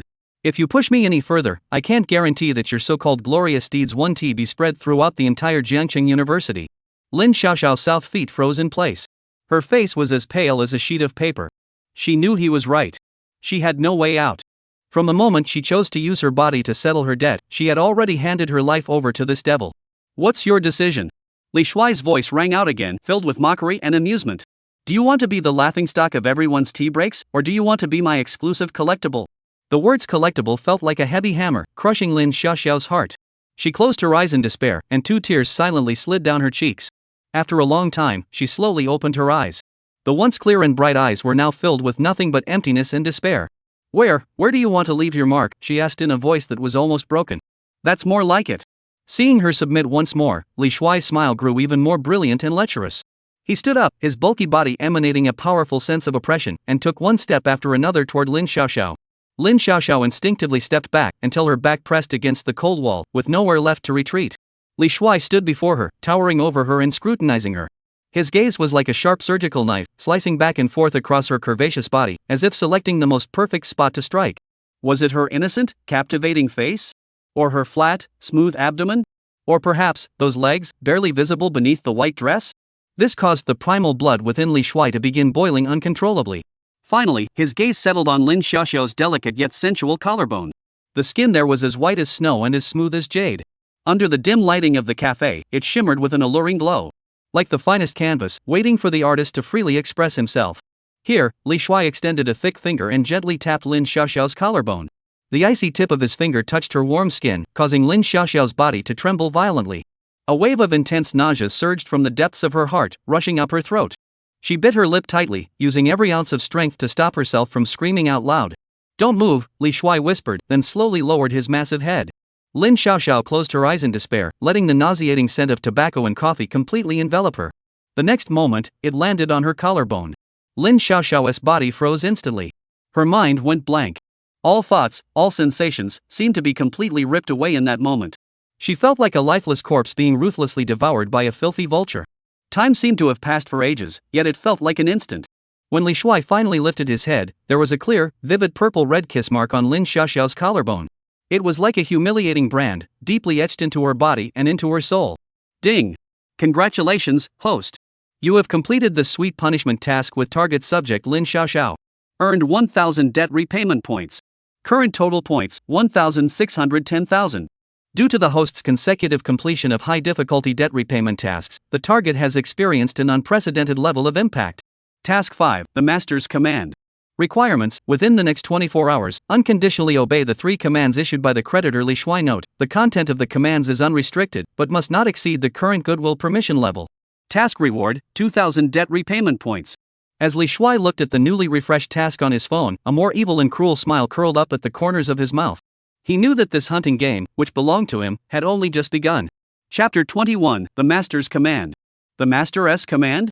Lin Xiaoxiao stared at the words on her phone, feeling her world crumbling piece by piece. Her body slid down the cold wall, eventually collapsing onto the ground in exhaustion. Her eyes were hollow and filled with despair. She looked like a prisoner sentenced to death, waiting for the final moment to arrive. 24 hours, 3 commands. Each word felt like an invisible shackle, tightly binding her neck and leaving her unable to breathe. This meant that over the next 24 hours, she would become this man's slave, a plaything with no dignity or freedom. How about it, Lin Xiao, isn't this new task exciting? Li Shuai crouched down, using his thick fingers to gently lift Lin Xiaoxiao's chin, forcing her to meet his gaze. His face wore a mocking smile, like a cat toying with a mouse. He relished this feeling, the thrill of trampling a once privileged woman under his feet and toying with her at will. You devil. Lin Xiaoxiao's voice was hoarse and weak. Her eyes were filled with bloodshot veins, a fiery blend of endless hatred and humiliation. Devil? I like that name. Li Shuai laughed, released her, stood up, and looked down at her from above, as if she were an ant crawling at his feet. Alright, game time is over. Now, I will issue the first command. His voice suddenly became authoritative and unquestionable. Stand up, kneel before me, and call me master. Boom! This command struck her like a thunderclap, exploding in her mind. It caused her already numb nerves to tremble violently once more. Kneel? And call him master? This wasn't just humiliation, it was crushing her dignity, shattering it into pieces, and then trampling it underfoot. No, I can't do it. She shook her head frantically, tears streaming down her face like broken beads. Can't do it? Li Shuai's eyes flashed with a dangerous gleam. Lin Shiao, have you forgotten how that mark on your collarbone came about? Or do you want more, even prettier marks? As he spoke, he held his phone up in front of Lin Shiao. The screen displayed her provocative art photo. Or perhaps you'd prefer for the entire school to admire your beautiful face, which no one has ever seen before? The blatant threat felt like a cold, sharp knife pressed against Lin Xiaoxiao's throat. All her words of resistance were choked in her throat, and she couldn't utter a single word. She knew she had no choice. She could only obey every absurd and shameful command her master issued, like the most humble of slaves. She struggled to get up from the ground. Then, under Li Shuai's gaze filled with desire and anticipation, she slowly bent her knees. Plop! Her knees crashed heavily onto the cold, hard floor. The sound was not loud, but it felt like a heavy hammer, shattering the last remnants of her pride and dignity. Her head dropped deeply, her jet black hair covering her pale, despairing face. Look up and face me, Li Shuai commanded. Lin Xiaoxiao's body trembled violently. She slowly raised her head, her eyes filled with humiliation and tears, gazing at the man before her who held her life in his hands. Speak, Li Shuai said, his voice cold and devoid of emotion. Lin Xiaoxiao's lips trembled violently. She opened her mouth but could not utter a sound. Those two words felt as heavy as 1,000 pounds, pressing down on her throat. Humph! Li Shuai snorted disapprovingly through his nose. Lin Xiaoxiao's heart tightened suddenly. She knew she couldn't hesitate any longer. She closed her eyes, gathered all her strength, and finally forced the two words that filled her with unbearable humiliation out between her teeth. Master, master. The voice was so soft it was barely audible. But in the quiet corner of the cafe, it sounded unusually clear. Good. Li Shuai nodded satisfactorily. He reached out his hand, as if petting a pet, and gently patted Lin Xiaoxiao's head. That's a good girl. Then, he pointed to the pair of stockings on his feet, the ones Lin Xiaoxiao had put on for him, and the cheap sneakers, and continued his command, now, put my shoes on properly. Then get out. Lin Xiaoxiao's body stiffened once more. She looked at the feet emitting a foul odor, and her stomach churned violently. But she had no strength left to resist. She could only act like an emotionless machine, extending her delicate, white hands that should have been used for playing the piano or painting to grab the dirty sneakers, and then, in humiliation, dress her master properly. Ding! Congratulations, host. Target Lin Xiaoxiao has completed the first command. That's enough for today's game. Li Shuai stood up, straightened his clothes, and smiled contentedly. Remember, you still have 2 commands left to complete. Stay on standby for the next 24 hours. If you dare disobey, you know the consequences. With that, he turned around, walked out with a confident stride, and left the cafe with a satisfied expression. Lin Xiaoxiao was left alone, still kneeling on the ground, collapsed like a white rose battered by a storm, filled with endless sorrow and despair. Chapter 22, The Beginning of a Nightmare. It was already very late at night. Lin Xiaoxiao didn't know how she had left the cafe or how she had managed to return to her dormitory like a zombie. Her mind was a blank. All she could hear were the man's voice, his lecherous face, and those words, like those of a devil, filled with humiliation and threats. Xiaoxiao, you're back? Why so late? In the dormitory, her roommate Zhou Qian was applying a face mask while watching a show at her desk. Upon seeing Lin Xiaoxiao enter, she casually asked. Lin Xiaoxiao didn't respond. She simply lowered her head, like a ghost, drifting to her bed, then collapsed onto it, covering herself completely with the blanket. Hey, what is wrong with you? Zhou Qian was startled by her unusual behavior. She took off her face mask, walked over to Lin Xiaoxiao's bedside, and asked with concern, did something happen? Did you fight with your boyfriend? In Zhou Qian's impression, Lin Xiaoxiao had always been a proud and cheerful girl. She came from a wealthy family, was beautiful, and was widely recognized as the campus beauty of the entire foreign languages department, and even the entire Jiangcheng University. The boys who pursued her could form a line from the dormitory building all the way to the school gate. When had she ever seen her looking so distraught, as if the sky had fallen? Lin Xiaoxiao under the blankets remained motionless. Only her slightly trembling shoulders and the suppressed, faint sobs revealed the immense pain she was enduring at that moment. Xiaoxiao, don't scare me. What happened? Tell me, and I'll help you figure it out. Zhou Qian grew anxious and reached out to pull back the blanket. Don't touch me. Lin Xiaoxiao suddenly screamed, like a startled hedgehog, violently pulling back the blanket and sitting up. Her hair was disheveled. Her eyes were swollen and red, like 2 walnuts. Her face was still streaked with undried tears. She looked disheveled and pitiful. Zhou Qian was startled by her outstretched hand freezing mid-air. She opened her mouth to say something, but when her gaze fell on Lin Xiaoxiao's neck, she froze in place. There, on Lin Xiaoxiao's snow-white collarbone, was a vivid, purplish-red love bite. Xiaoxiao, your neck. Zhou Qian's face betrayed shock and disbelief. Lin Xiaoxiao instinctively covered her neck with her hands. But it was too late. That humiliating mark had already been seen clearly by her best friend. I'm fine. She stammered, her voice trembling with fear and guilt. I just got bitten by a mosquito. This flimsy lie didn't even convince herself. Zhou Qian's expression grew complicated. She looked at Lin Shiao, hesitating to speak. In the end, she sighed and reached for a silk scarf from her desk, handing it over. It's getting cold. Put it on. Don't catch a cold. Lin Shiao silently took the scarf and covered the humiliating mark tightly. She knew Zhou Qian understood everything. But she didn't ask any questions. This was already the greatest kindness and protection she could offer. Thank you. She whispered. What are you thanking me for? We're good sisters, aren't we? Zhou Qian patted her on the shoulder and comforted her. It's okay, don't think too much about it. No matter how big the problem is, it'll be over after a good night's sleep. Go take a shower and get some rest. Lin Shiao nodded, took her clean clothes, and walked into the bathroom. Warm water poured down from the shower head, washing away the coldness from her body. But no matter how hard she tried, she couldn't wash away the feeling of humiliation and filth that seemed to have seeped into her very bones. She looked at herself in the mirror. At the pale, haggard face, at the hollow, despairing eyes, at the humiliating mark covered by the scarf. She suddenly felt so dirty, so disgusting. She reached out and frantically scrubbed her body, as if trying to peel off the skin that had been defiled. Until her skin was red and raw, even breaking the surface, she finally stopped, collapsing weakly against the cold wall, letting tears mix with hot water as they flowed down. Just then, the phone left outside suddenly buzzed. Lin Xiaoxiao's heart tightened. A sense of foreboding instantly enveloped her entire body. She trembled as she stepped out of the bathroom and picked up the phone. On the screen was the WeChat profile picture of the man she feared most, a lecherous, overweight man. Below it was a line of text that sent a chill down her spine. Second command, tomorrow at 10 a.m., go to the third floor of the school library, room C of the reading room. Find a book titled The Self-Cultivation of Women, then read the first chapter aloud. Make sure everyone in the reading room can hear your voice. Chapter 23, The Reader in the Library. The next morning, at exactly 10 a.m. Jiangcheng University Library, third floor, C-zone reading room. It was class time, and though the reading room wasn't crowded, it remained almost completely silent. The only sounds were the rustling of pages and the faint scratching of pencils on paper. Every student sitting here was immersed in their own world of knowledge, oblivious to everything around them.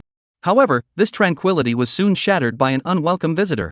Lin Shiao stood at the entrance of the reading room, her face pale and her lips purple. Her body trembled uncontrollably. Her eyes were filled with fear and despair as she looked at the place before her, which felt like an execution ground to her. In a public place like a library, where absolute silence is required, to read aloud. And to read aloud from a book with such an odd title? This was more agonizing than death itself. She could imagine the strange glances she would endure the moment she opened her mouth. She would become the laughingstock of everyone, a shameless madwoman. What is wrong? Afraid to go in? Just as she hesitated, her phone vibrated again. It was another message from that devil. I'm right here, watching you. If you waste another minute, I won't hesitate to post the video of our game from last night on the school forum for everyone to enjoy your performance. Video? Lin Xiaoxiao's pupils suddenly contracted. She never imagined that the other person had actually recorded a video. This discovery felt like a bucket of ice water poured over her, leaving her completely numb and terrified. It also completely extinguished the last remnants of resistance in her heart. She knew she had no way out. She could only move like a robot programmed to follow instructions, step by step, toward the humiliating stage that had been meticulously prepared for her. She took a deep breath and walked into the reading room with heavy, stiff steps. Her arrival didn't attract much attention.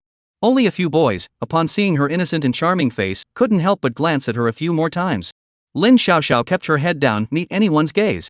She walked straight to the bookshelf in section C and began searching for the book that filled her with unbearable shame. The Self-Cultivation of Women. When she finally found the book in the far corner of the shelf, her face flushed bright red. The book's cover was pink, featuring a cartoon anime girl dressed provocatively. The artwork looked incredibly tacky and cheap. Lin Xiaoxiao trembled as she pulled the book off the shelf. She dared not look at the contents, instead clutching it tightly to her chest as if holding a bomb that might explode at any moment. Then she walked to an empty table in the center of the reading room and sat down. Her heart was pounding wildly in her chest, as if it were about to leap out of her throat. Her palms were drenched in cold sweat. Her breathing became incredibly rapid and chaotic. She looked up and scanned the room. The students, buried in their books, seemed like a silent jury, waiting to pass the harshest judgment on her. Hurry up, my patience is running out. The devil's urgent voice rang out again on her phone. Lin Xiaoxiao closed her eyes in despair. A hot tear rolled down her cheek, landing on the pink cover of the book, leaving a small stain. Goodbye, my once cherished dignity. Goodbye, my once cherished reputation. She silently mourned in her heart. Then, she opened her eyes and flipped open the first page of the book with a nearly self-destructive gesture. Chapter 1: How to Become a Seductive Siren That Men Can't Resist. Her voice was faint, trembling violently. But in the quiet reading room, it sounded unusually jarring and piercing. Almost the moment she spoke, everyone's gaze suddenly fixated on her. Stunned, confused, surprised, disdainful, mocking. Various gazes pierced her like sharp knives, leaving her feeling utterly exposed and humiliated. Her face turned bright red, as if it might bleed.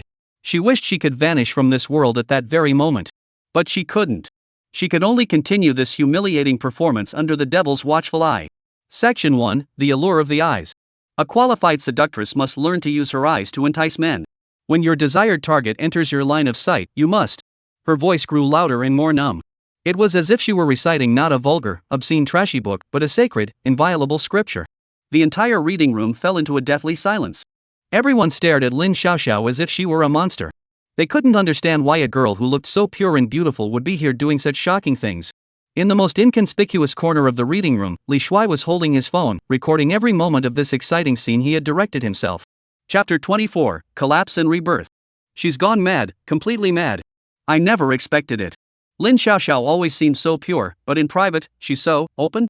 You didn't see it. When she was reading that book, her expression, wow, it was unbelievable. I recorded a video. Message me if you want it. Lin Shiao didn't know how she managed to leave the library. All she could remember was the endless laughter and whispers echoing behind her. These voices felt like poisonous needles piercing her heart, causing her unbearable pain. She wandered aimlessly around campus, feeling as though everyone's gaze was piercing through her, trying to strip her of her clothes, layer by layer. When she finally escaped back to her dormitory, she was greeted by her roommate Zhou Qian, whose face was filled with contempt and anger. Lin Shiao, what the hell are you doing? Do you know that the entire school forum is about to be flooded with your glorious deeds? Zhou Qian slammed her phone down in front of Lin Shiao. The screen displayed the post from the campus forum. The title, in bold red letters, read, "Shocking. The innocent campus beauty Lin Shiao was caught reading explicit material aloud in the library with photos and videos." The comments below had already reached over 1,000 posts. The language was vulgar and offensive, too graphic to repeat. Lin Shiao opened her mouth but couldn't utter a single word. What could she say? That she was forced to do it? Who would believe her? What are you talking about? You have the nerve to come back? You've brought shame upon our entire dormitory. Zhou Qian pointed at Lin Shiao's nose and started cursing at her. I knew it all along. You've been pretending to be pure all this time. I never thought you'd be so despicable. You'd do anything for money. No, it's not what you think. Lin Shiao weakly tried to defend herself, tears streaming down her face like broken beads. Get out. Get out of here. I never want to see you again. Zhou Qian pushed Lin Shiao, trying to force her out of the dormitory. Just then, the dormitory door was kicked open from the outside. Li Shuai, short and fat with a lecherous expression on his face, appeared at the doorway. Who dares to touch my woman? He spoke in a domineering, CEO-like tone, his voice cold and harsh. Though his appearance made it seem out of place, it successfully intimidated everyone present. Zhou Qian was startled by his sudden kick. When she realized the man was just a security guard, ugly and overweight, her courage returned. Who do you think you are? A school security guard, and you dare to cause trouble here? Smack! A crisp slap echoed throughout the dormitory. Zhou Qian covered her swollen face, staring at Li Shuai in disbelief. You dare hit me? What's wrong with hitting you? I'll make you leave this school. Li Shuai spoke, pulling out his phone and dialing a number. Hello, is this Principal Wang? It's Li Shuai. Yes, the one who helped you handle a little trouble last time. I'm currently at your school's girls' dormitory. My girlfriend seems to have been bullied by her roommate. Yes, her name is Zhou Qian. Please handle this. After hanging up, Li Shuai didn't even glance at Zhou Qian. He walked straight up to Lin Shiao, took off his jacket, and draped it over her trembling body. Don't be afraid, I'm here. He spoke to Lin Shiao in a voice so gentle it was unlike anything she had ever heard before. Then he bent down, picked her up, and held her tightly. Let's go. Lin Shiao, in his arms, had completely lost the ability to think.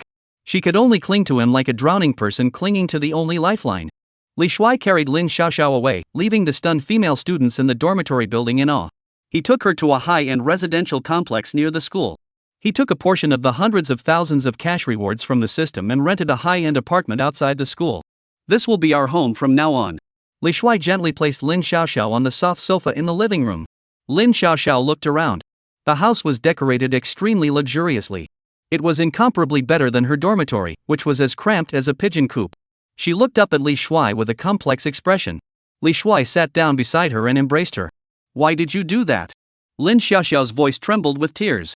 Because only that way can you truly belong to me alone. Li Shuai spoke, then took out his phone and opened a video. The video showed Lin Xiaoxiao reading the book The Self-Cultivation of Women in the library. You. Lin Xiaoxiao's face turned pale in an instant. Now, everyone in the school thinks you're a shameless. You can't go back now. Li Shuai's face broke into a devilish grin. From now on, you will have to stay by my side obediently, become my woman, and repay the enormous debt you owe me. As he spoke, his hand. Start being dishonest. At that moment, the system's prompt sounded in his mind at just the right time. Ding! Target individual Lin Xiaoxiao detected. Host has developed a Stockholm Syndrome-like dependency. Affinity plus 10. Current affinity, 25 initial liking. Ding! New task unlocked, love nest mark. The host must spend time with Lin Xiaoxiao in every corner of this apartment within 24 hours. Upon completion, the host will receive 5,000 reward points and a plus 10 affinity boost. Failure will result in the host experiencing the golden needle torture. Chapter 25, The Mark of the Love Nest. The Mark of the Love Nest? Li Shuai looked at the new task posted by the system, and the smile on his face grew increasingly lecherous and lustful. This task was tailor-made for him.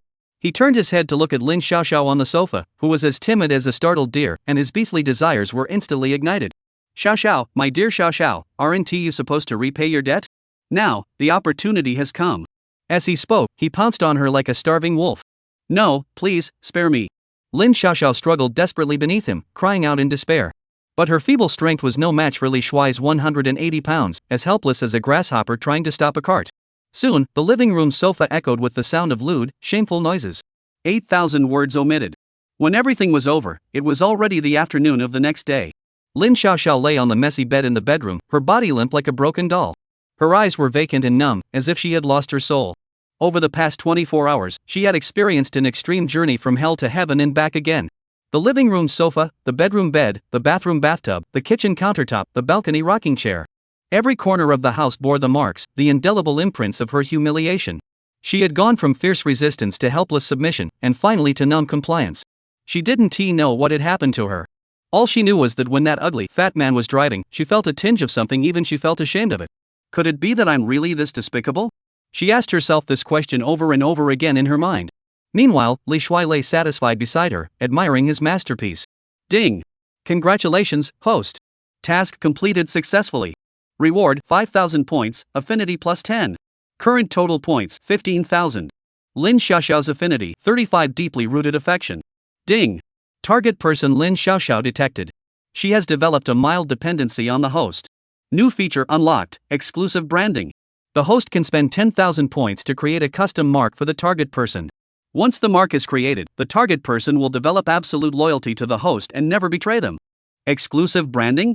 Li Shuai looked at the newly unlocked feature in the system, his eyes sparkling with excitement. This feature is great. With this, I won't have to worry about these women betraying me in the future. However, 10,000 points is still a bit expensive.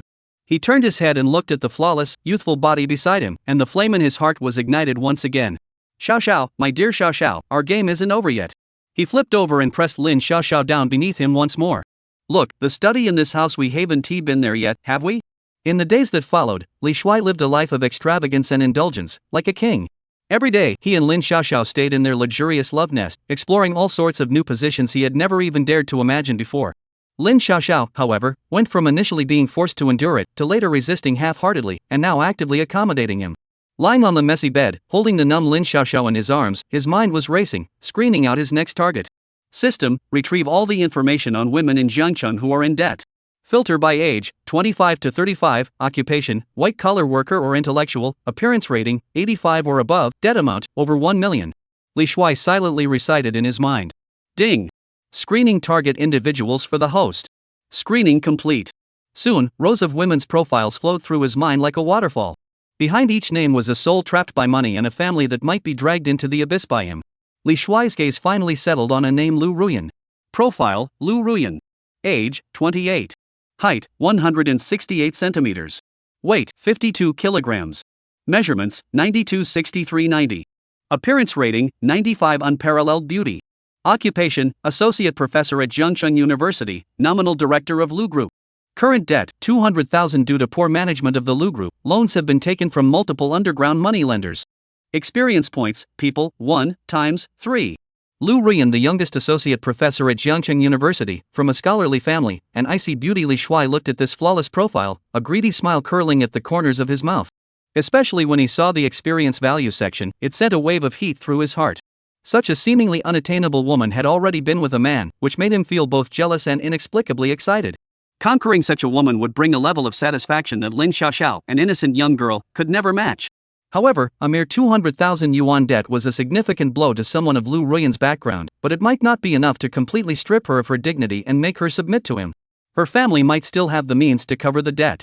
Not enough, not nearly enough. A flash of cruelty crossed Li Shuai's eyes. We must exert even greater pressure on her, drive her to complete despair, so that she sees no hope other than submitting to me. A vicious plan quickly took shape in his mind. System, can I create a virtual debt for a specific target out of thin air? Li Shuai asked.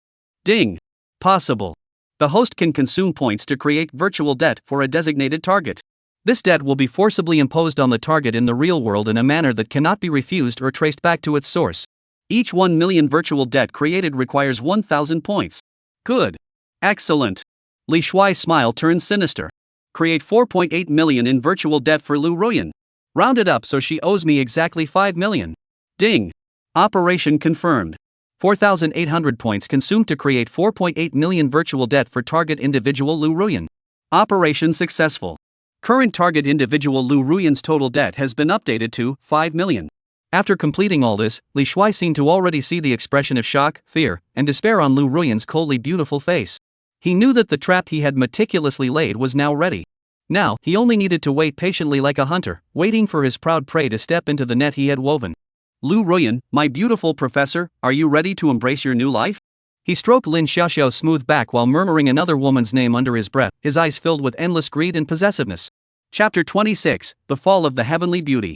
The night was as dark as ink, shrouding the entire Jiangcheng in a hazy glow of neon lights. At 8 o'clock in the evening, the nightlife in this bustling metropolis was just beginning. Lu Ruyan stood below an apartment building, her heart filled with unprecedented humiliation and icy fear. She, the youngest associate professor at Jiangcheng University, born into a scholarly family, the pampered princess of the heavens, Lu Ruyan, was now about to enter this filthy place to meet a mysterious creditor she had only heard of but never seen. Li Shuai had used the system to transfer Lu Ruyan's debt onto himself. On the way there, countless thoughts flashed through her mind. Call the police? That idea was immediately dismissed. Debt must be repaid, it was only fair.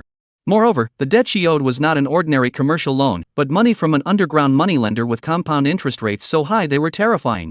If this matter were to reach the police, even if the money could be resolved, her reputation would be ruined beyond repair. As a university associate professor, breaking the law by taking out high-interest loans would be a scandal that would prevent her from ever advancing in the education sector of Jiangcheng. Seeking help from her family? The thought only made her more miserable. Her father was a renowned Confucian scholar in Jiangcheng, a man of unyielding pride who valued reputation above all else. If he found out that his proudest daughter had resorted to such despicable means to save the family business from bankruptcy, he would likely be so enraged that he would spit blood, break her legs with his own hands, and expel her from the family. She couldn't let her elderly father be disgraced because of her, nor could she allow the entire family to become the laughingstock of Jiangcheng's upper crust. So she had to go alone. Like a sacrificial offering about to ascend the altar, she knew the path ahead was a sea of fire and swords, yet she had no choice but to steel herself and take each step forward. Before heading to the meeting, she struggled for an entire hour in her spacious, well-lit walk-in closet. In the end, she chose a white Chanel classic dress. The dress was expensive, purchased with the royalties she had earned from her hard work in the previous quarter. Its elegant yet sensual design perfectly accentuated her breathtaking S-curve figure. She spent another half hour applying a delicate yet vulnerable makeup, making her already breathtakingly beautiful face even more alluring and fragile under the lights. Standing before the mirror, she gazed at the woman of unparalleled beauty reflected back at her, yet her heart was filled with sorrow. She knew that her only weapon tonight might just be this body. She naively imagined that the mysterious creditor, upon seeing her beauty, might feel pity for her, or be moved by her allure, and thus grant her more time, or even reduce part of the interest. This was a form of negotiation she had never considered before using her beauty as a bargaining chip. It made her feel sick and disgusted with herself. But she had no other choice. She raised her hand, her pale, slender fingers hovering in the air for a long moment before she finally gathered the courage to knock 3 times. Dong, dong, dong. There was no response from inside the door. Lu Ruyan's heart leaped into her throat. She even wondered if the other person was deliberately toying with her, or if this was all a trap. Just as she was lost in her thoughts and about to turn and leave, the door creaked open from the inside. The first thing she saw was a face she would never forget for the rest of her life. It was a face distorted by grease and fat, with blurred features, an unhealthy sheen on the skin, and a few swollen pimples dotted here and there. A pair of eyes, small like mung beans, were now staring at her from top to bottom, then from bottom to top, greedily appraising her, filled with unhidden desire and a sickening, perverted excitement. His short, stocky frame resembled a round winter melon. He wore a yellowed white tank top and loose-fitting beach shorts, with flip-flops on his feet, exposing black, dirty toes. A strong, foul odor, a mix of sweat, cigarette smoke, and instant noodles, wafted out from the room, nearly making Lu Ruyan vomit on the spot. This was the man who held her and her family's 50 million yuan debt in his hands, controlling her future destiny? Lu Ruyan felt her worldview crumble completely in that moment. She had imagined countless possibilities. Perhaps he was a ruthless gangster, a cunning financial tycoon, or even a perverted, obsessive collector. But she never imagined it would be the man standing before her, so vulgar, so repulsive. The immense psychological shock left her mind blank. You're Li Shuai? She stammered, her voice trembling with shock and disgust. What's wrong? Doesn't it look like me? Li Shuai grinned, revealing a mouthful of teeth stained yellow from smoking. His laughter sounded like a broken gong. As he watched Lu Ruyan's expression, which looked as though she had seen a ghost, a wave of unprecedented, sickening, and intense pleasure surged through him. He wanted it this way to confront this high-born princess with his most authentic, most despicable self. He wanted her to see clearly the man who was about to conquer her, possess her, and drag her into utter ruin. The thrill of trampling on nobility and tearing apart beauty made his blood boil. Ms. Lu, since you're already here, aren't you going to come in and sit down? He stepped aside, revealing the small, cluttered living room behind him, and made a gesture inviting her in. Lu Ruyan's face flushed red, then pale. She desperately wanted to turn around and flee this suffocating place. But reason told her she couldn't. She bit her full lower lip until it almost bled. In the end, she closed her eyes and walked inside with stiff steps, like a condemned prisoner heading to the execution ground. She told herself that as long as she could resolve the debt issue, enduring a little humiliation was nothing. As long as she could preserve her father's and her family's reputation, sacrificing a little personal dignity was worth it. However, she was still too naive. Li Shuai didn't care. He kicked aside a few dirty clothes on the ground with his foot, then plopped down on the sofa and patted the spot next to him, gesturing for Lu Ruyan to sit down. Lu Ruyan suppressed the turmoil within her, clutching the hem of her expensive Chanel dress with her fingers, and carefully sat down on the other side of the sofa, her body tense as a stone. Mr. Li. Let's get straight to the point. She pulled out a document she had prepared earlier from her limited edition Hermes bag, her voice dry with tension. I will repay the principal of 50,000 yuan, plus interest calculated at the current bank rate. However, I need some time. Here are some asset proofs under my name, including real estate and stocks, which I can use as collateral. I hope you can grant me a 3-month extension. She tried to keep her tone neutral, neither humble nor arrogant. She attempted to frame this meeting as an equal business negotiation. However, Li Shuai didn't even glance at the documents. He simply crossed his legs, leaned back, and watched her with a playful, cat-toying with a mouse expression, savoring her current embarrassment and anxiety. Extend your deadline? Ms. Lu, have you misunderstood something? He sneered, his laughter filled with unhidden mockery. He slowly stood up, taking one step at a time, until he was standing directly in front of Lu Ruyan, towering over her. His obese figure cast a shadow that completely engulfed Lu Ruyan, giving her an overwhelming sense of oppression. Do you think I need your measly 50,000? As he spoke, he snapped his fingers. The crisp sound of the snap echoed eerily in the silent room. The bedroom door was gently pushed open. Then, a figure emerged silently, like a ghost. The moment she recognized the figure, Lu Ruyan's pupils suddenly contracted to the size of needle tips. It was a girl, a very beautiful girl. She was wearing a well-tailored black and white French maid's outfit. The lace-trimmed skirt barely covered her thighs, revealing 2 straight, white, and slender legs. Her legs were adorned with pure white stockings, each with a cute bow at the top. Her face was adorned with meticulous makeup, but her eyes were vacant and lifeless, as if she were a doll that had lost its soul. And this girl, Lu Ruyan recognized. She was none other than Lin Shiao, one of the 4 most beautiful women at Jiangcheng University, renowned for her purity and aloofness. Lu Ruyan felt as though her heart had been gripped by an invisible hand, nearly stopping its beat. She couldn't believe her eyes. How could Lin Shiao be here? Wearing such shameless cosplay attire? What made her even more uneasy was what happened next. Lin Shiao was holding a tray with a glass of crimson liquid in it. She walked toward Li Shuai with stiff steps, then her knees gave way, and she knelt down before him with utmost respect. Master, your drink. She raised the glass high above her head, her voice soft and obedient, devoid of any human emotion. Boom! Lu Ruyan felt as though a bomb had exploded in her mind. She stared at the absurd, bizarre, and visually shocking scene before her, completely frozen in place. Master?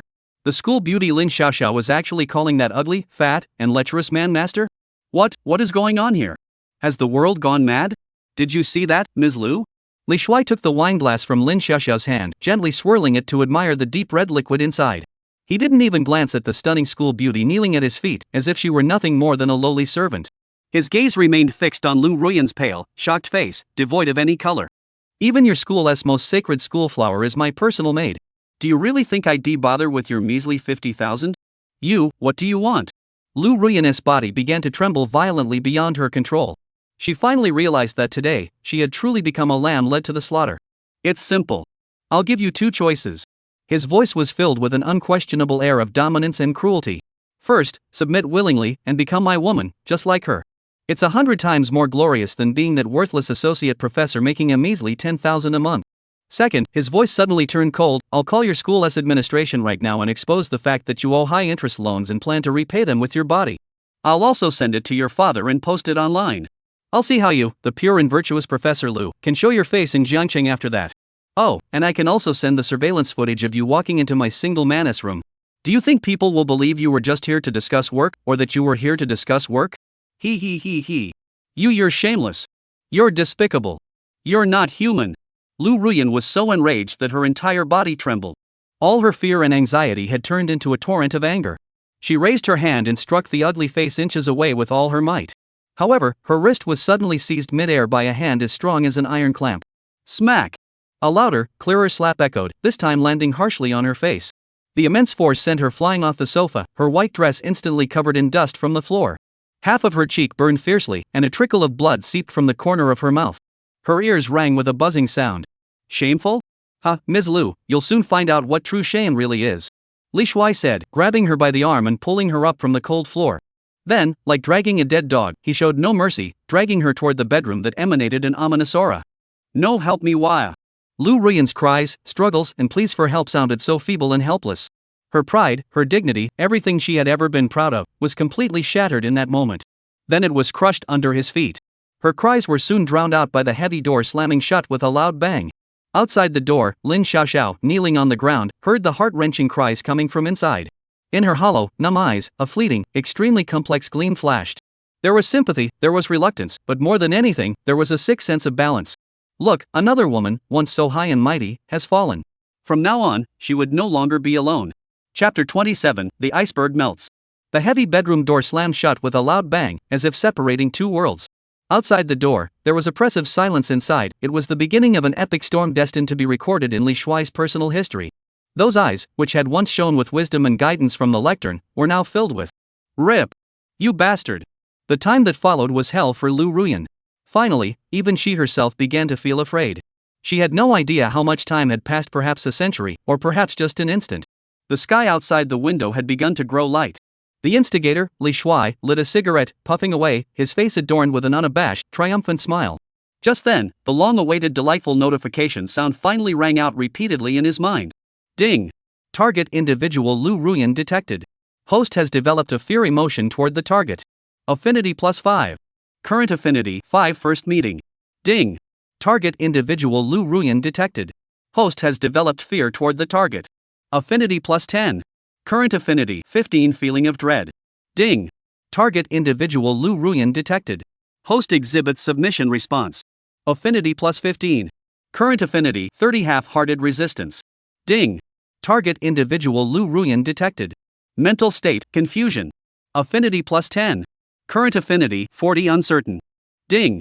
Congratulations, host. You have successfully initiated the Ice Queen strategy with Lu Ruyan. Unlocked new achievement, Ice Queen Melter. Reward, 10,000 points. Current total points, 25,000. Ding! New task unlocked, a teacher's duty. Task details, please instruct the target to tutor Lu Ruyan. Task requirements, the tutoring process must include theoretical explanations and must make the host feel enlightened. Upon completion, reward 5,000 points and increase affinity by 10. If the task fails, the host will experience the agony of 1,000 ants biting the heart, lasting 24 hours. He. Tutoring?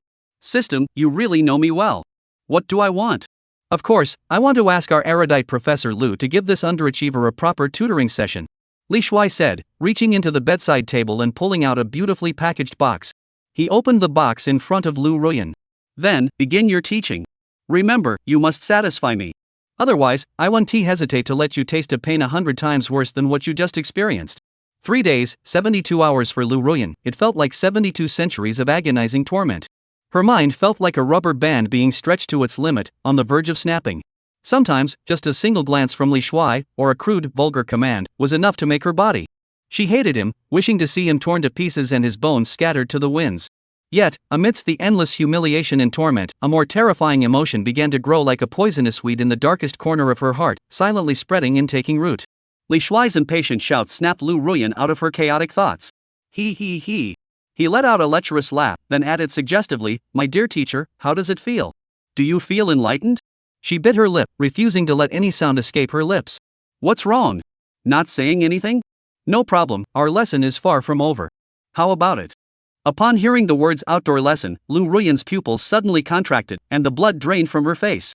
She suddenly raised her head, her beautiful eyes filled with terror and pleading. She finally couldn't hold back any longer and begged for mercy. "Oh? Now you know to beg me?" Li Shuai's face broke into a victorious smile. Too late. Ding! Detecting the host's strong teaching intent. New task assigned, the continuation of humiliation. Task details, please lead the target, Lu Ruyan, to the most luxurious French restaurant in Jiangcheng, Versailles Dream. He at the most upscale restaurant?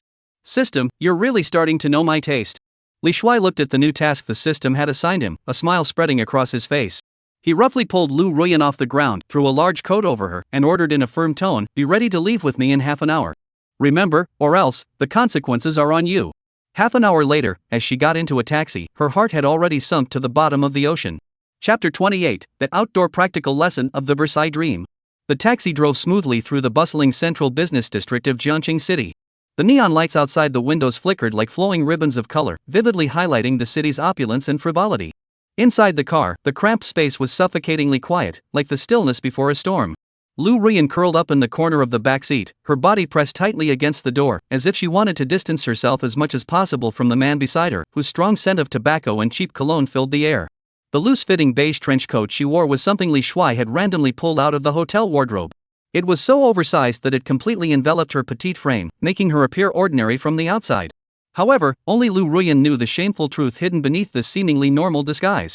The sheer, butterfly-like blouse and pleated skirt clung to her skin like a net imprinted with shame. The fabric of the shirt was so thin that she could clearly feel the cool touch of the windbreaker lining. Every slight friction felt like an electric current, causing her to tremble uncontrollably.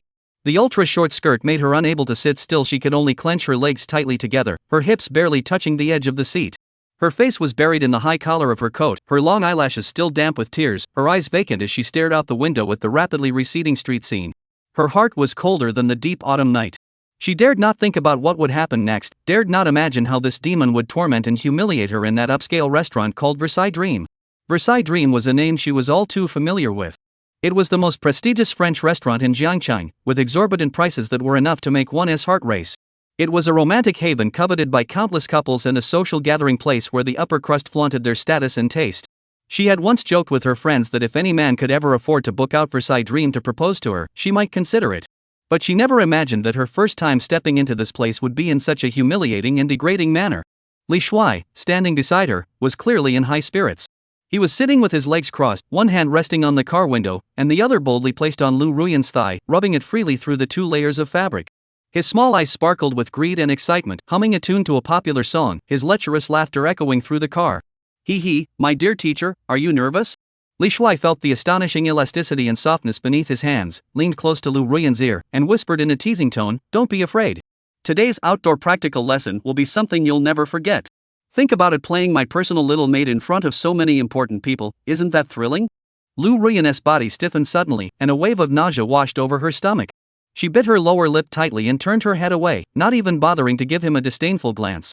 She knew that any form of resistance would only make this perverted man more excited. "Oh, you've got some spunk." Li Shuai didn't get angry. Instead, he laughed even harder.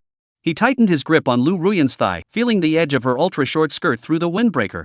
His fingers maliciously hooked upward, savoring the smooth, delicate skin, and said with satisfaction, "Don't worry, you'll be begging me later. I'll see how our esteemed Professor Lu, in front of everyone in the restaurant, lowers herself to please this underachiever." The taxi driver glanced discreetly at the couple in the backseat through the rearview mirror. The man was short and fat, with a face full of scars, clearly not someone to be trusted. The woman's face was unclear, but her figure and demeanor alone made it evident she was a top-tier beauty. He muttered to himself, another flower has been planted in cow dung. These rich people sure know how to play around these days. Soon, the taxi came to a stop in front of the gilded entrance of the Versailles Dream restaurant. The doorman, dressed in a crisp tailcoat and white gloves, opened the door for them with a polite bow. Li Shuai got out first, his signature beer belly sticking out, strutting around like a wealthy landowner inspecting his territory, arrogantly surveying the classical European-style building before him. Then he turned around and roughly pulled Lu Ruyan, who was still lingering in the car, out by the arm. "Get out, my dear teacher. Classroom has arrived." Lu Ruyan stumbled, nearly falling to the ground. She instinctively wrapped her coat tighter around herself, lowering her head, wishing she could find a crack in the ground to crawl into. The bright lights at the restaurant entrance made her feel exposed. The occasional curious glances from passers-by felt like needles piercing her heart. She could feel her legs trembling uncontrollably. She wanted to escape, to turn around and run away immediately, to any place where no one was around. However, Li Shuai's iron-like grip on her wrist held her firmly in place, preventing her from moving. "Come on, don't keep the guests waiting." Li Shuai ignored her struggles, half dragging her toward the restaurant's entrance. "Welcome to Versailles Dream, sir. Do you have a reservation?" An elegantly dressed hostess in a black skirt greeted them with a smile.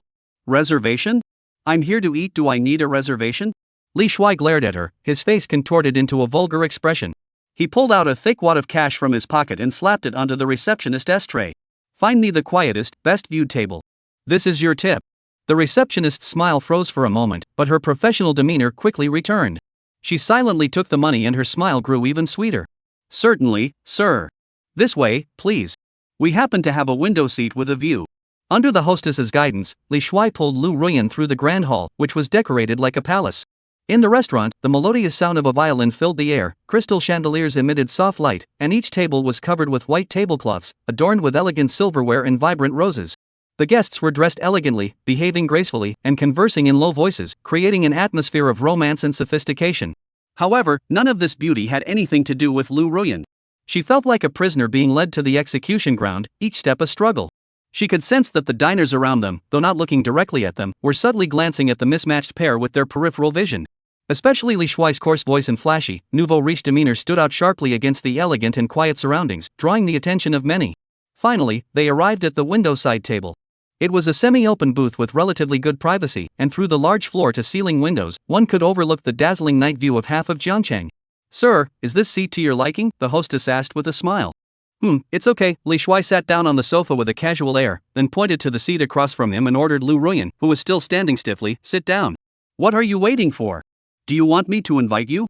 Lu Ruyan's body trembled again. She mechanically and stiffly sat down across from Li Shuai. She kept her head down, her hands tightly gripping the collar of her coat, as if it were her last lifeline. The hostess handed them 2 gold-embossed menus, then smiled and said, "You can take a look at the menus first. Let me know when you're ready to order." With that, she bowed and stepped back. Li Shuai picked up the menu and pretended to flip through it a few times.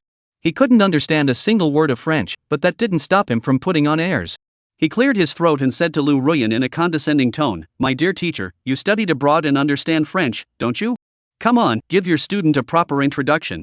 What should we have for dinner today?" Lu Ruyan didn't respond, still keeping her head down, like a lifeless statue. "I'm talking to you. Are you deaf?"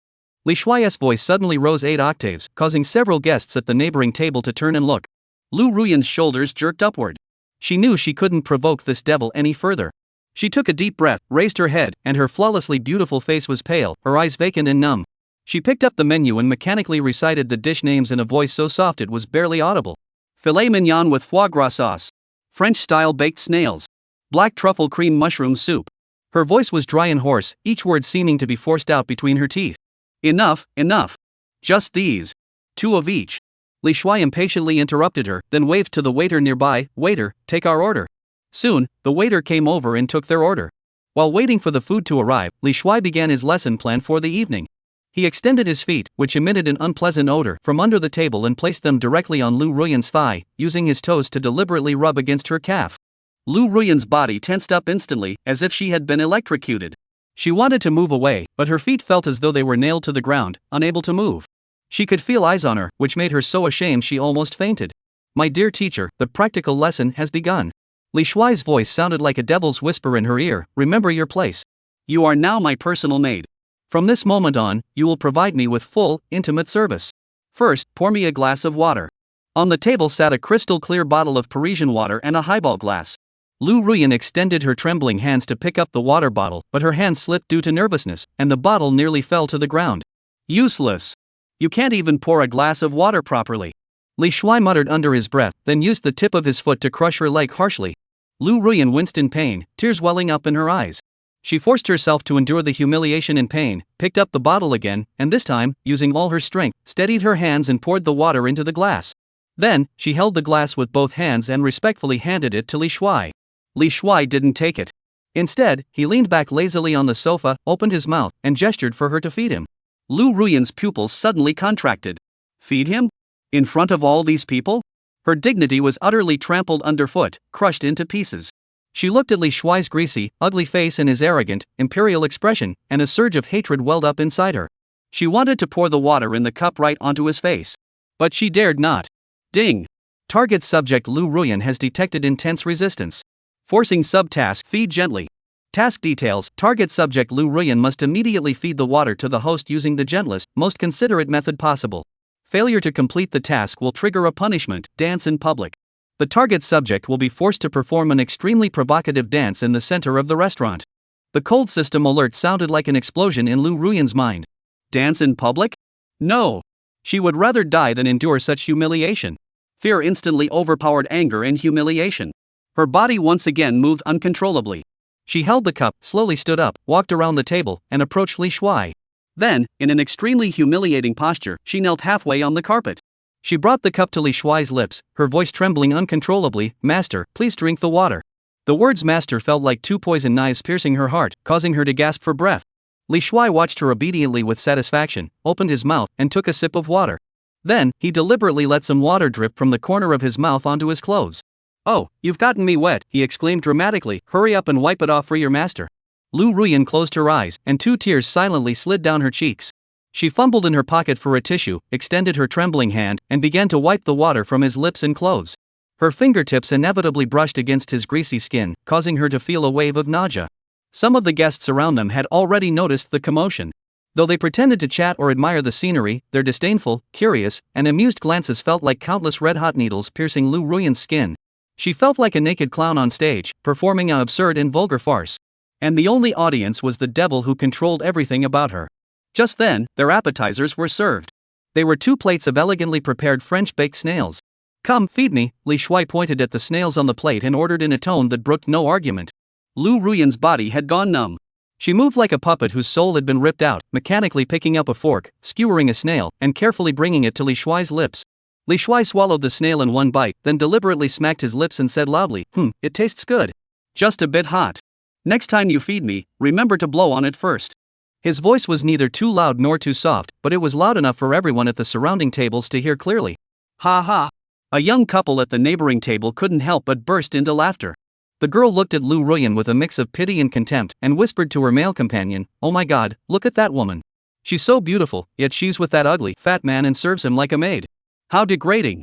Though the girl's voice was low, in the quiet environment, every word reached Lu Ruyan's ears. Disgusting. Those 2 words felt like a heavy hammer striking her heart.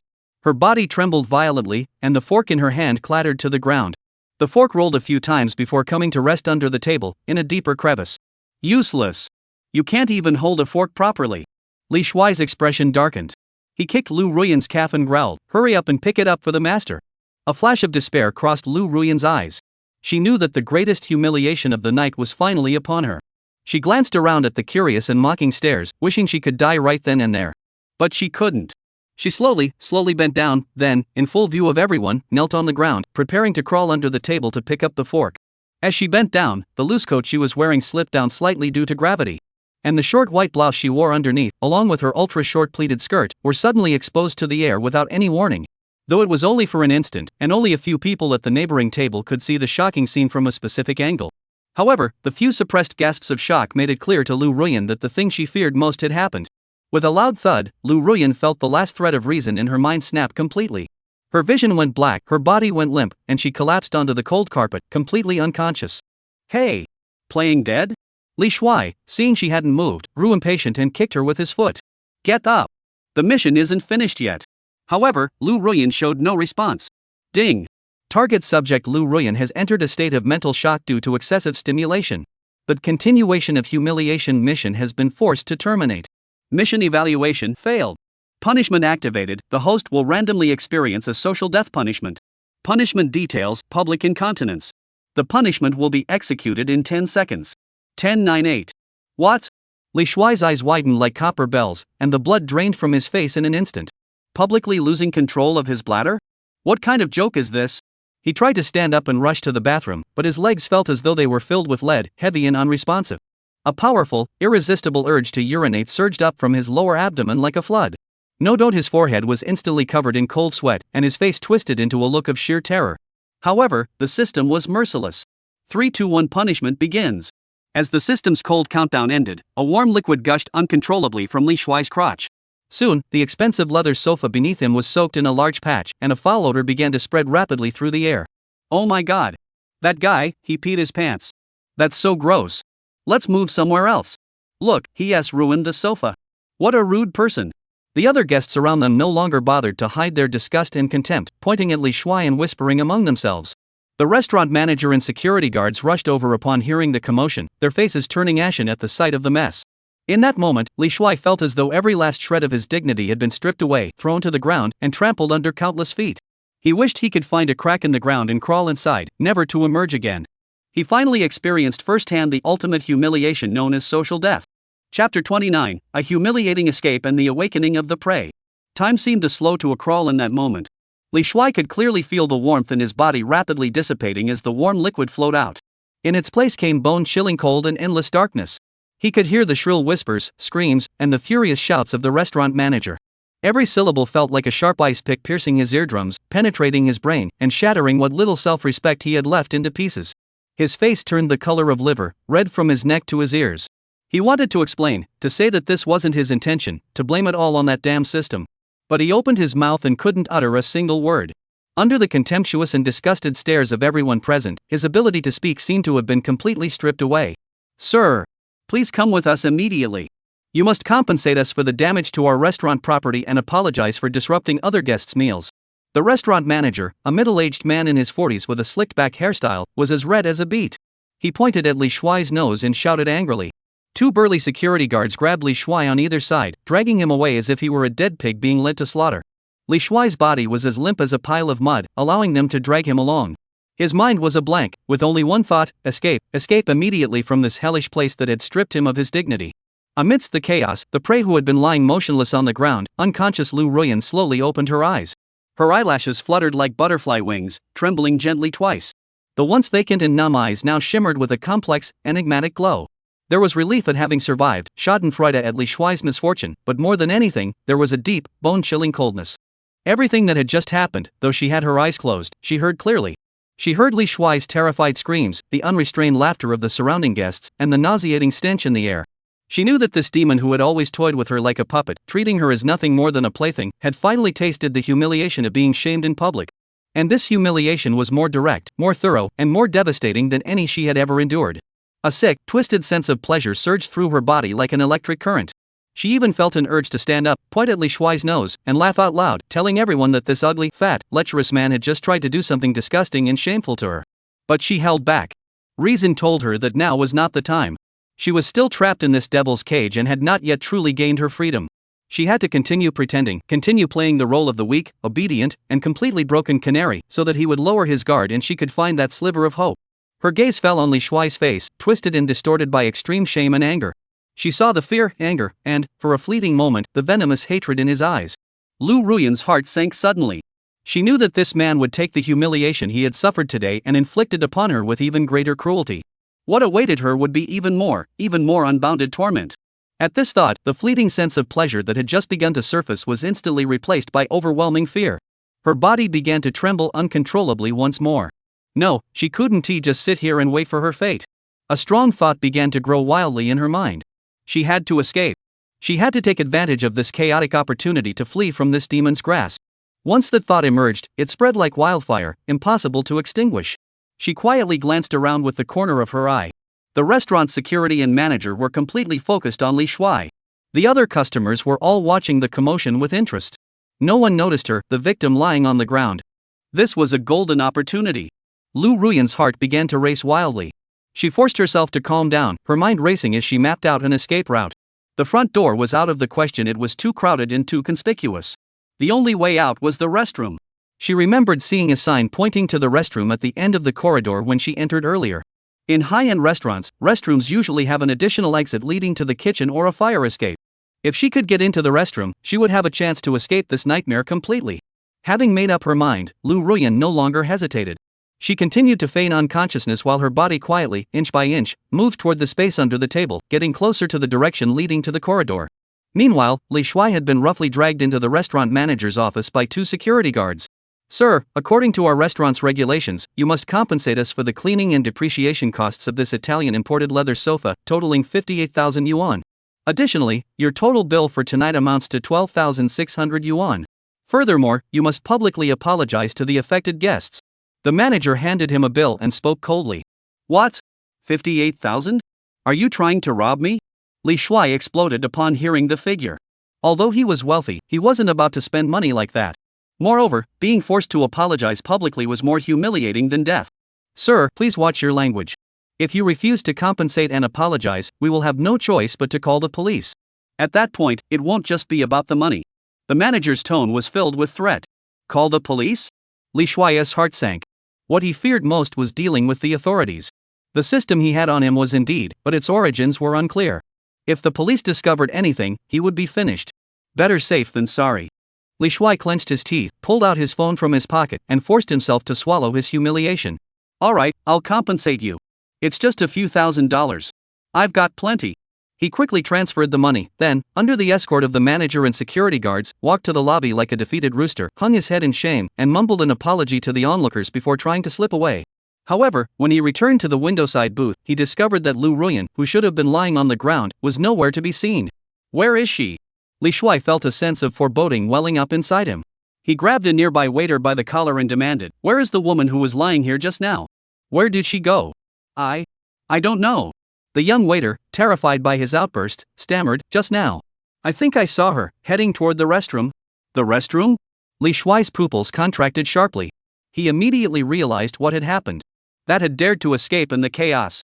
A surge of rage overwhelmed him, clouding his mind. He shoved the waiter aside and charged toward the restroom like a madman. "Lu Ruyan! You! Stop right there!" He ran while shouting furiously, his voice sounding like a wounded beast, filled with madness and brutality.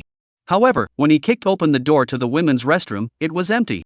Only a small window was wide open, and the evening breeze blew in, carrying a hint of coolness, as if mocking his foolishness and helplessness. "Ah!" Li Shuai let out a furious scream, punching the bathroom wall with all his might. The hard tiles cracked instantly, and blood trickled down between his fingers. He had let his prey slip through his fingers. This was a greater humiliation than losing control of himself in public. At the same time, Lu Ruyan was running frantically through a dark, damp alley, barefoot and holding her expensive high heels.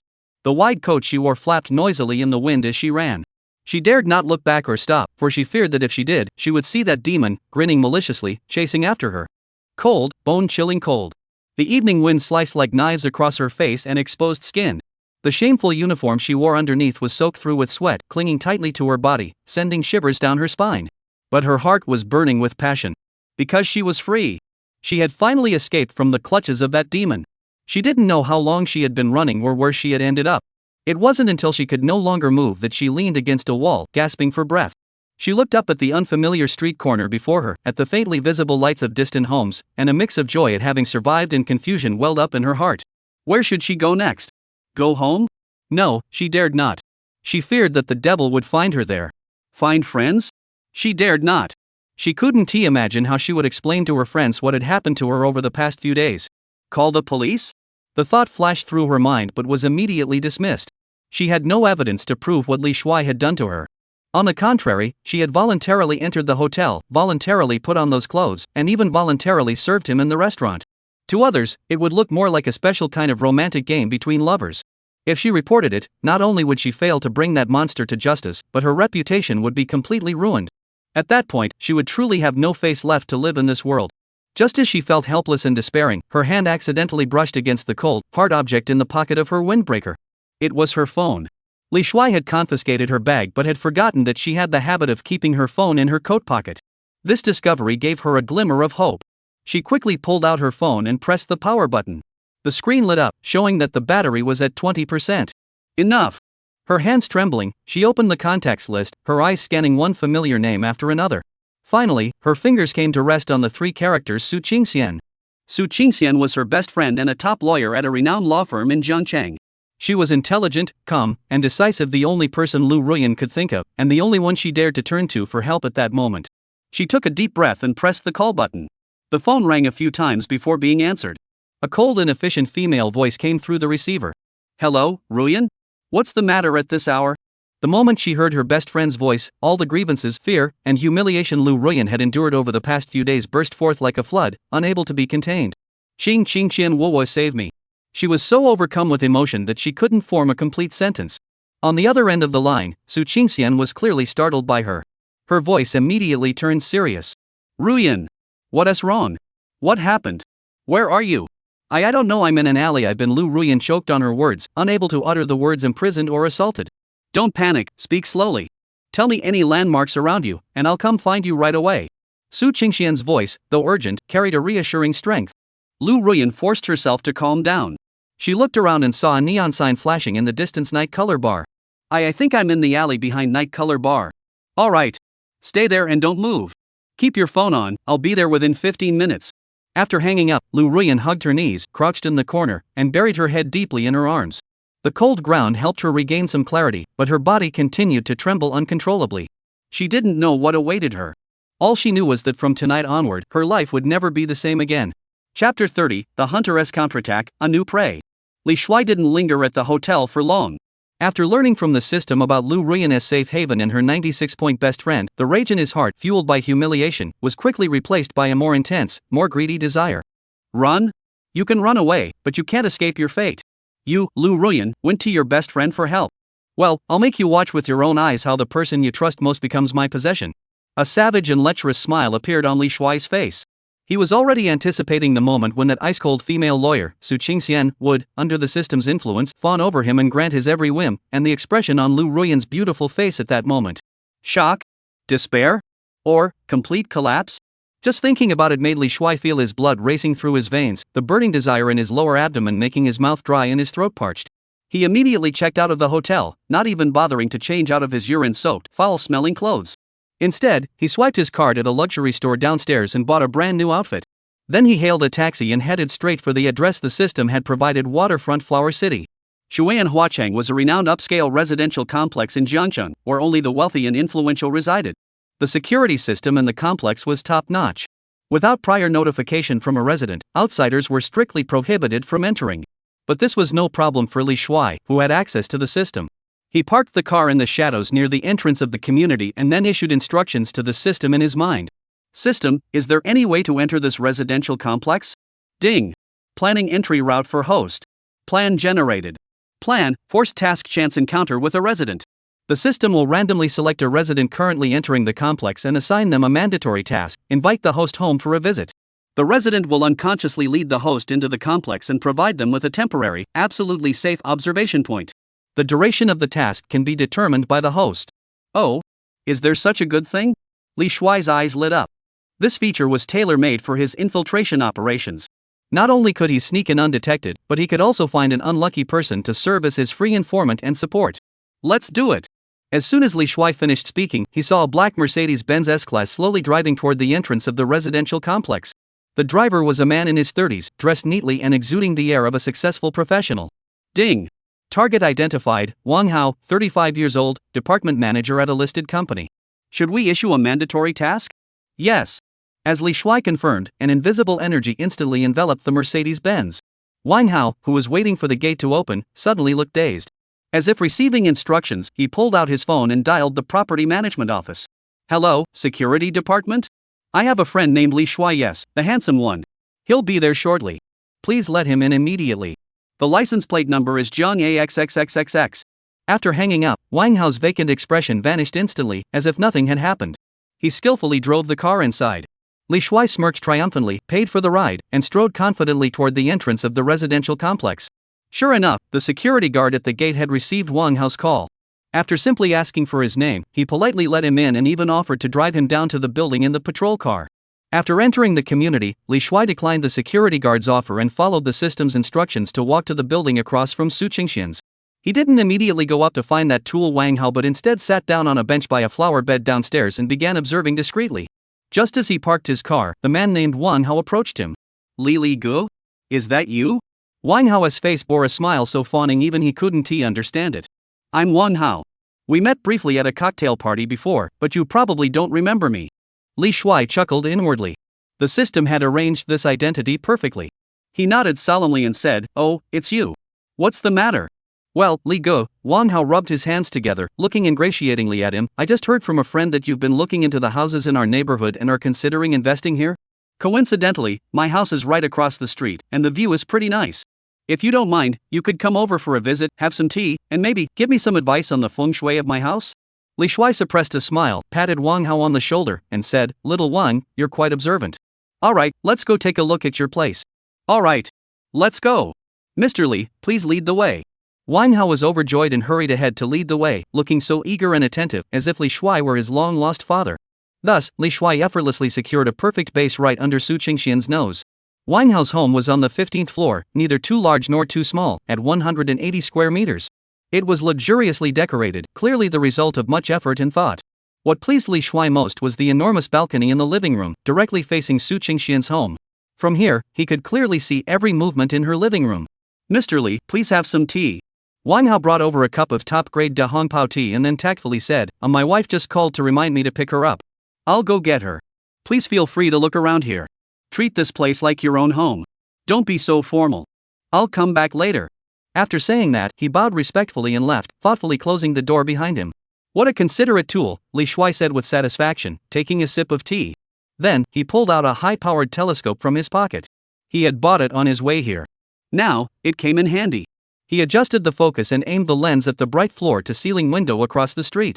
Soon, two elegant figures appeared in his field of vision. One of them was none other than the woman he hated with a passion, Lu Ruyan. At that moment, she was wearing a pink silk nightgown, her hair dripping wet and hanging loosely over her shoulders, looking vulnerable and alluring in a way that was hard to resist. The other was undoubtedly the 96-point top-notch lawyer, Su Qingxian. When Li Shuai caught sight of Su Qingxian's appearance, his breath involuntarily caught in his throat. This woman was even more beautiful than in the photos. She wore a black silk nightgown with a V neckline, revealing a large expanse of snow-white skin and a deep cleavage. The hem of the nightgown was very short, reaching only to the top of her thighs, exposing her long, straight legs to the air, exuding a deadly allure. Her features were exquisite, like the most perfect masterpiece created by God. Her skin was fair and delicate, as smooth as silk. Her short, neat hair did nothing to diminish her femininity. Instead, it added a touch of boldness and confidence to her appearance. What was most captivating was the icy, arrogant, and unapproachable aura she exuded. She was like a 1,000-year-old iceberg, intimidating yet irresistibly alluring, making one want to conquer and melt her. Gulp! Li Shuai swallowed hard, feeling his throat dry as if it were on fire. He saw Su Qingxian sitting across from Lu Ruyan, speaking seriously. When she grew passionate, she slammed her fist on the coffee table. Though he couldn't hear the words, Li Shuai could tell from her furious expression and tense body that they were discussing how to deal with him. Trying to deal with me? Ah, you're too naive. A cruel smile curled the corners of Li Shuai's mouth. He put down the binoculars and issued a new command to the system in his mind. System, check Su Qingxian's debt status. Ding. Querying debt information for target individual Su Qingxian query successful. Person, Su Qingxian. Debt information, credit card debt, 35,824 yuan mortgage debt, 4,260,000 yuan car loan debt, 380,000 yuan. Total debt, 4,675,824 yuan. Looking at the number, Li Shuai's eyes narrowed. Over 4 million yuan in debt is an astronomical figure for an ordinary person. But for a top-tier lawyer driving a Porsche and living in a spacious apartment, it shouldn't be too much of a burden. Trying to make her submit with this amount of money was probably unrealistic. However, it didn't matter. A devilish smile spread across Li Shuai's face. Money isn't the issue. Because he can create debt. System, I recall you have a feature that can create accidents for target individuals, correct? Ding. Yes, host. The system can issue an accident creation task, causing the target to unconsciously incur new debts. Do you wish to use this feature? Of course. Li Shuai confirmed without hesitation. Get it done. I'm going to turn this Ice Queen lawyer into a penniless debtor overnight. Ding. Generating a debt accumulation plan for target Su Qingxian. Plan 1, investment failure. Force the target to make a wrong financial investment, resulting in an estimated loss of 5 million to 8 million yuan. Plan 2, legal defeat.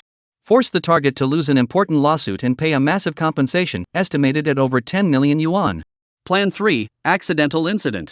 Force the target individual to be involved in an accidental traffic accident while driving, resulting in severe damage to the other vehicle and serious injuries to the occupants.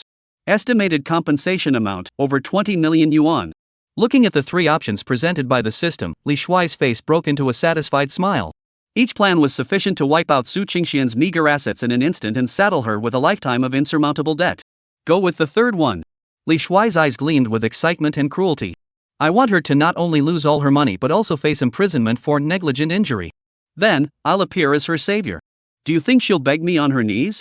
Ding. Plan confirmed. The task will be executed automatically the next time the target drives. Having dealt with Su Qingxian, Li Shuai turned his gaze toward Lu Ruyan, who was curled up on the sofa, trembling with fear.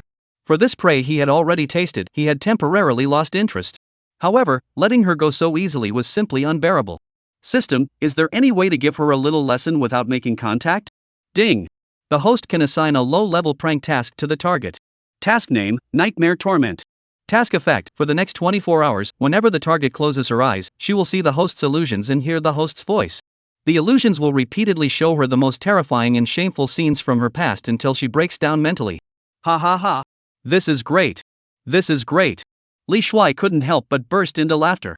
This task was even more cruel and satisfying than beating her up directly. He would make Lu Ruyan live in endless fear.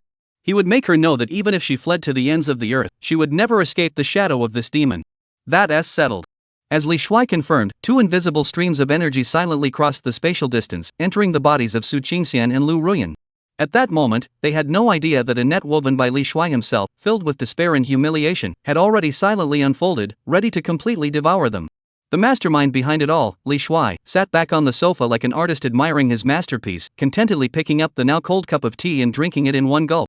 His face bore the smug smile of a victor who had outmaneuvered his opponents. The game between hunter and prey has only just begun. Chapter 31, The Prey Struggle. Night had fallen deeply. Waterfront Flower City, the top-tier upscale residential area of the riverside city, appeared exceptionally peaceful and serene under the quiet moonlight. However, beneath this tranquil facade, a malicious mental feast targeting two women had only just begun. In Su Qingxian's home, the lights were bright.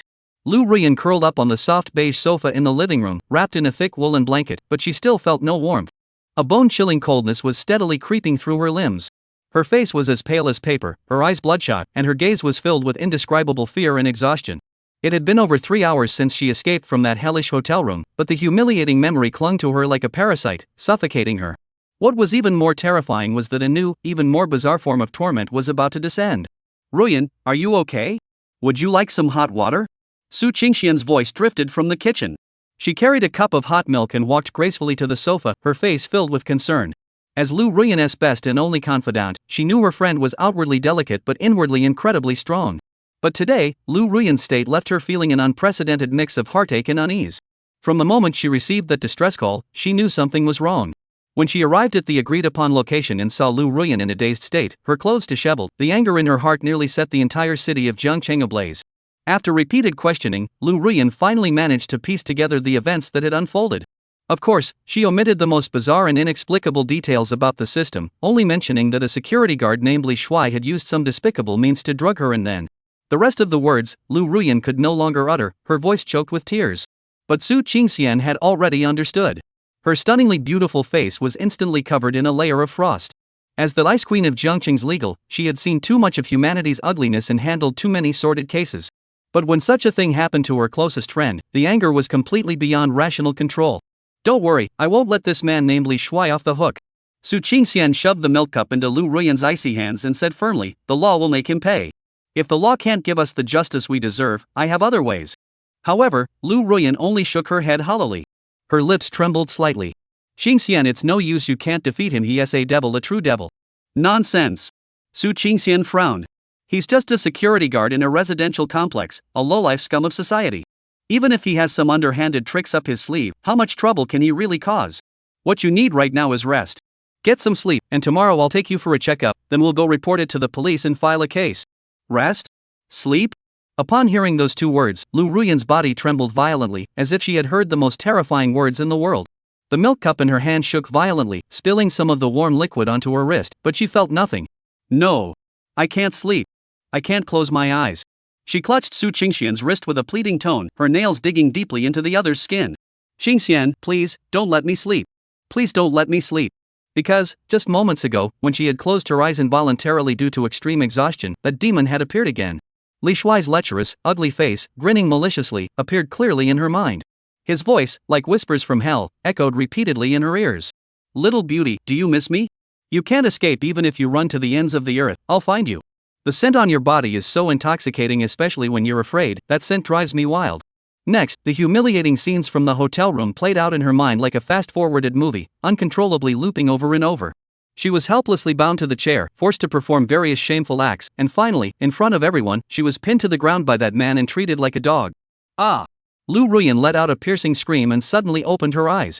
Her chest rose and fell violently, and her forehead was covered in cold sweat. Ruyan! What's wrong? Don't scare me! Su Qingxian was startled by her sudden reaction and quickly embraced her tightly. He is in my mind, Lu Ruyan cried hysterically, her words incoherent. Every time I close my eyes, I see him, I hear his voice, he is driving me mad, he's south really going to drive me mad. Su Qingxian's heart twisted in pain. She finally understood that the trauma Lu Ruyan had suffered was far more severe than she had ever imagined. This was no longer just physical abuse, it was a devastating blow to her mental state. It's okay. Those are just hallucinations, a symptom of post-traumatic stress disorder. Su Qingxian used her knowledge of law and psychology to comfort her friend, I'm here. No one can hurt you. Listen to me. Let's go to the hospital right now and find the best psychiatrist. No, it's not a hallucination, it's real. Lu Ruyan shook her head violently, but her explanations sounded like the ramblings of someone on the brink of a mental breakdown to Su Qingxian. Seeing her best friend's face twisted in agony, Su Qingxian's heart ached as if it were being sliced by a knife. She knew she couldn't wait any longer. The process of reporting the incident and filing a case was too slow, and besides, the legal system could do little to alleviate such mental torment. She had to act immediately. She would make that man named Li Shuai pay with blood, in her own way. Alright, we won't sleep. I won't let you sleep. Su Qingxian gently patted Lu Ruyan's back, but her eyes flashed with a resolute cruelty. Stay here and wait for me. Don't go anywhere. I'll go out and handle this for you. After speaking, she stood up from the sofa and took her car keys from the cabinet by the entrance. It was a Porsche car key. Qingxian, where are you going? Don't go, find him, he is dangerous. Lu Ruyan seemed to sense something and struggled to hold her back. Don't worry, I'm not going to find him. Su Qingxian turned back, giving her a reassuring smile, but that smile carried a hint of icy intent. I'm going to my law firm to pick up some things. I'll also contact a few friends. Stay home, lock the door, and wait for me to return. After calming Lu Ruyan down, Su Qingxian changed into a sharp business outfit, slipped into her 10-centimeter heels, and hurried out the door. She didn't notice that at the moment she turned to leave, behind a window in the building across the street, a high-powered telescope was capturing every detail of her home. What a deep sisterly bond.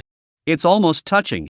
Li Shuai put down the telescope, picked up the cup of cold Da Hong Pao tea beside him, and took a leisurely sip. His face wore a cruel yet satisfied smile, like a cat toying with a mouse. The sight of Lu Ruyan, tortured by the nightmare-inducing task until she was on the brink of death, brought him an unprecedented sense of pleasure. This mental torment was far more satisfying than physical conquest, allowing him to truly feel the power of a god who controls everything. And now, his other prey was finally stepping out of her fortress on her own. Contact your friends? I'll see who's more powerful, your friends or my system. Li Shuai's gaze fell on the sleek red Porsche 718 slowly emerging from the underground garage below. In the driver's seat, Su Qingxian's cold, elegant profile glowed under the streetlights, making her appear even more alluring. System, it's time to let our ice queen experience what it means to go from heaven to hell.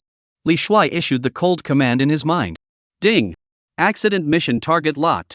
Will be executed automatically at the most opportune moment. Su Qingxian had no idea that an invisible net was already closing in on her.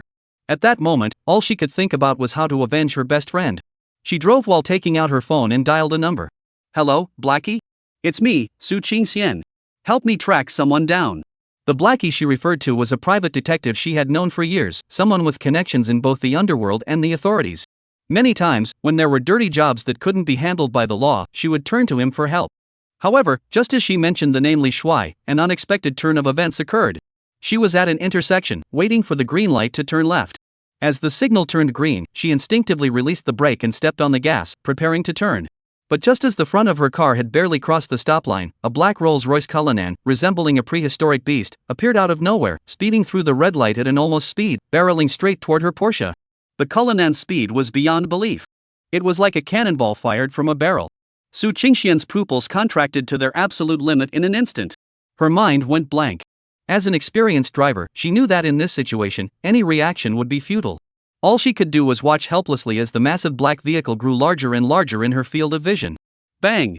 A deafening explosion echoed through the night sky, as if tearing it apart. The scarlet Porsche 718, struck by the Cullinan, was like a fragile toy, instantly crushed and flipped onto its side, rolling several times on the ground before coming to a halt, spewing black smoke. The vehicle was reduced to a heap of twisted metal, with shattered glass and parts scattered everywhere. The violent impact sent Su Qingxian's head crashing into the steering wheel. The airbags deployed instantly, pinning her firmly to the seat. Warm blood trickled down her forehead, staining her face with a grim red hue. Her ears rang loudly, and she could hear nothing. Everything before her eyes was blurry. Intense pain surged from every part of her body. But she struggled, using her last ounce of strength, to turn her head and look at the Cullinan that had collided with her. The accident scene fell into complete silence. Surrounding vehicles came to a halt from a distance. Everyone was stunned into silence by the horrific scene. A few seconds later, the crowd erupted into a chorus of screams. "Oh my God! There's been a car accident! Quick! Call 911! Call the police!" The black Cullinan's front end was severely damaged, but compared to the wrecked Porsche, it was in much better condition. Soon, the driver's side door of the Cullinan was pushed open, and a man in a custom-made suit, who appeared to be the driver, stumbled out. He ignored the injury on his head and rushed to the back seat, pulling open the door. Chairman, are you okay? Wake up!" In the back seat, an elderly man with white hair lay limp in his seat, his eyes tightly closed. A pool of blood was spreading rapidly across his chest. Clearly, he had suffered severe internal injuries in the collision. Seeing this scene, the surrounding crowd once again let out a collective gasp of horror. That Lin Tianyu, the chairman of Tianyu Group? My goodness! It really is him. I saw him on the financial news last time. This is bad. Why did that woman have to hit him? He's the richest man in Jiangcheng. He's not just the richest man in the city. I heard that Mr. Lin has always had heart problems and has been relying on medication to stay alive. This time, it doesn't look good. The whispers swirled around her like a tidal wave, flooding into Su Qingxian's ears. Her consciousness flickered between clarity and confusion. But the keywords Lin Tianyu, richest man in Jiangcheng, and heart disease pierced her heart like sharp knives. She was finished. She knew better than anyone else what this meant. The other party had run the red light, but there were no surveillance cameras at that intersection. The only witness was the driver. And he would never dare to testify against his boss. Therefore, in this lawsuit, she was certain to lose. The compensation would be an astronomical figure. A limited edition Rolls-Royce Cullinan, the repair costs alone would be at least 8 figures. And Lin Tianyu's life was priceless. If Lin Tianyu really came to harm, she wouldn't just lose everything she owned, she'd also face criminal charges of manslaughter and spend the rest of her life in prison. Despair. A despair unlike any she had ever felt before, a bone-chilling despair, instantly engulfed Su Qingxian. She felt her world collapse completely in that moment. Perfect. On the balcony of the building across the street, Li Shuai watched the entire scene unfold through the real-time footage provided by the system. He set down his teacup and smiled with satisfaction, like an artist admiring his own masterpiece. The system's execution was flawless. Both the timing and the severity of the consequences far exceeded his expectations. He could even see through the system the blood-stained face of Su Qingxian, covered in despair and agony. This filled him with an indescribable excitement. What is the highest form of conquering a woman? It's not about obtaining her body, but destroying her will, shattering her pride, and turning her from a queen standing high above everyone else into a slave crawling at his feet, begging for mercy. And now, he had successfully taken the first step. Just then, his phone suddenly rang. It was an unfamiliar number. Li Shuai's lips curled into a slight smile. He knew it was time for another prey to taste what true despair felt like. He pressed the answer button. On the other end, a frantic, tearful female voice immediately came through. Hello? Is this the family of Ms. Su Qingxian? This is the Traffic Police Department. Ms. Su has been involved in a serious car accident and is currently being transported to the city's First People's Hospital. Her condition is critical. Please come immediately. The call was from Lu Ruyan, who had used Su Qingxian's phone, which had fallen out of the car, to call back. Upon hearing the news, Lu Ruyan felt as though her entire world had turned black and white. Qingxian, in a car accident? The only person she relied on, the only hope she had also fallen? A fear and despair deeper and darker than anything she had ever felt when being tormented by Li Shuai suddenly gripped her heart. She hung up the phone, stumbled out of the room in a daze, not even bothering to change out of her pajamas. She had to find her. She had to go to the hospital. However, when she reached the elevator and frantically pressed the down button, that demonic voice echoed in her mind once again, at the most inopportune moment. Ding! Host, your two targets are now both in the deepest despair. System detection, the submission levels of target individuals Lu Ruyan and Su Qingxian are rapidly rising. It is time to appear before them as the savior. Please select your method of appearance. 1. Grand entrance. Immediately head to the hospital and resolve all of Su Qingxian's compensation and legal issues as a mysterious benefactor, instantly gaining her favor and dependence. Option 2. Covert manipulation. Remain inactive for now, letting them struggle in their desperate situation for a few more days. Once their spirits are completely shattered, emerge as their only hope, causing them to voluntarily surrender everything to you. Looking at the two options that popped up on the system panel, Li Shuai's face broke into a meaningful smile. He did not make an immediate decision but instead turned his gaze back to the deep night outside the window. The game was getting more and more interesting. Chapter 32, The Abyss of Despair and the Only Savior. Li Shuai ultimately chose the second option. He wasn't the type of hunter who rushed to achieve results. Compared to the fleeting gratitude that came from directly bestowing favors, he derived greater pleasure from driving his prey into a corner, watching them struggle desperately in the mud, and finally, in their complete despair, clinging to him as their only lifeline. The humiliation and submission they revealed in that moment. It was a sense of conquest that originated from the depths of his soul, far more satisfying than any physical possession. Let the bullets fly a little longer. Li Shuai chuckled lightly and closed the system panel. He leisurely poured himself another pot of top-grade Wui Mountain de Hongpao tea, then opened the laptop in front of him and began browsing local news websites and social media forums with great interest. Sure enough, within less than half an hour, the news headline Jiangqing's wealthiest man, Lin Tianyu, involved in a mysterious car accident. The identity of the female driver remains unknown, had spread like wildfire across the entire internet. The headlines were one more sensational than the next. Midnight horror. Porsche driver crashes into Rolls-Royce on the street, billionaire Lin Tianyu in critical condition. Femme fatale? Unveiling the mysterious woman involved in the collision with Lin Tianyu, suspected to be a partner at a renowned law firm. Huge compensation. Facing possible imprisonment. The female driver's life has plunged into a deep abyss. Below the news articles, countless comments and speculations further fueled the frenzy, pushing the incident to its peak. This woman is so bold. Driving a 718 and daring to collide with a Cullinan? Did Liang Jingru give her the courage? My friend was near the scene. I heard the Cullinan ran a red light, but the woman seemed to be speeding too, and there were no cameras at that intersection. This is going to be a mess. Can't be sorted out? You're too naive. Going up against Lin Tianyu? Even if you're in the right, it's like you're the emperor of heaven himself. They'll make sure you're dealt with properly. This woman's life is ruined for good. I found out. Her name is Su Qingxian, the managing partner of Jiangcheng's Tianhan law firm. A famous ice queen, but who knew she was so wild in private? A lawyer? So what? In the face of absolute power and capital, the law is just a joke. Just wait and see. Tianyu Group's legal department will sue her until she is bankrupt and rotting in prison. As he read these malicious and gloating comments, Li Shuai's smile grew even broader. He could even imagine the expressions on Su Qingxian and Lu Ruyan's faces when they saw these news reports. That was exactly the effect he wanted. He wanted Su Qingxian, this once high and mighty ice queen who had once looked down on him like a lowly insect, to experience firsthand what it meant to fear public opinion, to be abandoned by everyone, and to feel the despair of crying out to heaven and earth with no response. At the emergency room of the City First People's Hospital, Lu Ruyan sat on the cold bench, her mind in a daze, still wearing that thin silk nightgown. The pungent smell of disinfectant in the hospital corridor made her feel nauseous, but she didn't even notice. Her eyes stared blankly at the closed door of the emergency room, as if she could see through it. It had been exactly 3 hours since Su Qingxian had been brought in. Those 3 hours had been the longest and most agonizing wait of her life. Her mind was in complete chaos.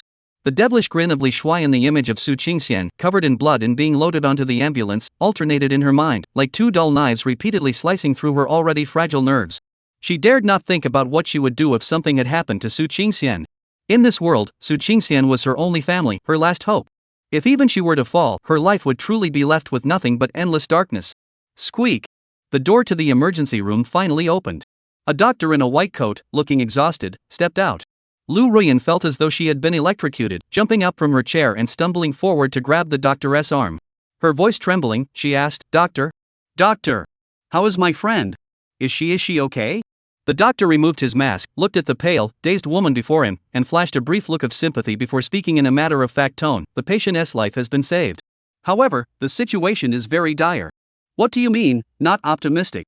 Lu Ruyan's heart sank to the bottom of her stomach.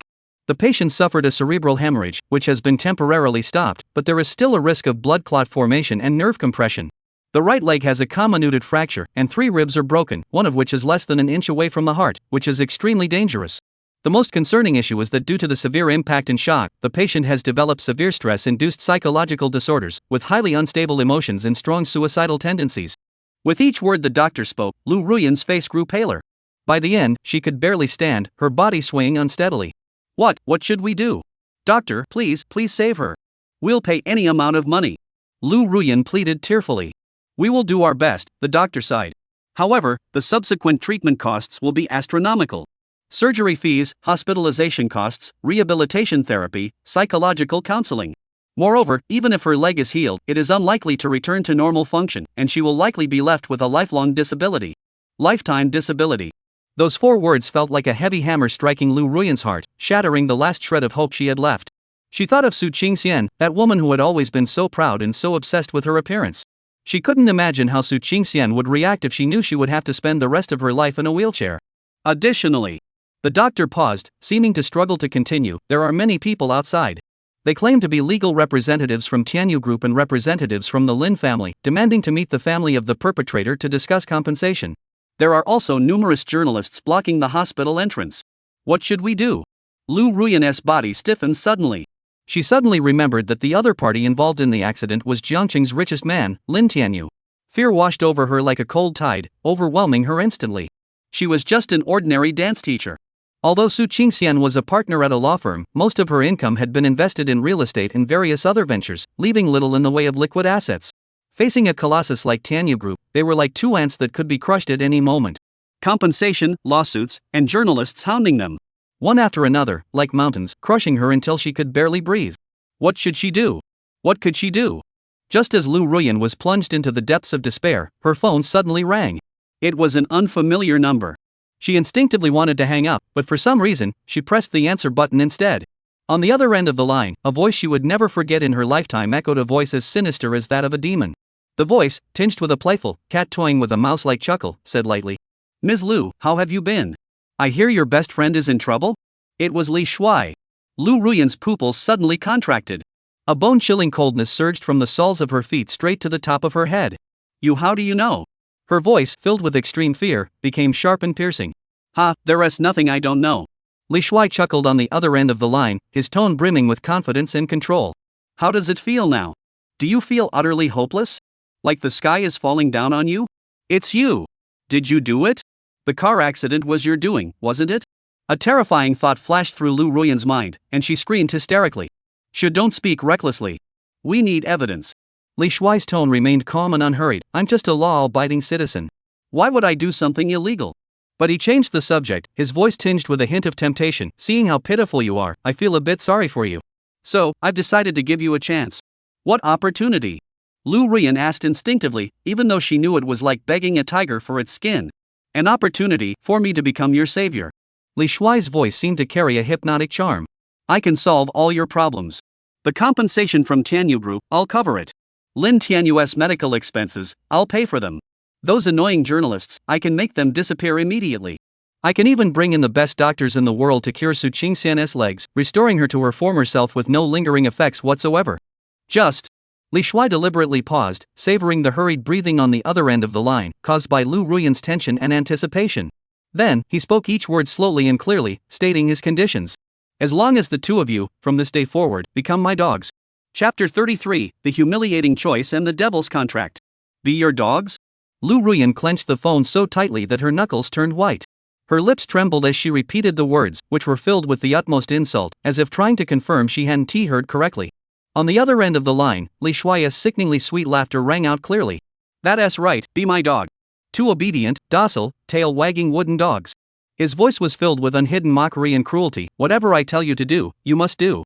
If I tell you to kneel, you cannot stand. If I tell you to bark, you must bark. How about it? This deal is quite profitable, isn't it?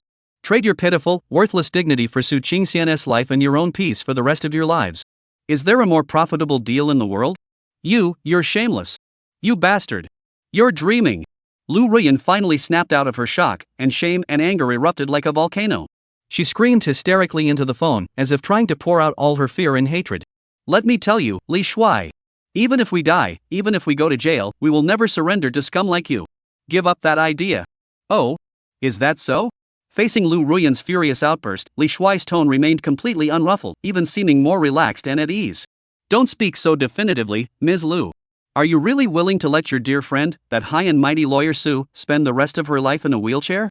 Can you really bear to watch her be sued by Tianyu Group for failing to pay the exorbitant compensation, ultimately ruining her reputation and ending up behind bars? Don't forget who she did this for.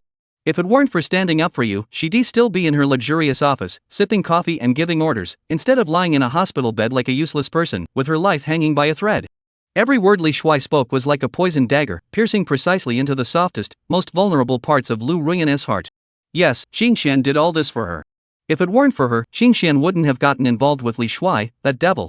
If it weren't for her, Xingxian wouldn't have driven out in the middle of the night, and the accident wouldn't have happened. It was she who had ruined Xingxian. This thought, like a venomous snake, was gnawing at Lu Ruyan's heart with relentless fury.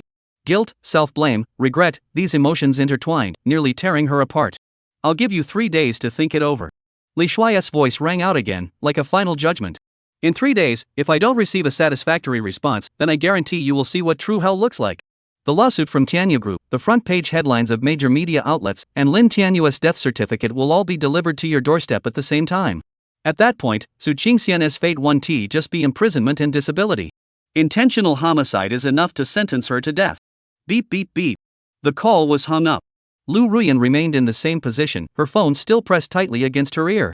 Her body trembled uncontrollably in the corridor's dim light, like a withered leaf in the wind. Li Shuai's words echoed in her mind like a vicious curse. Death penalty. No, no. She absolutely couldn't let Xingxian end up like that. A resolute gleam flashed in Lu Ruyan's eyes. She spun around abruptly and rushed toward Su Qingxian's hospital room. In the high-end VIP ward, Su Qingxian had already regained consciousness. The effects of the anesthesia hadn't fully worn off yet, but the excruciating pain throughout her body and the heavy, numb sensation in her right leg, which had been immobilized in a cast, made her acutely aware of what had happened to her. She didn't cry or make a scene, she simply lay still on the hospital bed, her vacant eyes staring at the ceiling. Those eyes, once brimming with wisdom and sharpness, were now a lifeless gray, like a stagnant pool unable to stir even the slightest ripple. When Lu Ruyan pushed the door open, this was the scene that greeted her. Xingxian, are you awake? Lu Ruyan's voice carried a hint of cautious inquiry. Su Qingxian's eyes slowly turned, fixing on her. Her lips moved, but the sound that came out was hoarse, like sandpaper being scraped. Am I disabled? Lu Ruyan's heart clenched painfully. She forced back the tears welling up in her eyes, hurried to the bedside, and gripped Su Qingxian's icy hand. No. The doctor said that as long as you receive proper treatment, your legs will definitely recover. She spoke in a tone that even she didn't believe, trying to sound lighthearted. Su Qingxian's lips twisted into a smile that was uglier than crying. Don't lie to me. I know my own body. My legs have no feeling left. Her gaze slowly shifted from Lu Ruyan's face and returned to the pale ceiling. Ruyan, I'm done for. Her voice was soft and calm, yet it carried a heartbreaking despair. Not only am I disabled, but I also have to face Tianyu Group's exorbitant compensation demands and criminal charges. My career, my life, everything I have, all of it, was destroyed in that single explosion. No. It can't be. Xingxian, listen to me, we still have a way out. Lu Ruyan said urgently. A way out? Su Qingxian laughed sarcastically. What way out? Find someone to take the blame? Or beg the Lin family to spare us? Don't be naive, Ruyan. In this world, without money and power, we're nothing. She paused, took a deep breath, as if gathering all her strength, before uttering the next words. Ruyan, help me find an opportunity. I want to jump off this building. What did you say? Lu Ruyan was struck speechless, her eyes widening in shock. Xingxian, have you lost your mind? How could you even think of such a thing? I'm not crazy. Su Qingxian's tone remained eerily calm. Rather than live like a in prison, I'd rather end it all now. At least that way, I can preserve the last shred of my dignity. No. I won't let you say that. I won't let you give up. Lu Ruyan's emotions completely broke down. She threw herself onto the hospital bed, clinging tightly to Su Qingxian, and burst into tears. Xingxian, you can't die. If you die, what will I do? What will I do without you? I'm sorry, Ruyan. It's my fault. I can't protect you anymore. Tears finally streamed down Su Qingxian's eyes. The two women clung to each other, sobbing uncontrollably in the hospital room. A sense of despair hung heavy in the air, thickening and spreading. After crying for an unknown amount of time, Lu Ruyan gradually stopped sobbing. She raised her tear-streaked face and looked at her best friend, her eyes flashing with an unusual determination. She made a decision. A decision that might destroy her forever, but was the only way to save Su Qingxian. Qingxian, listen to me. She wiped away her tears and spoke clearly, one word at a time. We won't lose. Your legs will heal. The troubles with Tianyu Group will be resolved. Your life won't be ruined. Because I will go to ask someone. Who? A hint of confusion flashed in Su Qingxian's eyes. Lu Ruyan's lips trembled slightly. She took a deep breath before finally forcing the name she hated with every fiber of her being, yet had no choice but to cling to as her last hope, out between her teeth. Li Shuai. The moment those words left Lu Ruyan's lips, Su Qingxian's pupils contracted sharply. She thought of something, and her face turned as pale as paper. No. Ruyan, you can't go to him. Do you know what that means? She tried to sit up in excitement, but the movement aggravated her wounds, causing her to suck in a sharp breath of pain. I know. A sorrowful, resolute smile appeared on Lu Ruyan's face. Of course I know what it means. It meant that she would have to push herself and her best friend into the depths of that devil's abyss with her own hands. It meant they would abandon all their dignity and pride, becoming the most humble and docile playthings at that man's feet. But for Qingxian, she had no other choice. Qingxian, listen to me. Lu Ruyan clenched Su Qingxian's hand tightly, her gaze unwavering and unyielding. This is our only way out. After speaking, she gave Su Qingxian no chance to object, turning resolutely and walking out of the ward. She took out her phone, found the number from hell she had just called, and dialed it tremblingly. The call was answered almost immediately. Have you come to your senses? Li Shuai's voice, tinged with a smile, came through the receiver. Lu Ruyan closed her eyes, a single tear sliding silently down her cheek. Her voice, hoarse and dry from humiliation and despair, yet tinged with a resolute determination, replied. I agree. But I have one condition. Chapter 34, The Despairing Quagmire and the Contract of Submission. I agree. As those 4 words struggled to leave Lu Ruyan's lips, she felt as though her soul had been ripped from her body, leaving behind only an empty shell. The glaring white lights of the hospital corridor now appeared blurry and distorted in her eyes. The voice of Li Shuai, tinged with a smile, echoed in her mind like a curse from hell, each word reverberating in her head. But I have one condition. These were her final words of resistance, the last desperate grasp at a faint glimmer of hope before she was about to plunge into the abyss. She knew that this condition might mean nothing to Li Shuai, but she still wanted to fight for even a shred of dignity for herself and Qingxian. Condition? Li Shuai's voice on the other end of the phone remained casual and amused, as if he were leaning back on the sofa, sipping a cup of coffee and enjoying her desperate struggle. Do you even have the right to negotiate with me now, Ms. Lu? Lu Ruyan bit her lower lip, her nails digging deeply into her palm, trying to numb the overwhelming humiliation with pain. You must cure Qingxian's legs and restore her to her former self, leaving no lasting complications. Additionally, you must resolve all issues with Tianyu Group and ensure she faces no legal consequences. This is my bottom line. Her voice was hoarse, trembling on the brink of collapse, yet unusually resolute. This was her last bargaining chip and her sole obsession. There was a moment of silence on the other end of the phone, as if he was weighing his options. In Li Shuai's mind, the system's cold voice rang out. Ding! Target individual Lu Ruyan has triggered the only redemption psychological defense mechanism. Affinity +5. Current affinity, 45 uncertain, beginning to depend. A smirk curled the corners of Li Shuai's lips. This Lu Ruyan was indeed a woman who valued loyalty and friendship. For her best friend, she was willing to sacrifice even her last shred of dignity. Such a prey would be far more interesting to conquer. No problem, Li Shuai's voice carried a hint of seduction. I agree. As long as you obey my orders, I guarantee that Su Qingxian's legs will be as good as new, and all troubles will vanish. In fact, I can even secure her a substantial compensation package, ensuring she lives comfortably for the rest of her life. Of course, all of this is contingent upon you satisfying me. Lu Ruyan's heart trembled violently. She knew she had completely fallen into Li Shuai's trap. But for the sake of simplicity, she had no other choice. Deal. She closed her eyes, and 2 tears silently slid down her cheeks, as if mourning the funeral of herself and Qingxian. Good. Li Shuai smiled satisfactorily. Now, return immediately to your best friend's hospital room. I will send someone. No, I will go personally to sign a special contract with you. Remember, do not play any tricks. Otherwise, the consequences will be on you. The call ended. Lu Ruyan slowly put down her phone. The cold screen felt like it could burn her fingertips. She stared at the closed doors of the emergency room, her eyes flickering with a moment of despairing stillness before being replaced by a resolute determination. For Qingxian, she had to keep going. She took a deep breath and dragged her heavy footsteps back to Su Qingxuan's hospital room. The room was filled with the strong smell of disinfectant and an overwhelming sense of silent despair. Su Qingxian lay motionless on the bed, her eyes vacant as she stared at the ceiling, resembling an empty shell devoid of life. Her right leg was immobilized by thick plaster, and her pale face still bore traces of tears, with the bandage on her forehead standing out starkly. Qing Qian. Lu Ruyan whispered, her voice hoarse and unrecognizable. Su Qingxian slowly turned her head. The once bright and sharp eyes were now empty and lifeless. She saw Lu Ruyan, saw the tears still wet on her face, and saw the despair in her eyes, deeper than her own. Ruyan, why are you crying? I'm not dead yet. Su Qingxian's voice was soft, yet tinged with a self-mocking calmness. Lu Ruyan's eyes welled up again. She hurried to the bedside and tightly grasped Su Qingxian's icy hand. Qingxian, I found a way. She tried to make her voice sound firm, but it still trembled slightly. Su Qingxian's expression remained unchanged. She didn't even ask, what solution? She simply closed her eyes. Don't waste your energy, Ruyan. I've accepted it. This leg of mine is gone for good. As for the prison sentence, perhaps it's a form of liberation after all. No. Qingxian, listen to me. Lu Ruyan suddenly raised her voice. She knew that if she didn't pull Qingxian out of this abyss of despair now, she would truly give up everything. She took a deep breath and relayed Li Shuai's conditions to Su Qingxian, word for word. The hospital room fell into a deathly silence. Su Qingxian's body stiffened suddenly. Her tightly closed eyes flew open the moment she heard the words, "Be my XX." Her pale eyes were filled with shock, anger, and disbelief. You're crazy? Su Qingxian struggled with all her strength to sit up, but the movement aggravated her wounds, causing her to gasp in pain and turn pale. Lu Ruyan, do you know what you're saying? That's selling yourself.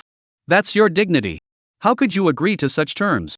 Her voice grew sharp with emotion, each word like a knife piercing Lu Ruyan's heart.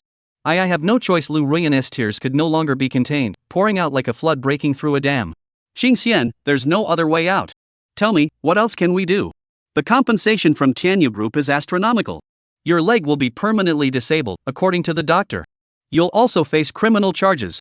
Do you really want to go to prison?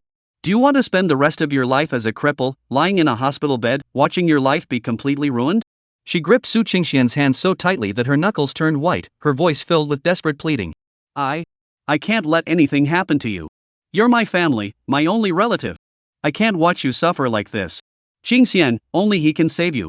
He promised that as long as we agree to his conditions, he'll save you. He'll heal your legs and resolve all the issues.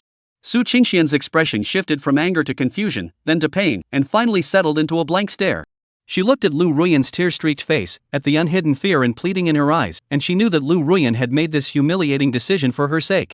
She closed her eyes, and 2 tears slid down her cheeks, soaking into the strands of hair at her temples. She had once been so proud and arrogant, believing that with her intelligence and abilities, she could control everything. However, in the face of absolute power and capital, in the face of schemes and despicable means, she realized how small and powerless she truly was. Is what you're saying true? Can he really cure my legs? Su Qingxian's voice carried a hint of desperate hope. For a lawyer whose livelihood depended on her physical health and mobility, disability was more terrifying than death. Yes, he promised. He will definitely do it. Lu Ruyan gripped Su Qingxian's hand tightly, as if clinging to the last straw of hope. Qingxian, believe me this time. The ward fell silent once more. Within Su Qingxian's heart, a fierce and painful struggle raged. On one side was the last remnants of human dignity and pride, on the other was the choice between life and death, freedom and disability. Ultimately, the instinct to survive and the longing for the future overpowered that pitiful shred of dignity. I agree. Su Qingxian's voice was as faint as a mosquito's buzz, tinged with humiliation and exhaustion. Those 2 words seemed to drain every ounce of strength from her body, leaving her completely limp on the hospital bed. Lu Ruyan suddenly embraced Su Qingxian and burst into tears. Those were tears of despair, but also of relief at having survived. They both knew that from this moment onward, their lives would be forever changed. Just then, the hospital room door was gently pushed open. A short, stocky figure walked in leisurely. Li Shuai. He was wearing a brand new casual outfit. Though the style was ordinary, the fabric and tailoring were meticulously chosen, accentuating his already rotund figure. A faint, lecherous smile played on his lips as his small eyes scanned the room, eventually settling on the 2 women clinging to each other in tears. Oh, it seems the 2 beauties have come to an agreement. The atmosphere is so touching, I almost can't help but shed a tear. His voice carried a hint of mockery, as if he were laughing at their vulnerability. Lu Ruyan and Su Qingxian's bodies trembled violently, as if someone had pressed the pause button. They slowly released each other, lifted their heads, and glared at Li Shuai with eyes filled with humiliation and hatred. Li Shuai, you bastard.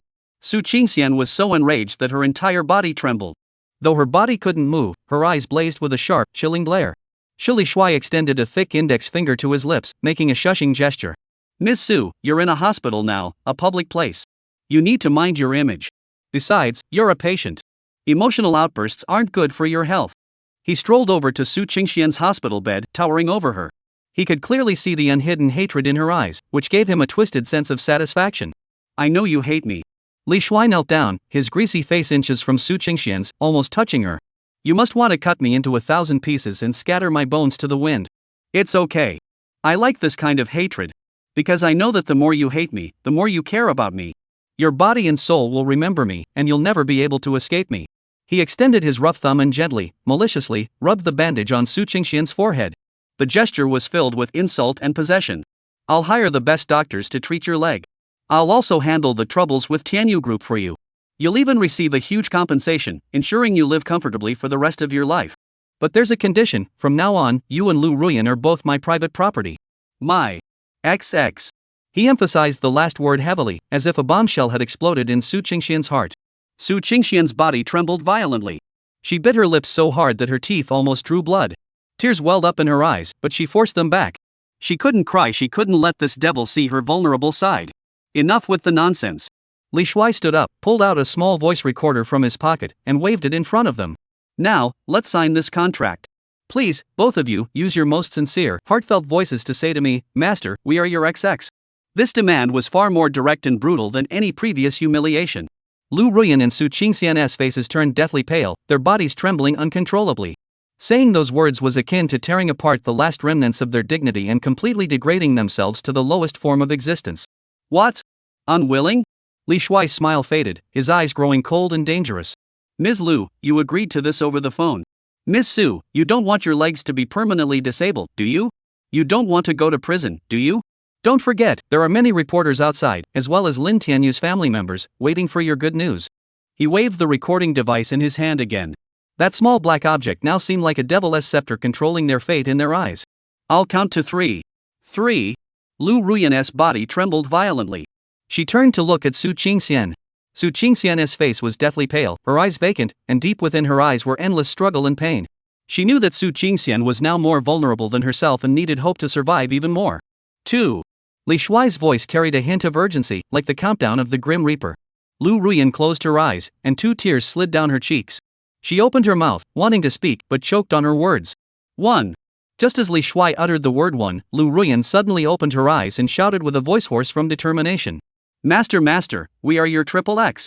The voice was faint, filled with extreme humiliation and pain, yet it echoed clearly throughout the ward. Li Shuai's face twisted into a sick, satisfied grin. He aimed the voice recorder at Su Qingxian. Ms. Su Qingxian, it's your turn. Su Qingxian's body trembled violently. She looked at Lu Ruyan's face, which was so swollen and bruised from crying, and saw the humiliation she had chosen for herself. Her heart felt as though it had been torn apart. She opened her mouth but couldn't utter a sound. Her once proud throat felt as though it had been choked, unable to force out a single word. Attorney Qingxian, did you find my previous explanation insufficient? Li Shuai's smile grew wider, but his tone was as cold as winter. It seems I need to make a deeper impression on you all. He took out his phone and dialed a number in front of them. Hello, is this the butler of Mr. Lin's household? This is Li Shuai. Yes, that's the one. Tell Mr. Lin that I've changed my mind about the female driver who caused the accident. Let her do whatever she wants. Anyway, I don't care about the money. As for compensation and any legal liability, handle it according to the highest standards. Yes, that's how it should be done. Give her a lesson she'll never forget. Li Shuai spoke casually, but his words were like the most vicious curse, striking Su Qingxian and Lu Ruyan's hearts with brutal force. Su Qingxian's face turned as white as paper. She knew that Li Shuai was forcing her, using the cruelest means to make her submit. No! Don't! Lu Ruyan lunged at Li Shuai, trying to stop him, but he easily pushed her aside. Qingxian, speak! Speak! Lu Ruyan screamed hoarsely, tears and snot mingling together, looking utterly disheveled. Su Qingxian's body trembled violently. She looked at Li Shuai's triumphant face, at the naked mockery and cruelty in his eyes. She knew she had no way out. She closed her eyes, and 2 tears silently slid down her cheeks, soaking the white pillow. She took a deep breath, gathered all her strength, and forced out the words that made her want to die. Master! Master, I am your XX. Her voice trembled uncontrollably, filled with utter humiliation and despair. Very good. Li Shuai smiled satisfactorily, putting away the voice recorder as if it were a work of art, examining it carefully. From now on, you are officially my private property. Congratulations on making such a wise choice. He placed the recorder back in his pocket, then walked over to the hospital bed and gently patted the cast on Su Qingxian's injured right leg. Ms. Su Qingxian, don't worry. I keep my word. From now on, I'll take care of your leg. The troubles with Tianyu Group, I'll handle them. You just focus on recovering. In the future you'll just need to serve your master well. As he spoke, he glanced at Lu Ruyan with a hint of command in his eyes. Ms. Lu, you wanted to take care of your best friend, didn't you? Very well. From today onward, you will not leave this room. Her every need, eating, drinking, sleeping, will be your responsibility. Remember, I want to see your loyalty. Lu Ruyan's body trembled violently. She bit her lips tightly, her eyes filled with endless humiliation and hatred. She knew this was Li Shuai finding new ways to torment her, forcing her to care for this friend who had been injured because of her, while also reminding them of their current status. Now, I will issue the first order. Li Shuai's voice echoed through the ward, carrying an authority that left no room for defiance. Ms. Lu, go immediately and fetch me a glass of water. Use the gentlest, most considerate manner you can muster to feed it to Attorney Qingqian. Remember, treat her as you would your own master. Lu Ruyan's body stiffened like a stone. She couldn't believe her ears. She looked at Su Qingxian, then at Li Shuai, her eyes filled with conflict. What? Any objections? Li Shuai raised an eyebrow, his tone laced with a dangerous warning. Or do you want to taste the consequences of disobeying your master's orders right now? Lu Ruyan's heart sank. She knew she had no choice. She glanced at Su Qingxian, who lay on the hospital bed with an equally pale face, and finally closed her eyes in humiliation. She walked over to the water dispenser, poured a cup of warm water, and then, trembling, approached Su Qingxian's hospital bed. Su Qingxian looked at her, a complex gleam flashing in her eyes. There was pity, there was reluctance, but more than anything else, there was a shared sense of despair at their mutual downfall. Lu Ruyan took a deep breath, brought the cup to Su Qingxian's lips, and spoke in a hoarse, humiliated voice, Master. Qingxian, drink water. She still couldn't bring herself to say the word master. Li Shuai narrowed his eyes slightly but did not react immediately. He simply watched the scene with a smirk, savoring their pain and struggle. Su Qingxian slowly opened her mouth and drank the water Lu Ruyan had fed her. The icy liquid slid down her throat, but it did nothing to ease the burning heat within her. Very good, Li Shuai nodded satisfactorily, a cruel smile spreading across his face. Ms. Lu, it seems you're still not very obedient. What did I just say? Treat him like your own master. Are you trying to fool me? He walked to the bedside, picked up the cup Lu Ruyan had used to pour water, and without hesitation, poured the remaining water onto Lu Ruyan's face. Snap out of it, Ms. Lu, Li Shuai's voice was as cold as ice. Remember your place. From now on, you must obey every single one of my orders without question. Otherwise, I guarantee you'll regret it. Now, do it again. Feed her water, then repeat what I just told you to say. Lu Ruyan's body trembled violently. Her face was covered in droplets of water, making her look utterly disheveled.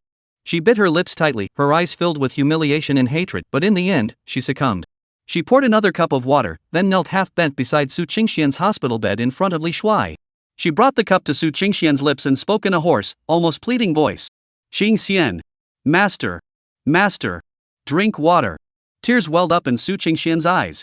She looked at Lu Ruyan's humiliated and despairing face, her heart filled with endless pain and self-blame. She opened her mouth, allowing Lu Ruyan to feed her water. The cold liquid seemed to mock their tragic fate. That's better, Li Shuai smiled satisfactorily. He took out his phone and pressed the recording button again. Now, the two of you must repeat that promise to me. Lu Ruyan and Su Qingxian's bodies trembled simultaneously. They exchanged glances, seeing the same despair in each other's eyes. They knew this was Li Shuai reiterating their new identities, slowly eroding their dignity. Very good, he said softly, his voice brimming with possessiveness. From today onward, your lives, your bodies, everything about you will be under my control. I will make you experience a pleasure unlike anything you've ever known. Of course, you will also pay the corresponding price. He walked to the window and pulled back the heavy curtains. The first rays of morning sunlight streamed through the glass, gently illuminating the hospital room. However, for the two women inside, that warm sunlight felt like the glow of hell, piercing their eyes and tearing at their shattered souls. Remember, there is no turning back from your choice. Li Shuai turned around, looking down at them with a smug expression on his greasy face filled with amusement and cruelty. From today onward, your lives will be entirely under my control. I will make you understand what true submission really means. He pulled out his phone again and swiped his fingers across the screen swiftly. Ding! Host successfully bound to target individuals Lu Ruyan and Su Qingxian, humiliation contract signed. Task reward, affinity plus 20 Lu Ruyan, affinity plus 15 Su Qingxian, cash reward of 500,000 yuan, and one opportunity to enhance a designated body part. Lu Ruyan's current affection level, 65 half-hearted, body beginning to submit. Su Qingxian's current affinity, 30 initially favorable, mental state beginning to waver. Due to the host conquering 2 high-difficulty targets within a short period and successfully signing the humiliation contract, the system grants the host an additional reward, Charm Aura Basic. Charm Aura Basic. When interacting with members of the opposite sex, the host can randomly increase the physical dependence of the opposite sex toward the host based on their affection level, causing them to experience stronger pleasure during physical contact while weakening their psychological resistance toward the host. The effect lasts for 24 hours, with a cooldown time of 72 hours. Li Shuai looked at the refreshed prompt on the system panel, his excitement nearly overflowing. Charm Aura. This is practically a cheat code. With this, conquering those arrogant ones will be a piece of cake. He suppressed his excitement, maintaining his enigmatic smile. Now, I will issue your first, official task. Li Shuai's voice carried a hint of seduction. Ms. Lu, Attorney Qingxian, listen carefully. From today onward, you will temporarily set aside all your work and become my personal attendants. You will be responsible for my daily living arrangements and fulfilling all my reasonable needs. Of course, in return, I will help you rid yourselves of all your troubles in the shortest possible time. He looked at Su Qingxian with a playful expression. Ms. Su, your right leg is fractured, and you have difficulty moving. Mr. Lu will take care of you. However, I don't want to see you two acting like a pair of whiny women all day. I want you to be more lively and cheerful. So, Mr. Lu, your first task is to ensure that Ms. Su Qingxian recovers her mental state as soon as possible and maintains a smile every day. If I see any unhappy expression on her face, I'll hold you responsible. Lu Ruyan's body trembled violently. She couldn't believe her ears. Make Qingxian smile under these circumstances? That is simply impossible. Additionally, Li Shuai turned his gaze to Lu Ruyan, a wicked smile curling his lips. As a reward, I've decided to have you move into my residence tonight. This will make it more convenient for me to check your progress at any time. Oh, and don't worry about your belongings, I'll have my assistant take care of everything for you. He deliberately ignored the shock and despair on their faces and continued speaking as if nothing had happened. Of course, I won't treat you badly. He walked to the window and pointed at the beautiful city lights outside. From today onward, you'll understand what true life is all about. Money, power, status, men, everything you've ever desired, I'll give it all to you. As long as you obey me. Li Shuai finished speaking, ignoring their reactions, and turned to leave the ward.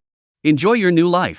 His voice, filled with the triumph of a victor and a hint of cruel satisfaction, echoed through the ward. Chapter 35, A Dismal Cell, The Humiliating First Night. The night was as dark as ink, and the residential area of Jiangcheng lay silent in the darkness, broken only by the occasional barking of dogs. In Li Shuai's rented room, the dim light from the broken curtains cast a series of unsettling shadows on the cracked floor. Lu Ruyan and Su Qingxian lay in the bedroom, having just settled down, but they couldn't sleep despite clinging to each other.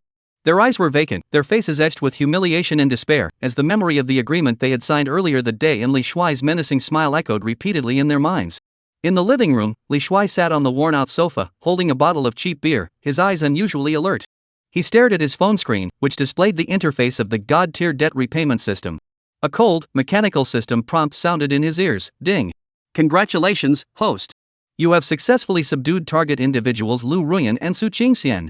Their current affection levels are extreme fear and deep loathing, respectively.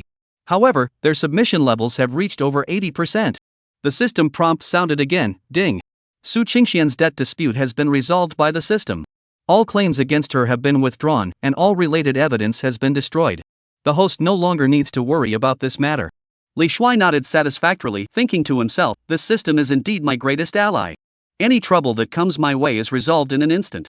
He took a sip of beer, a hint of smugness flashing in his eyes, as his mind began to plot his next moves. Over the next few days, Li Shuai did not allow Lu Ruyan and Su Qingxian to continue staying in the rented apartment. Using part of the funds rewarded by the system, he rented a secluded villa in the suburbs of Jiangcheng. The environment was quiet and secluded, far from the city center, with almost no neighbors nearby, the perfect place to hide someone. He decorated the place with great care, making it appear like the ordinary residence of a wealthy family on the surface. However, the interior was equipped with various surveillance devices, ensuring that every move of the two guests was under his control.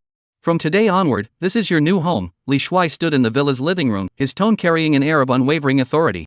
Lu Ruyan and Su Qingxian stood before him, heads bowed, their bodies trembling slightly. Su Qingxian's leg injury had not yet healed, and she still walked with a slight limp, while Lu Ruyan's eyes were filled with complex emotions, fear of Li Shuai and confusion about the future. Ruyan, you must still go to work at the school. After all, you're a teacher, and disappearing for too long will arouse suspicion. Li Shuai lit a cigarette and said casually, however, after work, you must return here immediately and not speak a single word to anyone. Do you understand? Lu Ruyan bit her lower lip and nodded, her voice so soft it was barely audible. I understand. As for Qingxian, your leg injury hasn't healed yet, so you'll stay here to recover. Li Shuai turned to look at Su Qingxian, his tone tinged with a hint of teasing. Don't worry, I'll find a way to help you recover quickly. Su Qingxian didn't say anything, just looked down at her leg, her eyes slightly red. She knew that Li Shuai's find a way wouldn't be anything good, but she had no choice but to accept it silently. In the days that followed, Lu Ruyan went out early and returned late every day. On the surface, she remained the elegant and intelligent teacher at the university, but inside, she felt hollowed out. She forced a smile in class and could only give half-hearted responses to her colleagues' concerns, afraid of revealing any cracks. But every time she returned to the villa after work and saw Li Shuai's repulsive face, her heart sank to the bottom. Li Shuai continued his job as a security guard at the school, appearing on the surface to be the same carefree, harmless guy. However, in secret, he had used the system to uncover more people's secrets and was preparing to launch a new hunt at any moment. He would occasionally steal glances at Lu Ruyan while at school, watching her feign composure, and felt an indescribable sense of satisfaction. As for Su Qingxian, Li Shuai had not broken his promise. One evening after returning to the villa, he exchanged a special healing potion from the system's marketplace. According to the system's description, this potion could repair bodily injuries in a short amount of time, even surpassing modern medicine in its efficacy. Of course, the potion was extremely expensive, and Li Shuai had spent most of the funds he had earned from previous missions to acquire it. Here, drink this. Li Shuai handed her a small bottle of liquid with a faint medicinal scent, his tone carrying a hint of command. Su Qingxian hesitated for a moment before taking the bottle, her eyes filled with caution. What is this? She whispered, her voice trembling slightly. Don't ask so many questions, just drink it. Li Shuai impatiently waved his hand. Do you think I'd harm you? This is what will heal your leg injury. Try it yourself if you don't believe me. Su Qingxian clenched her teeth and finally downed the liquid in one gulp. The liquid tasted slightly bitter at first, but soon a warm sensation spread from her throat throughout her body, especially in her injured leg, accompanied by a tingling sensation. To her surprise, the leg that had been in excruciating pain began to regain sensation and could even move slightly. How about it? It works pretty well, doesn't it? Li Shuai sat beside her, crossing his legs, a smug smile on his face. I told you, as long as you obey me, I won't treat you badly. Su Qingxian lowered her head, her heart filled with mixed emotions. She knew that this so-called favor was just another way for Li Shuai to control her, but she couldn't deny that the potion had given her hope for recovery. If her leg injury could heal, at least she wouldn't be confined to bed like this anymore, unable to even move freely. Over the next few days, Su Qingxian's leg injury healed at an astonishing rate. What the doctors had initially said would take months to heal was nearly fully recovered in less than a week thanks to the potion. She could stand again and even walk slowly, though she couldn't engage in strenuous activity yet. This alone left her utterly stunned. It seems this system is no joke, Li Shuai thought to himself as he watched Su Qingxian try to walk. He knew that this gift would deepen Su Qingxian's dependence on him, and that was exactly what he wanted. Meanwhile, Lu Ruyan's work at school gradually stabilized. Though her heart was in agony, she had to put on a brave face and even force a smile in front of her colleagues to hide her true circumstances. Every night when she returned to the villa, seeing Su Qingxian gradually recovering, she felt a mix of relief and deeper despair because she knew that Li Shuai's methods would only grow more cunning, and their future would only grow darker. Chapter 36, The Ice Lotus, A New Debtor. Time flew by, and it had been over 2 months since Li Shuai obtained the system.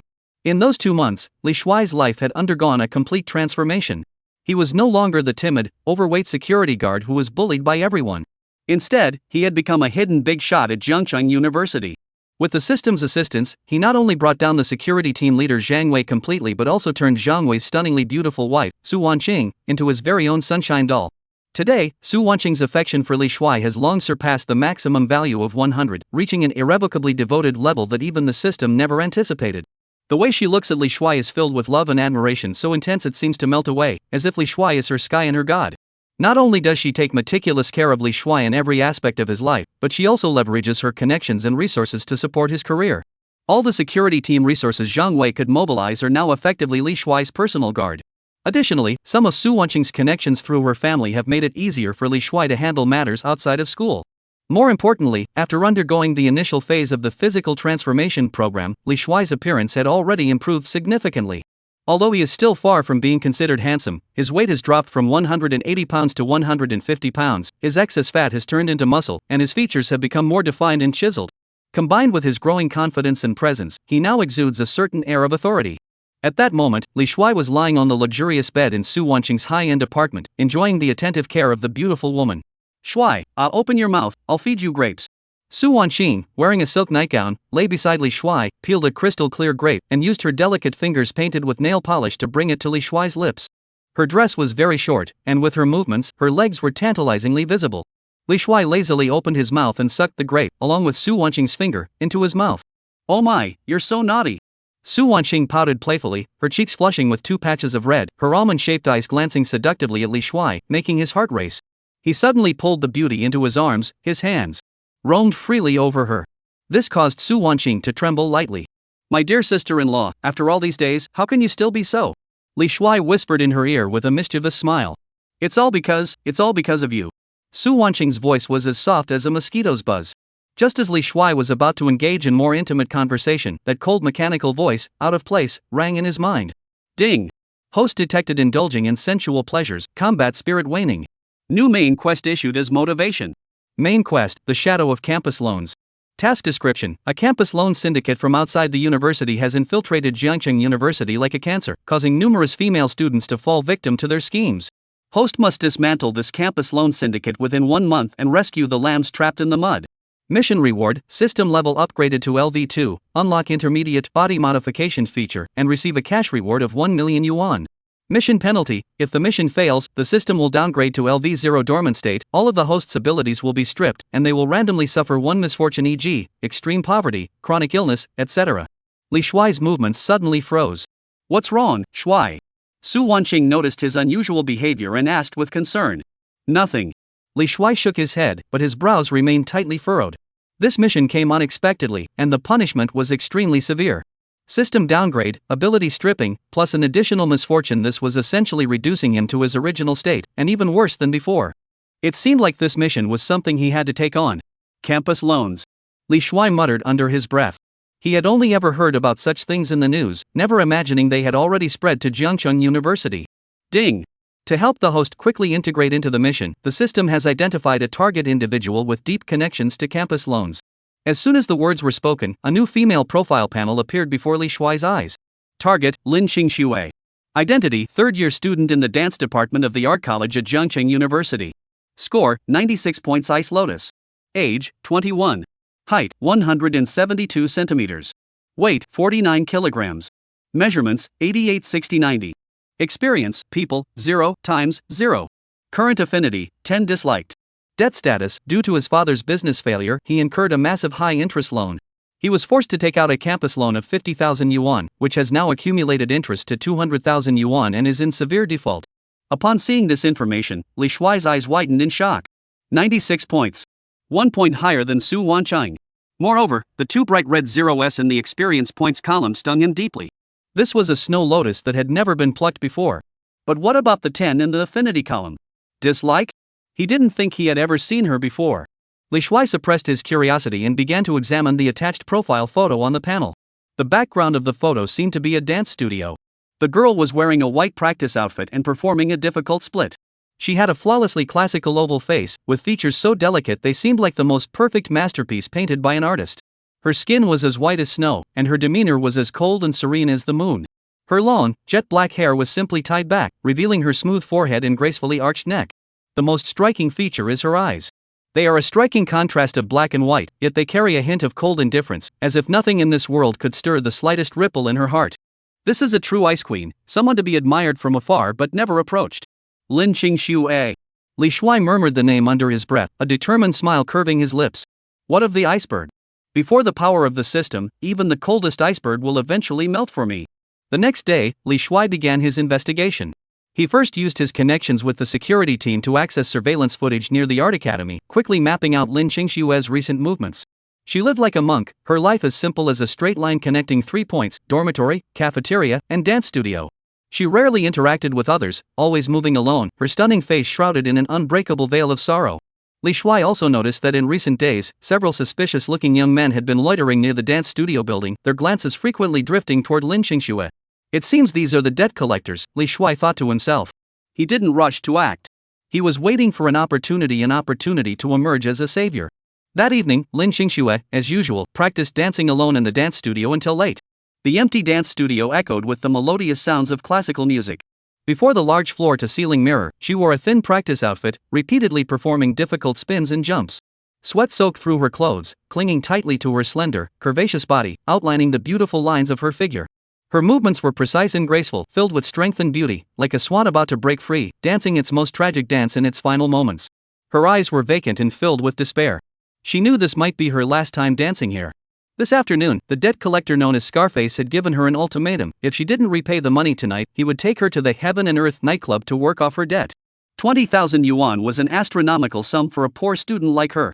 She was at the end of her rope. Am I really going to? Lin Shiao dared not think further, and tears streamed down her cheeks. Just then, a loud bang echoed through the room as the dance studio door was kicked open. Hey, little beauty, you've got some free time to dance here?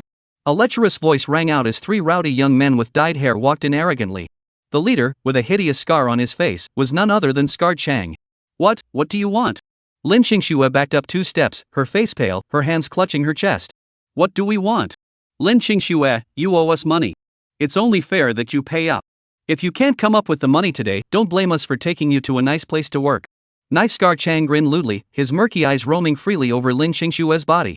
I don't have any money. Lin Shiao's voice trembled with tears. No money? Knife Scar sneered.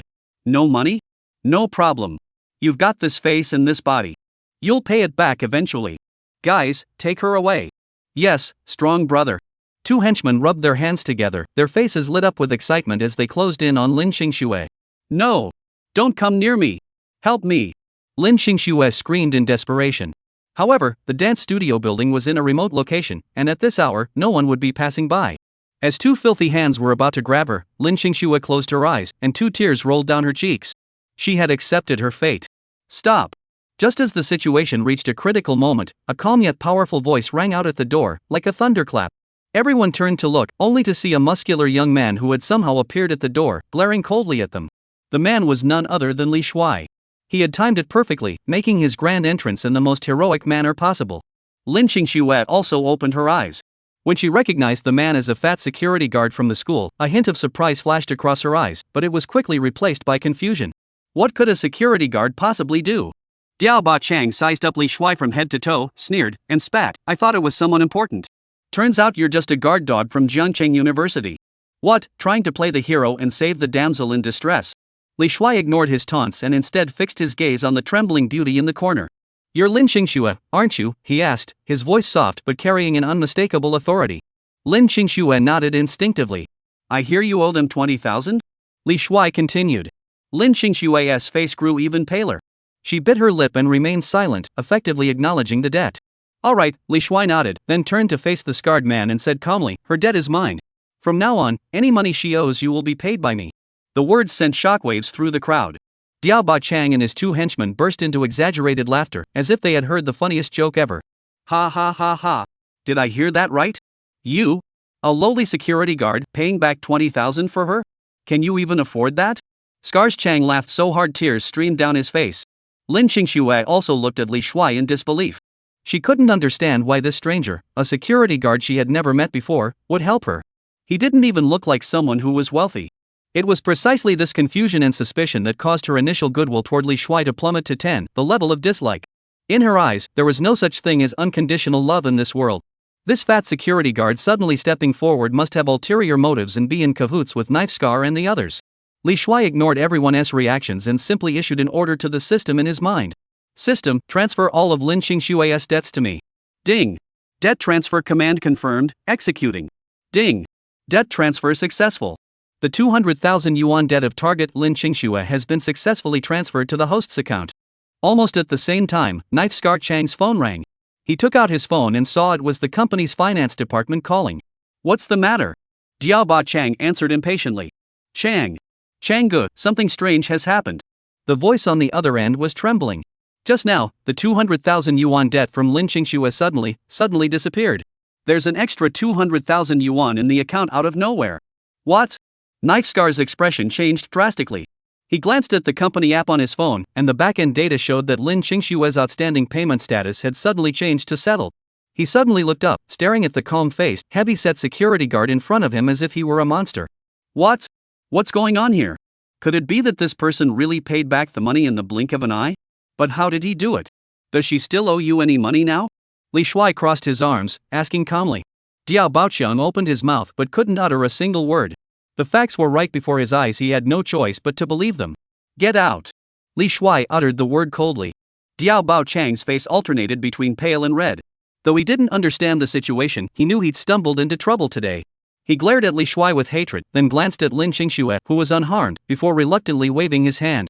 Let us go. The three thugs, who had arrived with such bravado, now left like defeated roosters, slinking away in shame. The dance studio fell silent once more. Li Shuai turned around and looked back at the icy beauty, who was still in a state of shock and alertness. Now, it's time for us to discuss your debt issue. A meaningful smile curled the corners of his mouth. The new prey had already been caught in the net. Chapter 37, The Ice Queen's Exclusive Contract. The air in the dance studio seemed to freeze. The harsh white light cast a pallid glow on Lin Shiao's already pale face. She huddled in the corner like a startled deer, her cold, wary eyes fixed intently on the burly security guard who had claimed to take over her debt.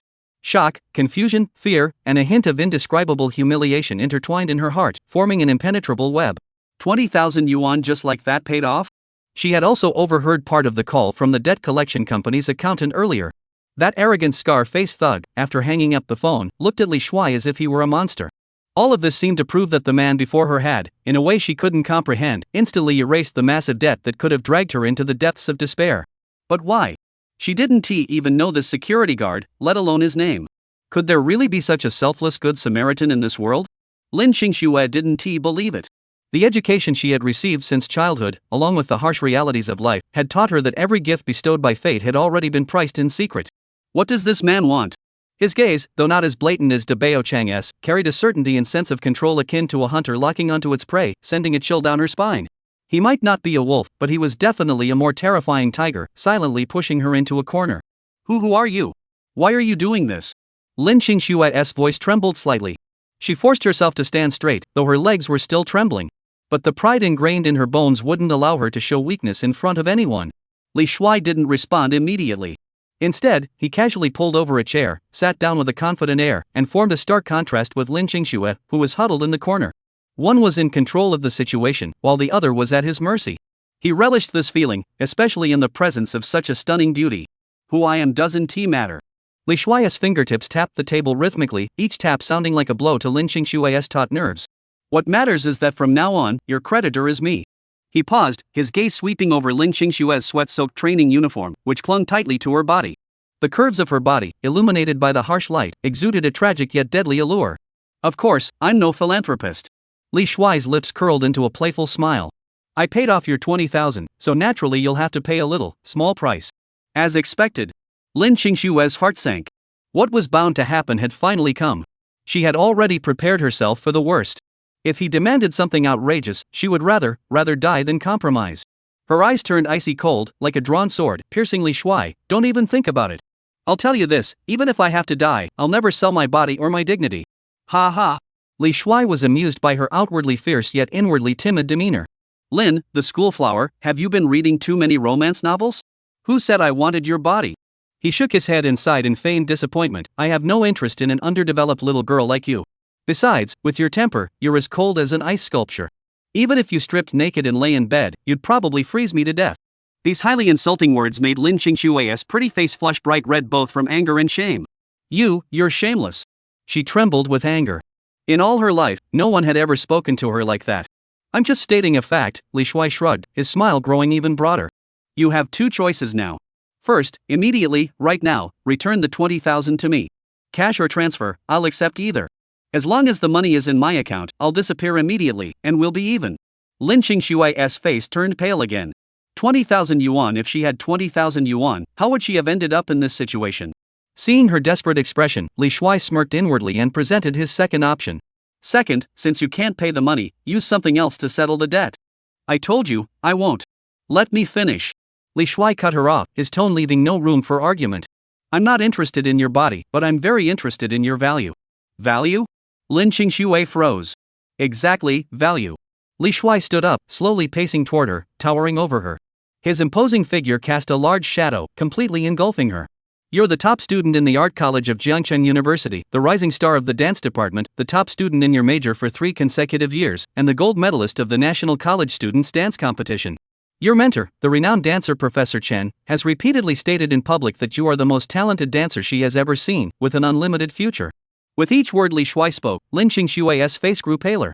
Some of this information was public knowledge, but some, like Professor Chen's private evaluations of her, how did this fat security guard know? Moreover, I also know that your father's company went bankrupt, leaving behind a massive debt of 3 million yuan in high-interest loans. Debt collectors have been harassing your family almost every day. Your mother has a weak heart and was hospitalized due to the stress, urgently needing funds for surgery. Your good-for-nothing younger brother is still out there causing trouble and has accumulated over 10,000 yuan in gambling debts. You turned to campus loans to raise money for your mother's surgery, didn't you? Boom! Li Shuai's words struck Lin Shiao like a thunderbolt, shattering her world. She suddenly looked up, staring at Li Shuai with eyes like she was seeing a ghost, her delicate body trembling violently. These were the deepest secrets in her heart, the most painful scars she had ever endured. She had never told anyone about them. How did he know? Who was he? In that moment, Li Shuai's image in her mind transformed from that of a slimy security guard with ulterior motives into that of a mysterious figure of unimaginable depth. Fear, an unprecedented fear, gripped her heart. Seeing her trembling state, Li Shuai knew the time was right. He knelt down, leveling his gaze with hers, his tone softening slightly. Look, you're facing a dead end. Even without me, you've been driven to the brink. Those 20,000 yuan are just the final straw. Even if you manage to escape today, what about tomorrow? The day after tomorrow? Will Knife Scar and his men spare you? How do you plan to fill the 3 million yuan debt your father left behind? What about your mother's surgery fees and your brother's gambling debts? What are you going to do? Don't say anymore, don't say anymore. Lin Shiao clutched her head in agony. These questions felt like mountains crushing her, leaving her unable to breathe. She felt like a tiny boat in a raging storm, ready to be swallowed at any moment. And I am your only lifeline. Li Shuai's voice was filled with temptation. I can help you solve all your problems. Not just the 20,000, but your father's debts, your mother's surgery fees, and even your good-for-nothing brother. I can handle it all. Lin Shiao suddenly lifted her head, her tear-filled eyes staring at him, her gaze filled with disbelief and a hint of longing. You mean it? Of course. Li Shuai smiled confidently. This is nothing to me. Then, what do you want me to do? Lin Shiao bit her lip, asking the most crucial question. She knew that the more the other party offered, the greater the price she would have to pay. It's simple. Li Shuai held up a finger. I want you to sign a contract. From today onward, you, Lin Shiao, will become my exclusive property. Your time, your talent, your loyalty all belong solely to me. During the contract period, you must obey all my orders unconditionally. Whatever I tell you to do, you must do. Of course, rest assured, as I mentioned earlier, I have no interest in your body. My orders will not cross your boundaries. In return, all your debts will be my responsibility. Your family will be well taken care of. Your future will be bright. I will provide you with the best resources to help you achieve heights in dance that you never imagined possible. Li Shuai's voice echoed through the empty dance studio like the whisper of a devil. Lin Shiao was completely speechless. This contract sounded exactly like a contract of indentured servitude. Although the other party promised not to touch her body, phrases like exclusive property and unconditional obedience to orders still filled her with immense humiliation. She, Lin Shiao, the pride of heaven, the ice lotus, had she really fallen so low that she had to sell her freedom to survive? But, did she have a choice? If she refused, what awaited her would be an abyss worse than hell. Being dragged off to heaven and earth was the least of her concerns. Her father might have his legs broken, her mother might die from lack of money for surgery, and her younger brother might be drowned in the river. Thinking of these horrors, her heart ached so deeply she could barely breathe.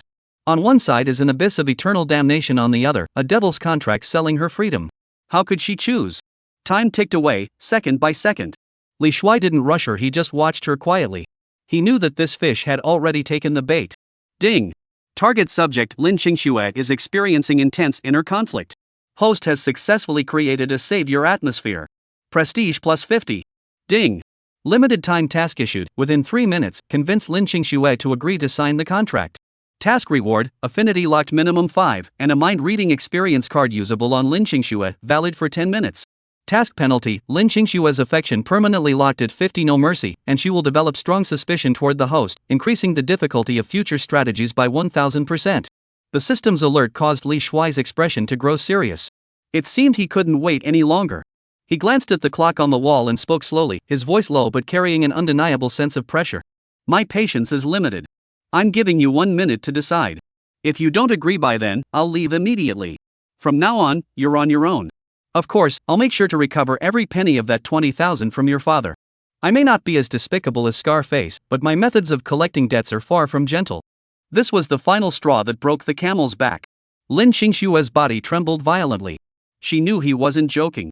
From the way he had effortlessly disposed of the scarred man and his mysterious ability to know everything about her family, his power far exceeded her imagination. If he really wanted to target her family, it would be as easy as turning his hand. She couldn't take the risk, and she couldn't afford to lose. I agree. The 3 words seemed to drain every ounce of strength from her body. As the words left her lips, 2 tears, which she had been holding back, finally broke free and trickled down her flawless cheeks. Those were not tears of emotion, but tears of humiliation and despair. She knew that from this moment onward, her life no longer belonged to her. Ding! Time task completed. Congratulations, host. You have obtained a goodwill lock. Lin Shiao's goodwill toward the host will not drop below 5, and you have been rewarded with a mind-reading experience card. Detected a change in the target's affection level. Current affection level, 5. Cautious compromise. Upon hearing the system's prompt, Li Shuai smiled satisfactorily. From 10 hatred to 5 cautious compromise was a huge improvement. This meant that although Lin Shiao still harbored deep suspicion toward him, deep down, she no longer viewed him as a purely evil person but rather as a powerful and mysterious entity she had no choice but to rely on. Good choice. Li Shuai snapped his fingers, as if performing a magic trick, and pulled out a pre-prepared document and a pen from behind him. This is the contract. Take a look first. If there are no issues, sign it. Lin Shiao trembled as she took the thin A4 paper. The terms were similar to what Li Shuai had just said, but more detailed and rigorous. Party A, Li Shuai. Party B, Lin Shiao. Core terms. 1. Party B voluntarily transfers all rights to their personal freedom, control over their time, and all value created by their talents over the next 10 years to Party A. 2. During the term of this agreement, Party B must unconditionally comply with any instructions issued by Party A provided such instructions do not violate the law or involve the sale of one's body. 3. During the term of this agreement, Party B shall not engage in any contact with members of the opposite sex other than Party A that exceeds normal social boundaries. 4. In return, the Party A shall assume all existing debts of the Party B and their immediate family members in a lump sum, cover all living and educational expenses of the Party B during the term of this agreement, and provide top-tier resources to support the Party B's dance career. 5. Breach of contract. If the Party B breaches this contract, they shall pay the Party A liquidated damages equal to 10 times the total amount paid by the Party A for the Party B. The terms are few, but each one feels like a shackle, firmly locking Lin Shiao's future. She looked at the contract, tears blurring her vision. She knew that once she signed her name, she would truly become a golden canary without freedom. But she still picked up the pen and carefully wrote her name in the Party B section. Lin Shiao. The 3 characters were written crookedly, soaked in tears and humiliation.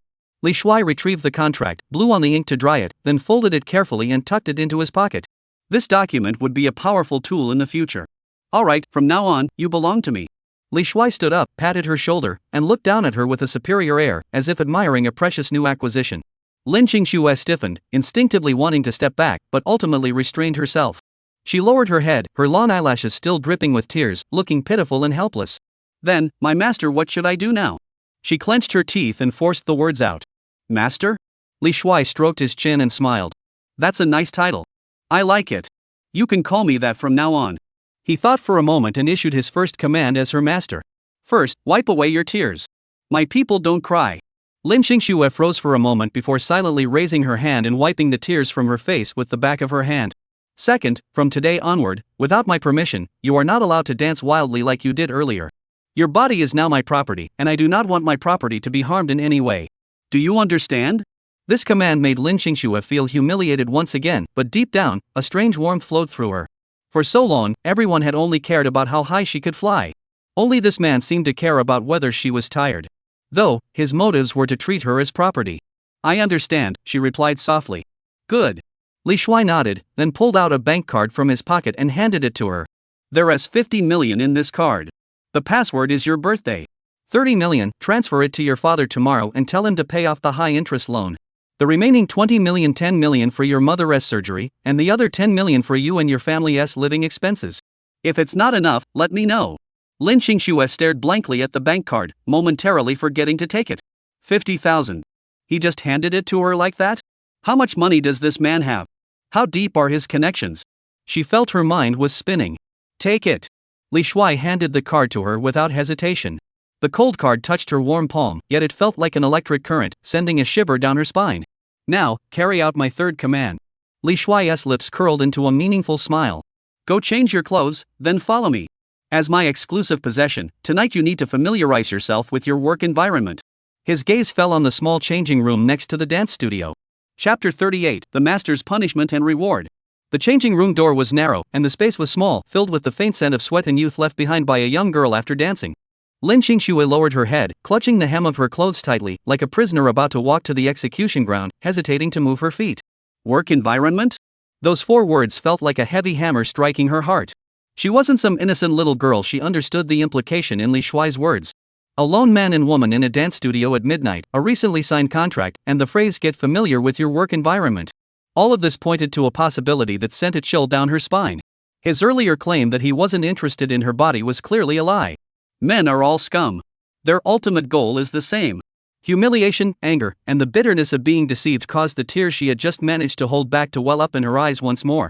Li Shuai looked at her defiant expression and couldn't help but find it amusing. This icy beauty was truly a master of imagination.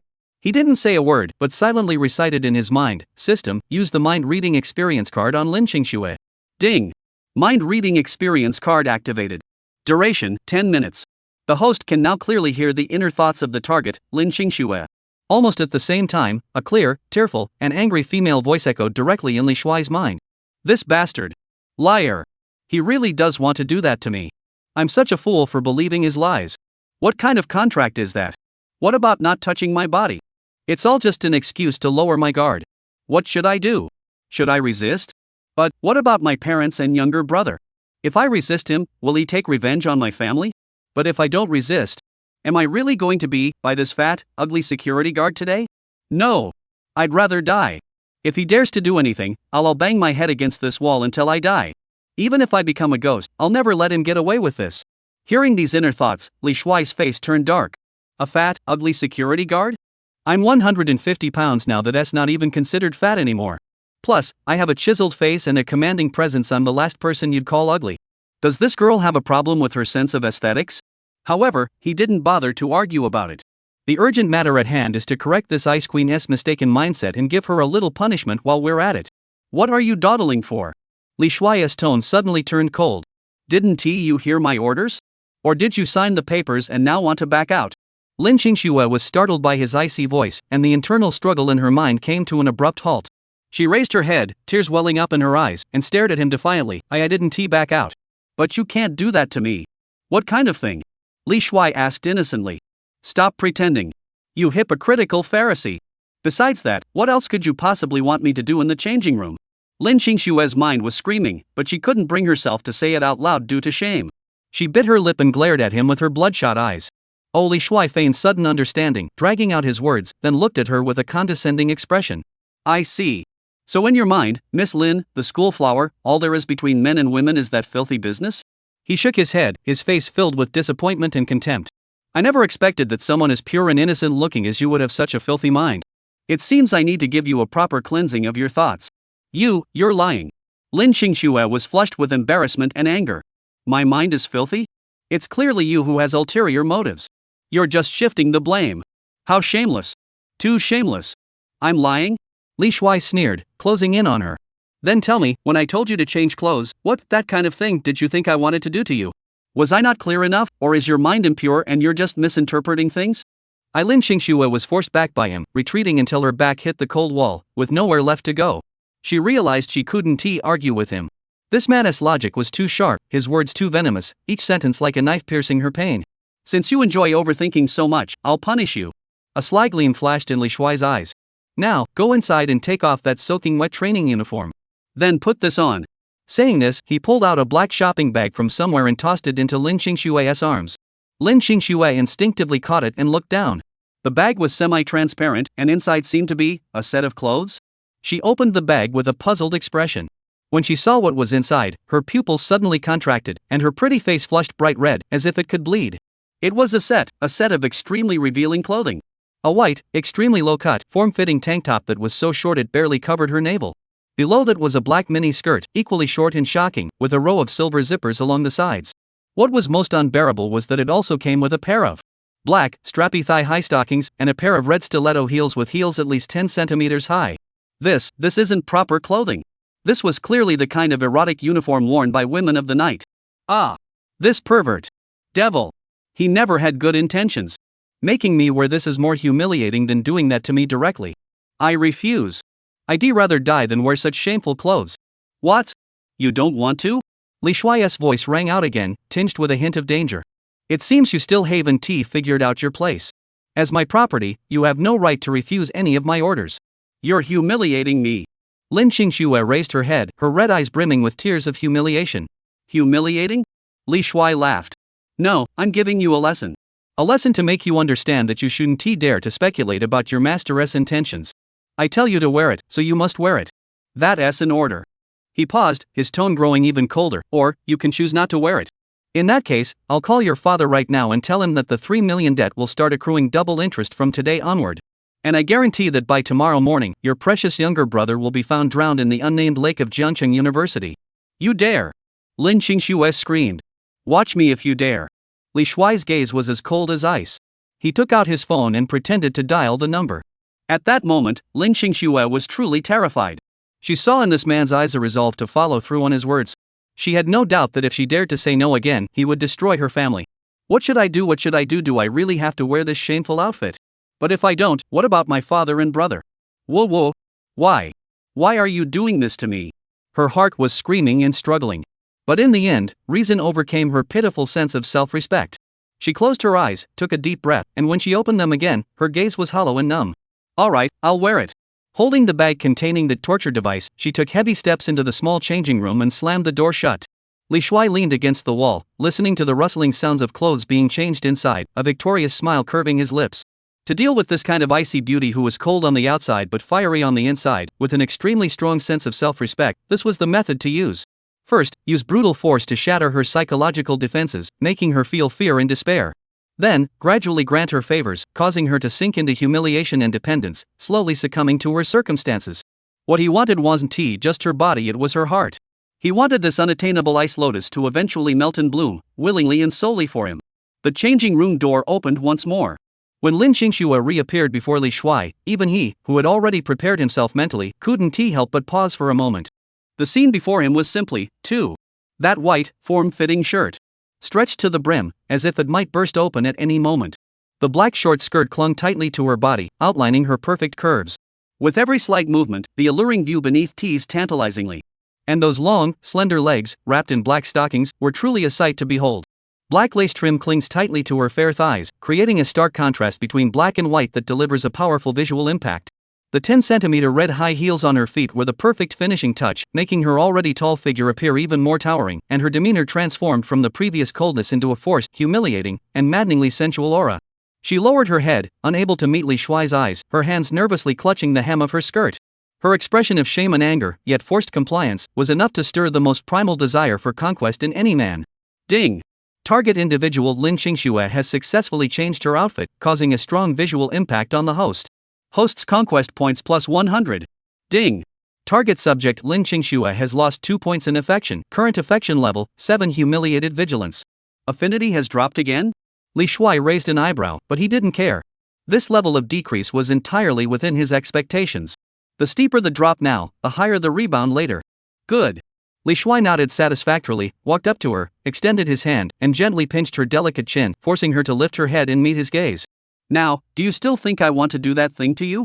Lin Shiao's cheeks burned, and she avoided his gaze, unable to meet his eyes. She could feel his scorching gaze, like a hot iron, roaming over her body, making her feel uneasy all over. This bastard he's doing this on purpose. He just wants to see me humiliated. He wants to shame me. Answer me. Li Shuai tightened his grip.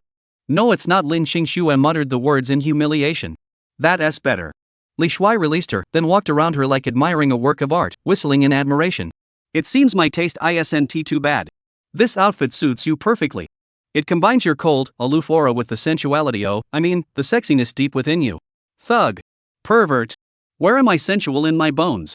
Your whole family is sensual. Lin Shiao cursed inwardly, but on the surface, she could only endure the humiliation in silence. Alright, now, carry out my fourth command.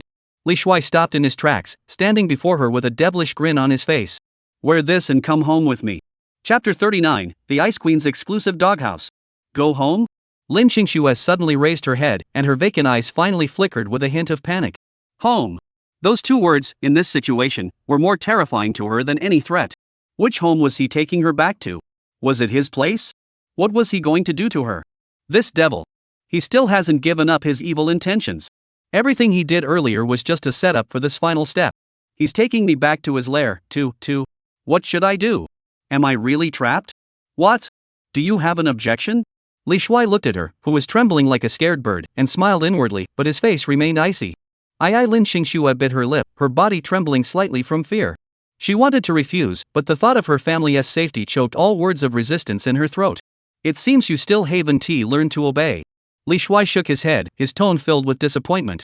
Since that's the case, I suppose our previous agreement is no longer necessary. He once again brought out his trump card. No! Don't! Lin Xingxue almost shouted instinctively. She grabbed Li Shuai's arm with surprising strength. She couldn't let the contract be nullified. It was her family's only hope. I'll go with you. She lowered her head, her voice barely audible, filled with endless humiliation and despair. There's a good girl. Li Shuai patted her hand satisfied, the smooth sensation sending a shiver down his spine. He suppressed the lust in his heart and dragged her out. The campus was deserted in the dead of night. Lin Xingxue, dressed in that shameful outfit, wearing 10-centimeter heels, was being half dragged, half pulled by Li Shuai along the empty tree-lined path. The evening breeze was cool, blowing against her exposed skin and sending shivers down her spine. The hem of her skirt kept lifting up with each step she took. The scenery was faintly visible, making her so ashamed and angry that she wanted to die. She had never worn high heels before, and she walked unsteadily, nearly falling several times. Each step felt like walking on a knife's edge, with sharp pain radiating from her ankles. But she dared not stop or resist. Because the hand holding her was as strong as an iron clamp, leaving her no room to escape. It hurts so much, my feet hurt so much. Where is he taking me? Li Shuai's mind-reading ability was still active, and he heard every thought in her mind. He didn't explain, just kept pulling her forward. The area was filled with stand-alone bungalows, creating a quiet and secluded environment. Li Shuai led her straight to the most luxurious-looking 3-story bungalow, pulled out a key from his pocket, and opened the door. Come in. This is your new home. Lin Xingxue followed him inside numbly, already braced for a storm. However, when she saw the scene inside the house, she was completely speechless. This is his home? The house was spacious, decorated luxuriously yet tastefully, exuding an understated elegance that was hard to put into words. In the center of the living room hung a massive crystal chandelier, the floor was covered with soft Persian carpets, and the walls were adorned with several oil paintings she couldn't understand but felt were quite impressive. The air was filled with a faint, pleasant fragrance, not the strange mix of sweat and instant noodles she had imagined in a single man's dormitory. What surprised her most was a mature woman dressed in an apron, looking gentle, graceful, and stunningly beautiful, carrying a plate of fruit as she emerged from the kitchen. When she saw Li Shuai and Lin Xingxue being dragged by him, the beautiful woman was also startled. Shuai, you're back. Who's this? Her gaze fell on Lin Xingxue's shameful attire, and her eyes flickered with a complex expression: surprise, sympathy, and a hint of hostility. Ding! Mind-reading experience card has expired. The in his mind made Li Shuai sigh inwardly. However, the real show was just beginning. King, I'm back. Li Shuai let go of Lin Xingxue and walked over naturally, taking the fruit platter from the beautiful woman's hands and casually giving her a discreet squeeze on her full, rounded buttocks. The beautiful woman's face flushed red, and she gave him a playful glare, her alluring expression leaving Lin Xingxue speechless. This woman, she is so beautiful, so elegant. What is her relationship with this fat security guard? Her name is Lin Xingxue. She'll be staying here from now on. Li Shuai pointed at Lin Xingxue and said to Su Wanqing. Then he turned to Lin Xingxue and introduced her. This is Su Wanqing. She's the mistress of this place and will be responsible for taking care of you. You can call her Sister Cheng. From now on, you'll be staying in the room at the back of the second floor. I've already had Ching Xiao tidy it up for you, and it has everything you'll need. After saying that, he no longer paid attention to the tense atmosphere between the two women, sitting down on the sofa and picking up a grape to eat. Lin Xingxue was completely dumbfounded. What was going on here? He brought her home not to do that to her, but really just to let her stay here? And there was such a beautiful woman in this house? From the way he spoke, this woman named Su Wanqing seemed to be his possession? Her mind was completely in a state of chaos. Su Wanqing, being an experienced woman, quickly composed herself. She walked up to Lin Xingxue, her face adorned with a gentle smile, though it was somewhat forced. Miss Lin, hello. I'm Su Wanqing. She extended her hand. Welcome to this place. From now on, we're sisters. She emphasized the word sisters heavily. Lin Xingxue looked at her, then glanced at the man on the sofa eating grapes like a lord, and a wave of absurdity washed over her. Could it be, this man has a fetish for collecting beautiful women? Was this house his harem? The thought sent a chill down her spine. Hello. She reached out nervously and shook hands with Su Wanqing. Your foot is injured, isn't it? Su Wanqing noticed her swollen ankle and her eyes flashed with sympathy. Sit down quickly, I'll get the first aid kit to tend to it. As she spoke, she helped Lin Shiao sit down on the sofa, then skillfully retrieved the first aid kit from the TV cabinet, knelt down, and began gently tending to her wound. Lin Shiao felt the coolness on her ankle and the gentle movements of Su Wanqing, her heart filled with mixed emotions. She could sense that this woman named Su Wanqing had no ill will toward her, but rather a sense of empathy and closeness. All done. Su Wanqing finished treating the wound, applied a band-aid, then looked up and said softly, "Your room is on the second floor. Let me take you there. You must be uncomfortable in those clothes and high heels. I've prepared some pajamas for you in the room." "Thank you," Lin Shiao murmured. "No need to thank me. From now on, we're family." Su Wanqing smiled and helped her to her feet. Just then, Li Shuai, who had been silent the whole time, suddenly spoke up. "Wait." Both women stopped in their tracks and looked at him. Li Shuai put down the grapes he was holding, walked up to Lin Shiao, and looked down at her with a devilish smile on his face. "As punishment for disobeying me and thinking recklessly today, you'll sleep in this tonight." "What?" Lin Shiao and Su Wanqing both exclaimed in shock. "I only say this once." Li Shuai's tone left no room for argument. "This is an order. If you can't do it, I don't mind throwing you out right now and letting you watch your family suffer because of your stupidity." The same threat again. But each time, it struck precisely at Lin Shiao's weak spot. Her face turned deathly pale, and the slightest hint of goodwill she had felt toward Li Shuai vanished instantly. In its place was deeper fear and hatred. This man was a complete and utter devil. He takes pleasure in tormenting her. Su Wanqing also wanted to speak up for her, but upon seeing Li Shuai's icy gaze, she ultimately swallowed her words. She knew that once this man made a decision, no one could change it. "Yes, master." Lin Shiao clenched her teeth and forced out those words. Then, under Su Wanqing's sympathetic gaze, she limped up the stairs alone. Watching her lonely and stubborn figure, Li Shuai's lips curled into an unnoticed smile. He knew that tonight, this icy snow lotus would be unable to sleep. And that was exactly what he wanted. Only by making her confront her humiliating and uncertain situation would she truly begin to rely on him and become unable to leave him. "Shuai, aren't you being too harsh on her?" Once Lin Shiao's figure disappeared at the staircase, Su Wanqing walked over to Li Shuai and said with concern, "She's still just a child." "A child?" Li Shuai pulled her into his arms, his hands roaming freely over her body. "She's not some innocent child. To deal with a rose with thorns, you have to use a heavy hand. First, you have to pull out every single thorn before she'll become docile." "But there's no but about it." Li Shuai cut her off, lowering his head to kiss her lips. "All you need to remember is that no matter how many women I bring back, you are the most important sunshine doll in my heart." Those words made all of Su Wanqing's worries and jealousy vanish into thin air. She collapsed into Li Shuai's arms, letting him do as he pleased, her lips parting in a satisfied sigh. Meanwhile, upstairs in the luxurious bedroom, Lin Shiao curled up on the large bed, wrapping herself tightly in the blankets, as if that could give her a sense of security. She couldn't sleep. In her mind, she saw her father's desperate face, her mother's sickly appearance, and the vision of her younger brother being drowned in the river. Finally, all the images froze on Li Shuai's face, which was twisted into a devilish grin. Fear, humiliation, hatred, anxiety, and a faint, almost unacknowledged, curiosity. Who was this man? What kind of power did he possess? Why had he kept her and that woman named Su Wanqing locked away here? She couldn't figure it out. Just as she was lost in her thoughts, the door suddenly knocked. Dong dong dong. Lin Shiao's heart leaped into her throat. Chapter 40, The Devil's Gentleness. "Who is it?" Lin Shiao's voice trembled slightly. She clutched the blanket tightly, curling her body even tighter. Was it that devil? Had he regretted it? Does he still intend to exploit her?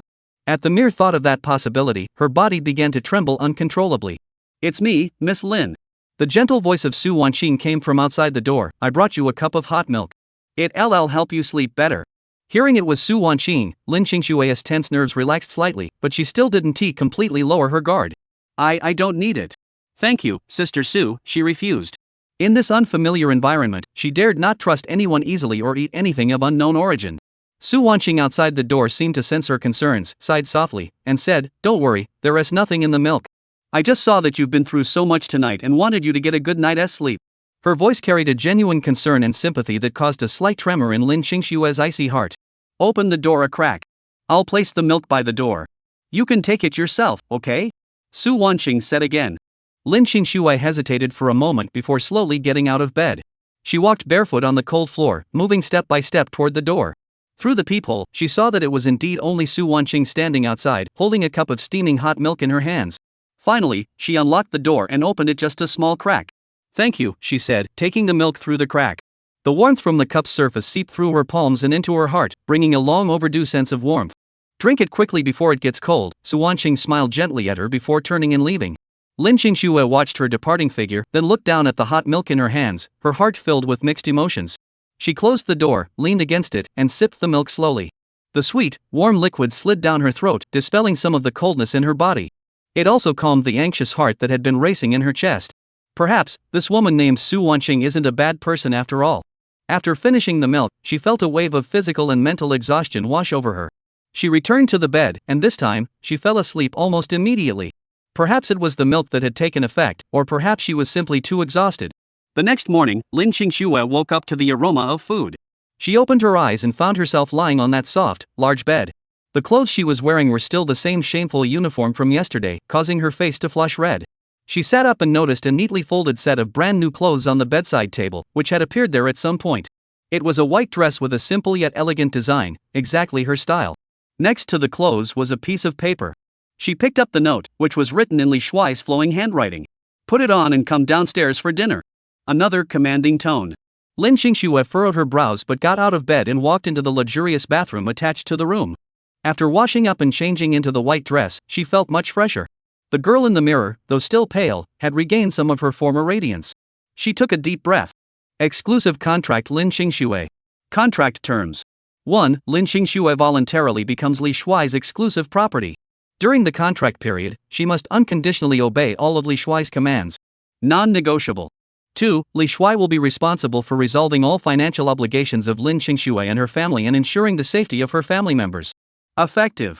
3. During the contract period, Lin Shiao must reside in the residence designated by Li Shuai and be subject to his unified management. Effective. 4. Newly added, during her time at school, Lin Shiao shall enjoy a certain degree of personal freedom. Except under special circumstances, Li Shuai shall not interfere with her normal academic and social activities. 5. Newly added, Li Shuai will provide Lin Shiao with a monthly living allowance of 100,000 yuan for personal expenses. The allowance will be directly deposited into her bank account. 6. Newly added, Lin Shiao may earn points by completing the exclusive tasks assigned by Li Shuai. Points may be used to redeem special rewards or reduce punishment time. Upon reading the 3 newly added clauses, Lin Shiao was completely speechless. What does this mean? Hit him with a slap, then offer a sweet treat? Yesterday he was tormenting her like a devil, and today he suddenly becomes so merciful? Especially the 4th and 5th points, she couldn't believe her eyes. Not only did he give her freedom, but he's going to give her money? 10,000 a month? This amount of money is an astronomical sum to her. With this money, she could not only improve her own life but also buy better medicine for her mother and ensure her younger brother could attend school with dignity. And those points and tasks, it sounds like a game. What on earth was this man up to? His behavior was completely beyond her comprehension. Just as she was lost in thought, the door was knocked again.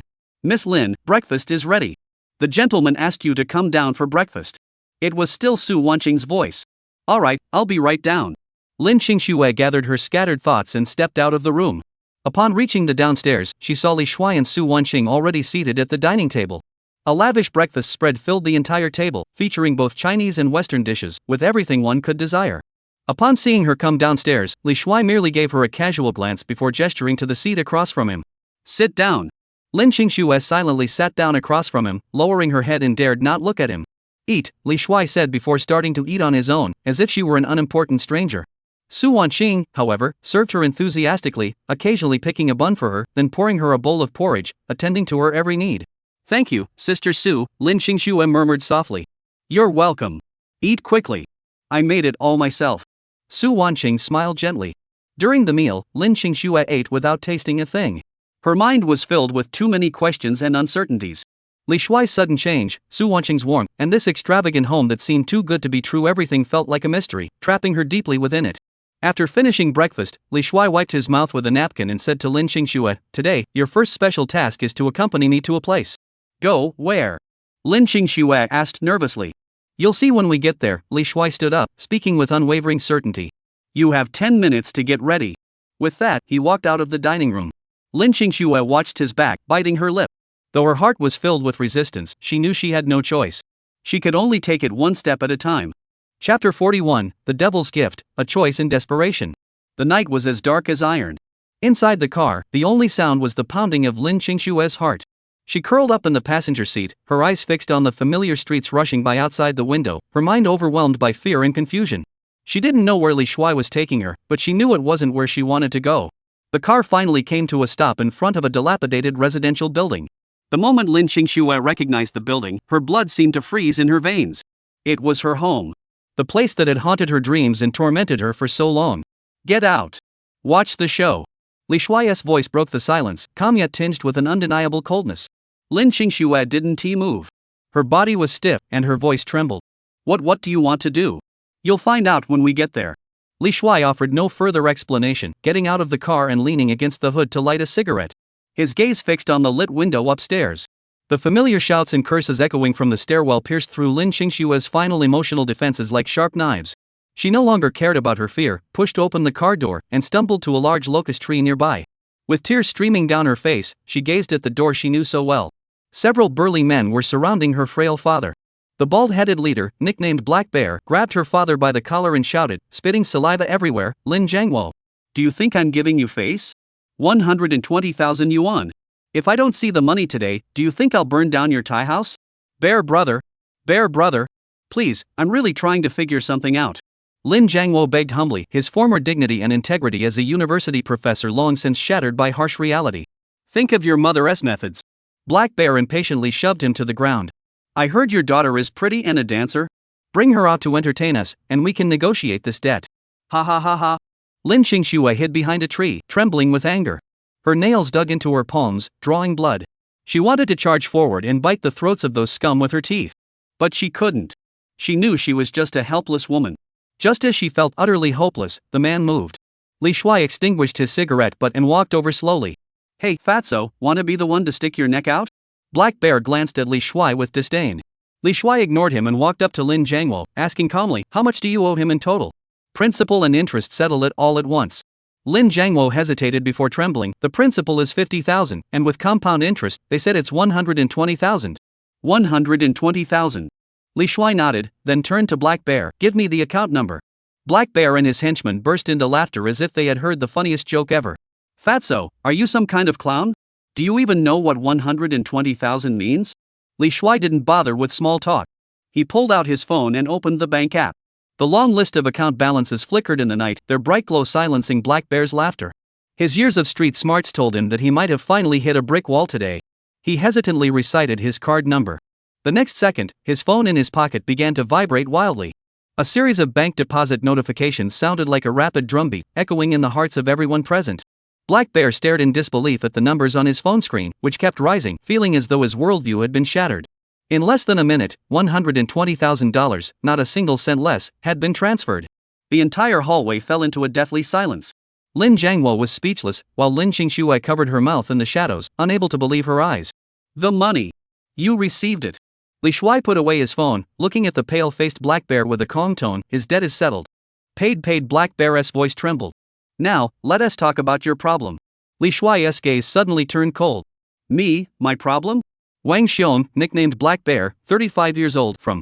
Li Shuai spoke slowly and methodically, reciting Black Bear's personal information, including where his wife worked, which elementary school his daughter attended, and even the name of the mistress he was secretly keeping, along with the name of the neighborhood where she lived. This information, of course, was provided by the system. Li Shuai had already instructed the system to conduct a thorough background check on this group of people on his way here. Black Bear's face turned from pale to ashen. He stared at Li Shuai as if he were seeing a ghost. He couldn't fathom how someone could know every detail of his life. Who are you?" he asked in terror. "Who I am doesn't matter," Li Shuai said with a cruel smile. "What matters is that I know about your underground casino in the western part of the city. Last month, you received a shipment of new goods from overseas.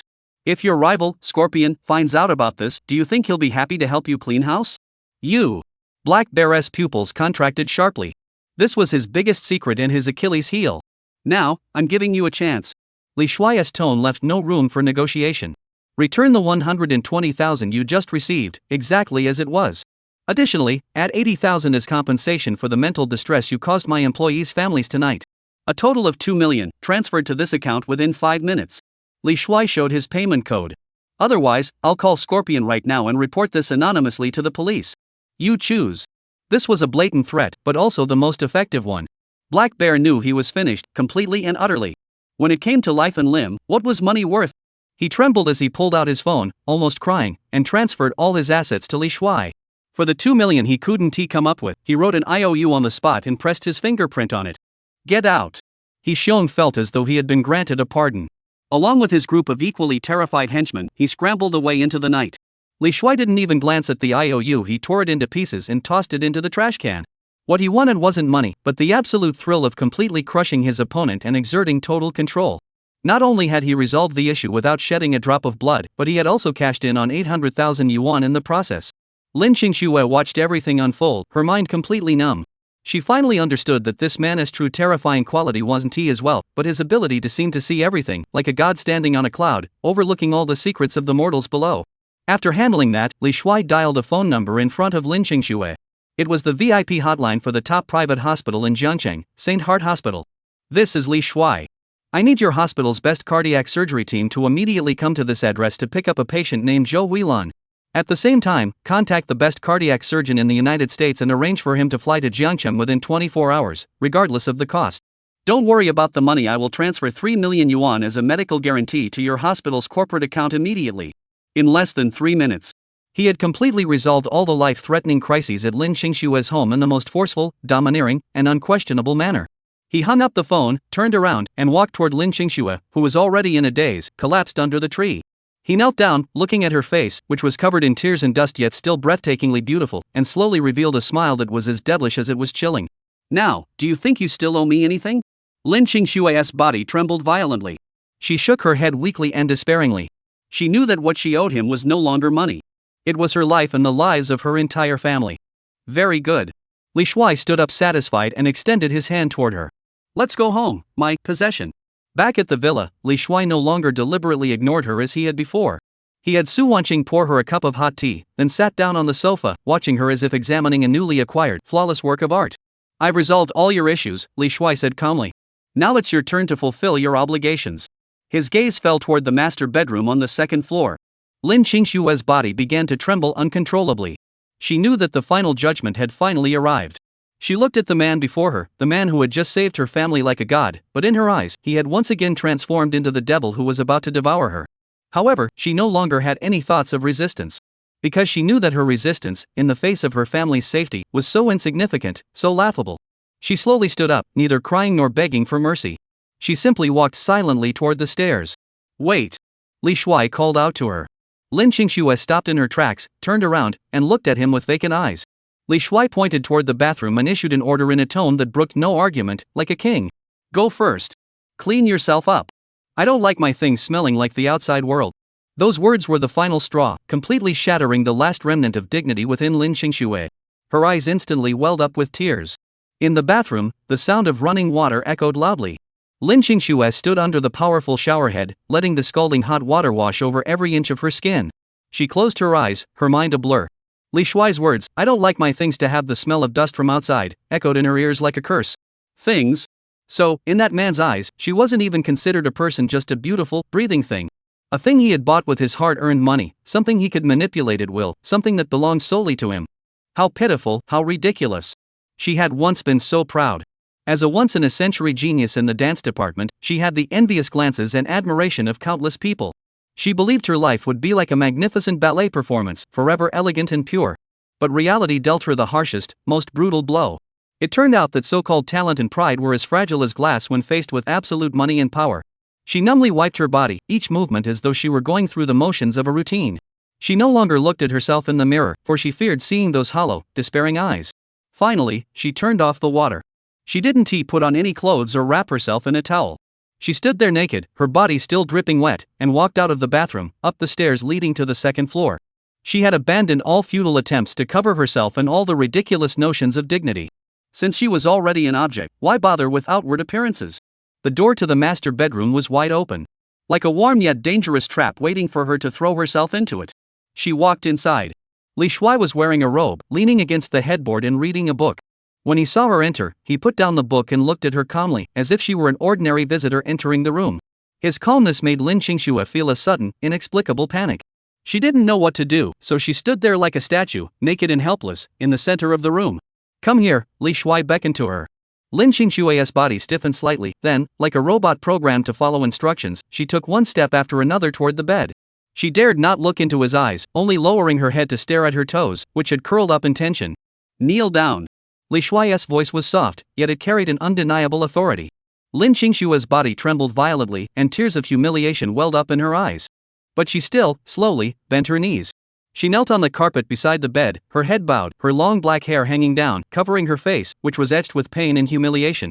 Li Shuai reached out, gently lifting her chin, forcing her to look up and meet his gaze. Look at me.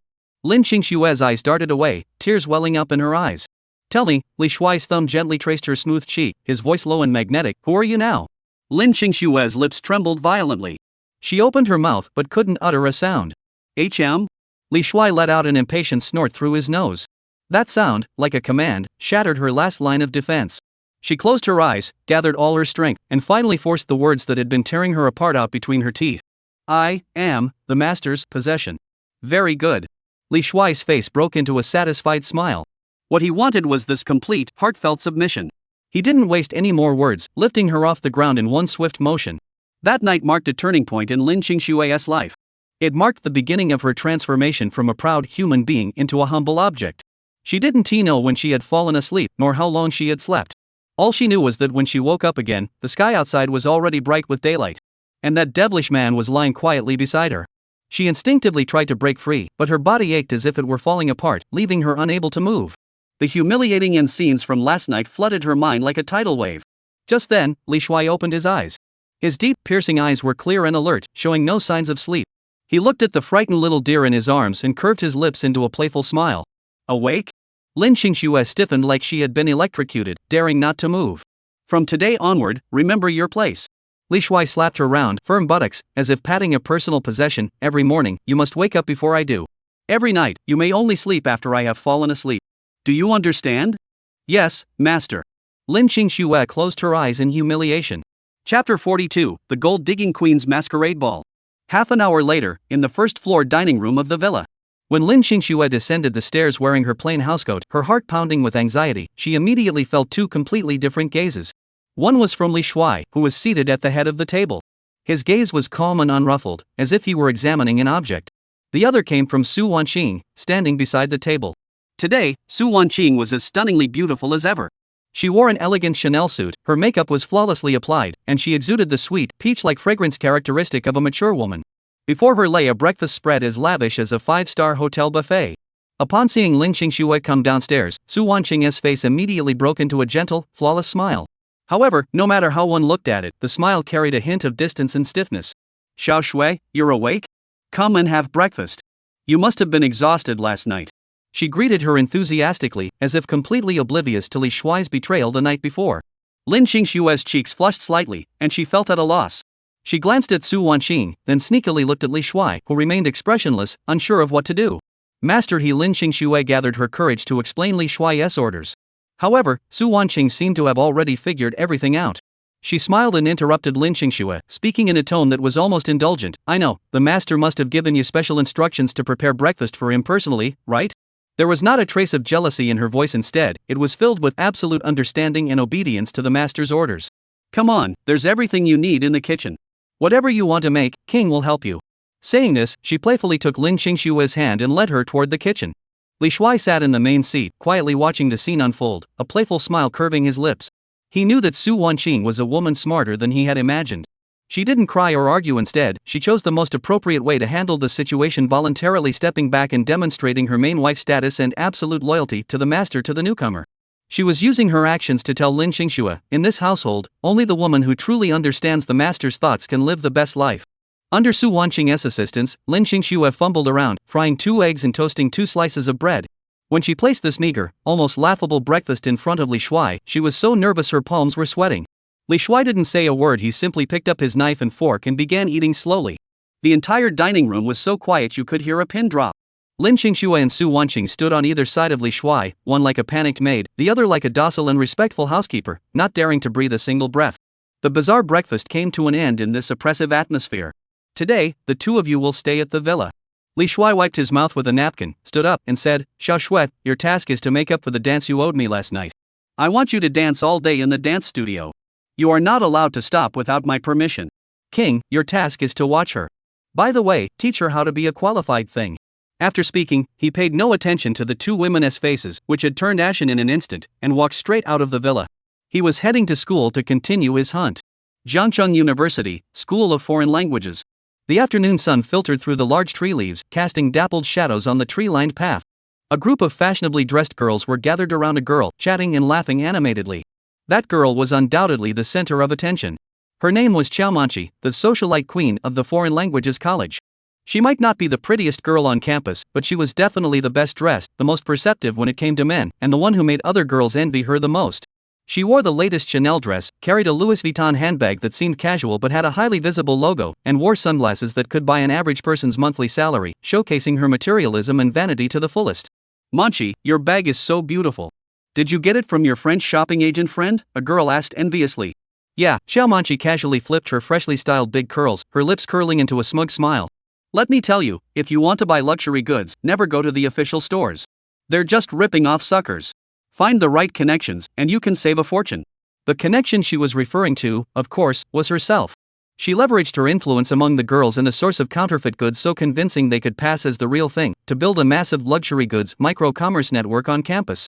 When the girls she had tempted with their vanity realized they couldn't afford the expensive bags, she would sympathetically recommend a quick way to make money: campus loans. For each successful referral, she could pocket up to 30% commission. It was through this gray market supply chain that she maintained her glamorous queen lifestyle.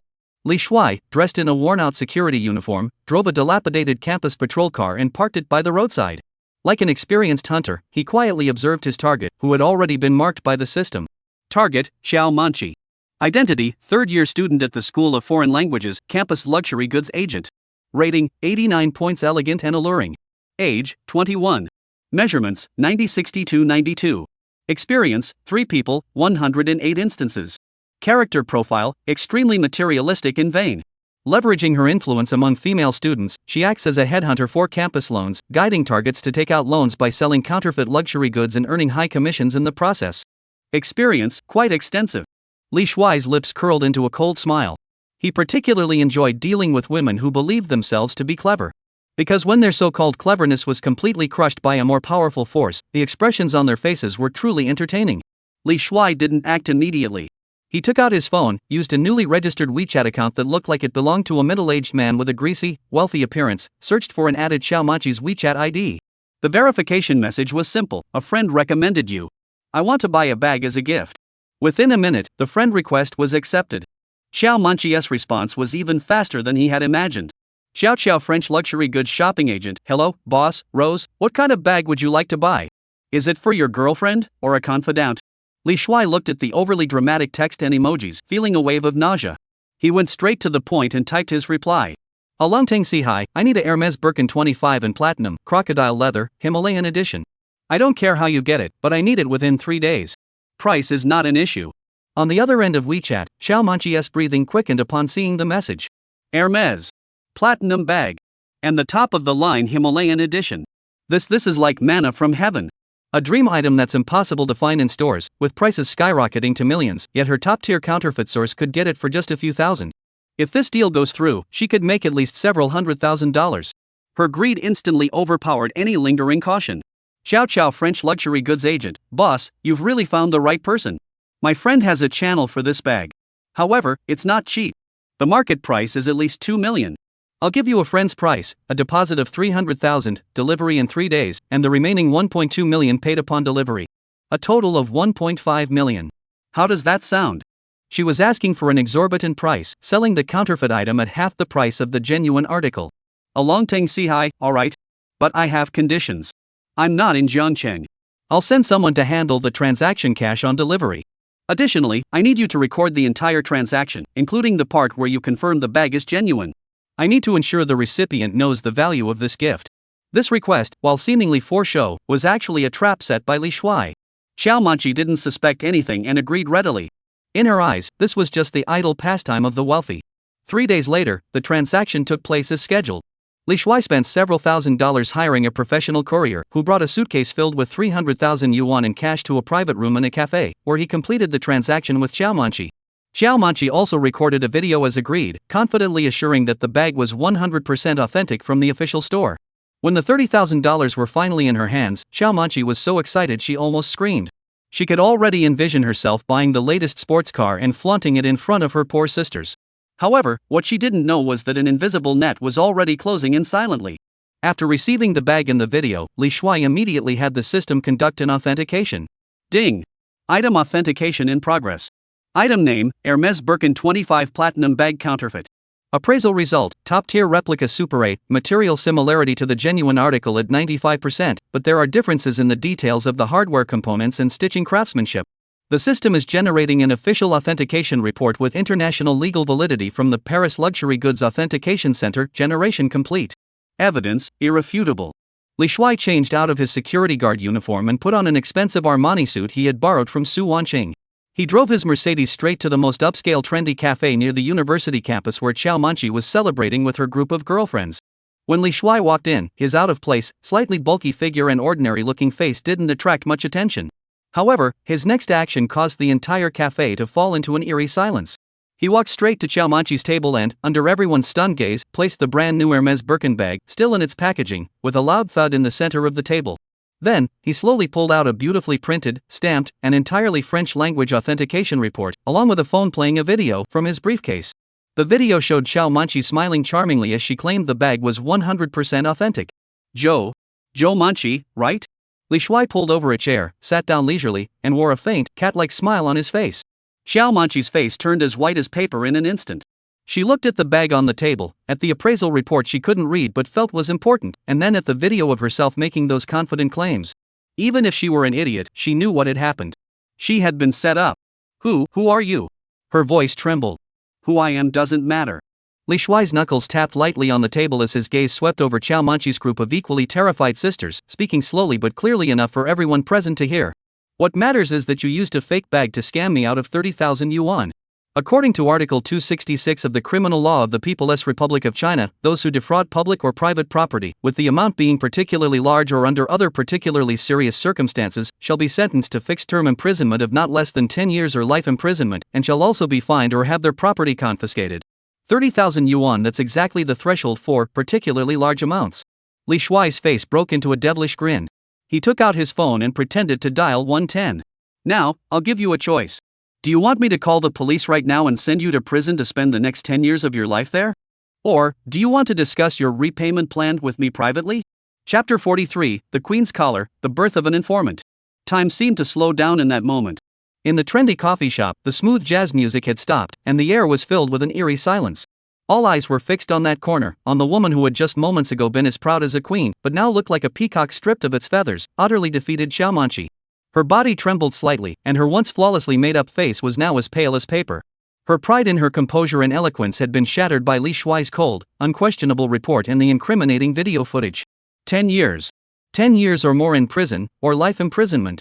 Li Shuai's calm voice, each word like a heavy hammer, struck her heart with brutal force. She could even feel the chairs of the once fawning sisters around her quietly shifting, distancing themselves from her. In their eyes, there was no longer envy or jealousy, but rather contempt, schadenfreude, and a hint of fear. Social death. This was more painful than death itself. What? Haven't you decided yet? Li Shuai's voice rang out again, breaking the suffocating silence. He casually picked up the coffee in front of him, took a sip, and the leisurely contrast between his composure and Xiao Manqi's terror was stark and cruel. Xiao Manqi's lips trembled violently. She wanted to say something, to make one last desperate attempt. Do you know who I am? I know. Of course I know who you are. Li Shuai didn't wait for her to finish, cutting her off with a cold laugh. Xiao Manqi, a third-year student at the School of Foreign Languages. The person you know is nothing more than the leader of the campus loan syndicate, Shenhao, right? Do you really think a fraudster would go to a loan shark for help? Would he call the police, or would he take you and use a more direct method to repay the debt? Li Shuai's words were like a sharp knife, precisely slicing through the last shred of dignity Xiao Manqi had left, completely shattering her last remaining illusions. She finally realized that the man before her was not someone she could afford to provoke. He wasn't just wealthy, he seemed to know all her secrets. Fear washed over her like a cold tide, overwhelming her in an instant. Thud! In full view of everyone, the once arrogant gold-digging queen collapsed from her chair, landing on the ground in a heap. I was wrong. Her mental defenses had completely collapsed. Tears mixed with mascara, washing down her expensive face, leaving 2 black, ugly streaks. Please don't call the police. The money, I'll give you the 30,000 right away. No. I'll give you double. Triple. Please spare me, she begged incoherently, no trace of her former queenly demeanor remaining. I'm not interested in your money. Li Shuai stood up, towering over her, his eyes filled with contempt. My car is outside, a black Mercedes-Benz S-Class. I'll give you 3 minutes to deal with your friends, then get yourself into the car. If you're not here in 3 minutes, I guarantee that within 5 minutes, a police car will be parked outside this store. After speaking, he pulled out a $100 bill from his wallet, tossed it carelessly onto the table, and said to the already terrified waitress, settle the bill. The rest is your tip. Then, without glancing once at the muddy mess that was Chow Manchi on the ground, he turned and walked out of the cafe, his departure met with the awestruck stares of everyone present. After Li Shuai left, the dead silence in the cafe was broken by a buzz of whispers and open pointing and staring. Oh my god, she's a fraud. You really can't judge a book by its cover. I used to envy her so much. She deserves it. Let us see how she manages to get by at school now. These words pierced Chow Manchi like red-hot needles, leaving her raw and bleeding. She struggled to get up from the ground, too distraught to wipe away the tears streaming down her face. Amidst the scornful stares, she fled the cafe like a defeated dog, stumbling and staggering out into the night. The backseat of the Mercedes-Benz S-Class was spacious, with soft leather seats and the air filled with the scent of high-end perfume. But for Chow Manchi, it felt like a mobile, luxurious prison.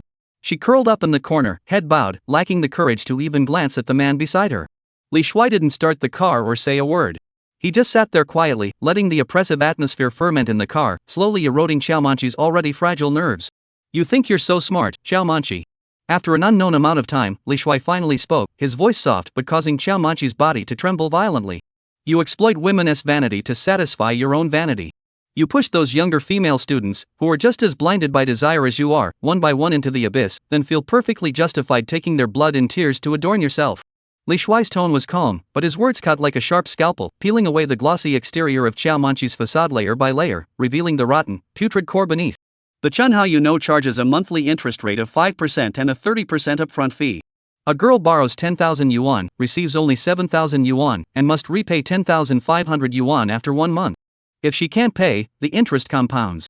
For every customer you successfully refer, Chunhao gives you a 30% commission. Then you use those counterfeit luxury bags to rip off those girls for at least 5 times the profit. Over the past 2 years, the girls you've pushed into this pit, with names and surnames, total 27. Among them, 3, unable to repay the money, were photographed naked by you and Shenhao's men and sent to off-campus KTVs to work. Is that correct? Chow Manchi's body was trembling like a leaf in the wind. She suddenly lifted her head and stared at Li Shuai with an expression as though she were seeing a ghost. These things, these sins she had almost forgotten, buried deep in her heart. How did this man know? You, who are you? Her voice was hoarse, filled with fear. Who I am doesn't matter. Li Shuai turned his head, his deep eyes coldly fixed on her. What matters is that from now on, your life belongs to me. He threw an iPad into her lap. The screen displayed a pre-drafted electronic contract. The title read, Information Consultation and Debt Waiver Agreement. Sign it. Li Shuai's tone left no room for argument. Chow Manchi trembled as she opened the agreement. The terms were harsher and more domineering than any contract she had ever seen. The core content of the agreement consisted of 3 clauses. 1. Chow Manchi acknowledges that she owes party A Li Shuai 300,000 renminbi due to commercial fraud. 2. To repay this debt and in exchange for the party A waiving its right to pursue legal action against her, Chow Manchi voluntarily becomes the party A's lifetime information consultant. 3. During the term of this agreement, Chow Manchi must unconditionally comply with any work instructions issued by Party A and assume unlimited, lifelong confidentiality obligations regarding all instructions and information obtained. In the event of a breach of this agreement, Party A has the right to immediately transfer all evidence of fraud to the judicial authorities and claim a breach of contract compensation of 10 million yuan from Party B. This is not an agreement. This is clearly a contract of indentured servitude. Chow Manchi looked at the agreement, and tears once again streamed down her face. She knew that once she signed her name, her life would be ruined forever. But did she have a choice? If she refused to sign, what awaited her would be the cold bars of a prison cell and a decade of despair. In the end, she tremblingly signed her name at the bottom of the agreement. Very good, Li Shuai said, putting away his iPad with a satisfied smile. He started the car and drove away slowly. Now, let us talk about your first work assignment. Li Shuai drove the car to a secluded artificial lake on campus and stopped. I want you to arrange a meeting with your superior, Chen Hao. Tell him you've caught another big fish. A group of newly enrolled, wealthy but not very bright young women want to raise 2 million yuan for some startup project, but their families won't approve, so they're looking to you for funding. That amount is enough to get Chen Hao to handle it personally. Chow Manchi listened blankly, nodding unconsciously. Of course, Li Shuai's lips curled into a wicked smile. To ensure you don't pull any tricks behind my back and to make your performance more convincing, you need to change into a work uniform. He reached into the back seat and handed her a beautifully wrapped gift box. Xiao Manqi opened the box in confusion. When she saw what was inside, her face flushed bright red. Inside the box was a fiery red, extremely daring, form-fitting dress. The dress was made of very little fabric. It had a deep V neck. The back was completely open. The skirt was so short it barely covered anything. This isn't a dress. It's clearly a QQ battle armor. Beside the skirt lies a meticulously designed white gold necklace adorned with tiny diamonds, along with a pair of matching earrings. The skirt is your new uniform. Li Shuai's tone was full of amusement. As for these two items, he picked up the necklace and waved it in front of Xiao Manqi's face. This collar is a GPS tracker with a high-sensitivity listening device. The earrings are also listening devices. From now on, you must wear them whenever you're on a mission. This is your collar, Xiao Manqi. Li Shuai heard the system prompt in his mind. Ding! Side quest assigned, the Queen's Collar. Requirement: host must successfully have Xiao Manqi wear the tracking kit and complete the first intelligence gathering mission. Task reward: 1000 system points, target's obedience level +5. Xiao Manqi stared at the collar glinting coldly under the light, her body trembling violently from humiliation and fear. She knew that once she put it on, she would truly become a dog collared by her master. What? Unwilling? Li Shuai's gaze grew colder once more. Xiao Manqi's heart trembled violently. She stared at the man before her, who seemed like a devil, and finally, in despair, slowly closed her eyes. I'll do it. She extended her trembling hand and took the box. Very good. Li Shuai's face broke into a victorious smile. He knew that from this moment onward, the once arrogant gold-digging queen had completely fallen into his hands, becoming his sharpest and most obedient pawn. Get out of the car, Li Shuai said indifferently. Go change into your work clothes, then start your performance. You messed up. You know the consequences. Xiao Manqi clutched the box and got out of the car, looking dazed and disoriented. Li Shuai didn't leave immediately. Instead, he lit a cigarette and watched her lonely and vulnerable figure in the night, a cruel yet satisfied smile curving his lips. The new game had begun.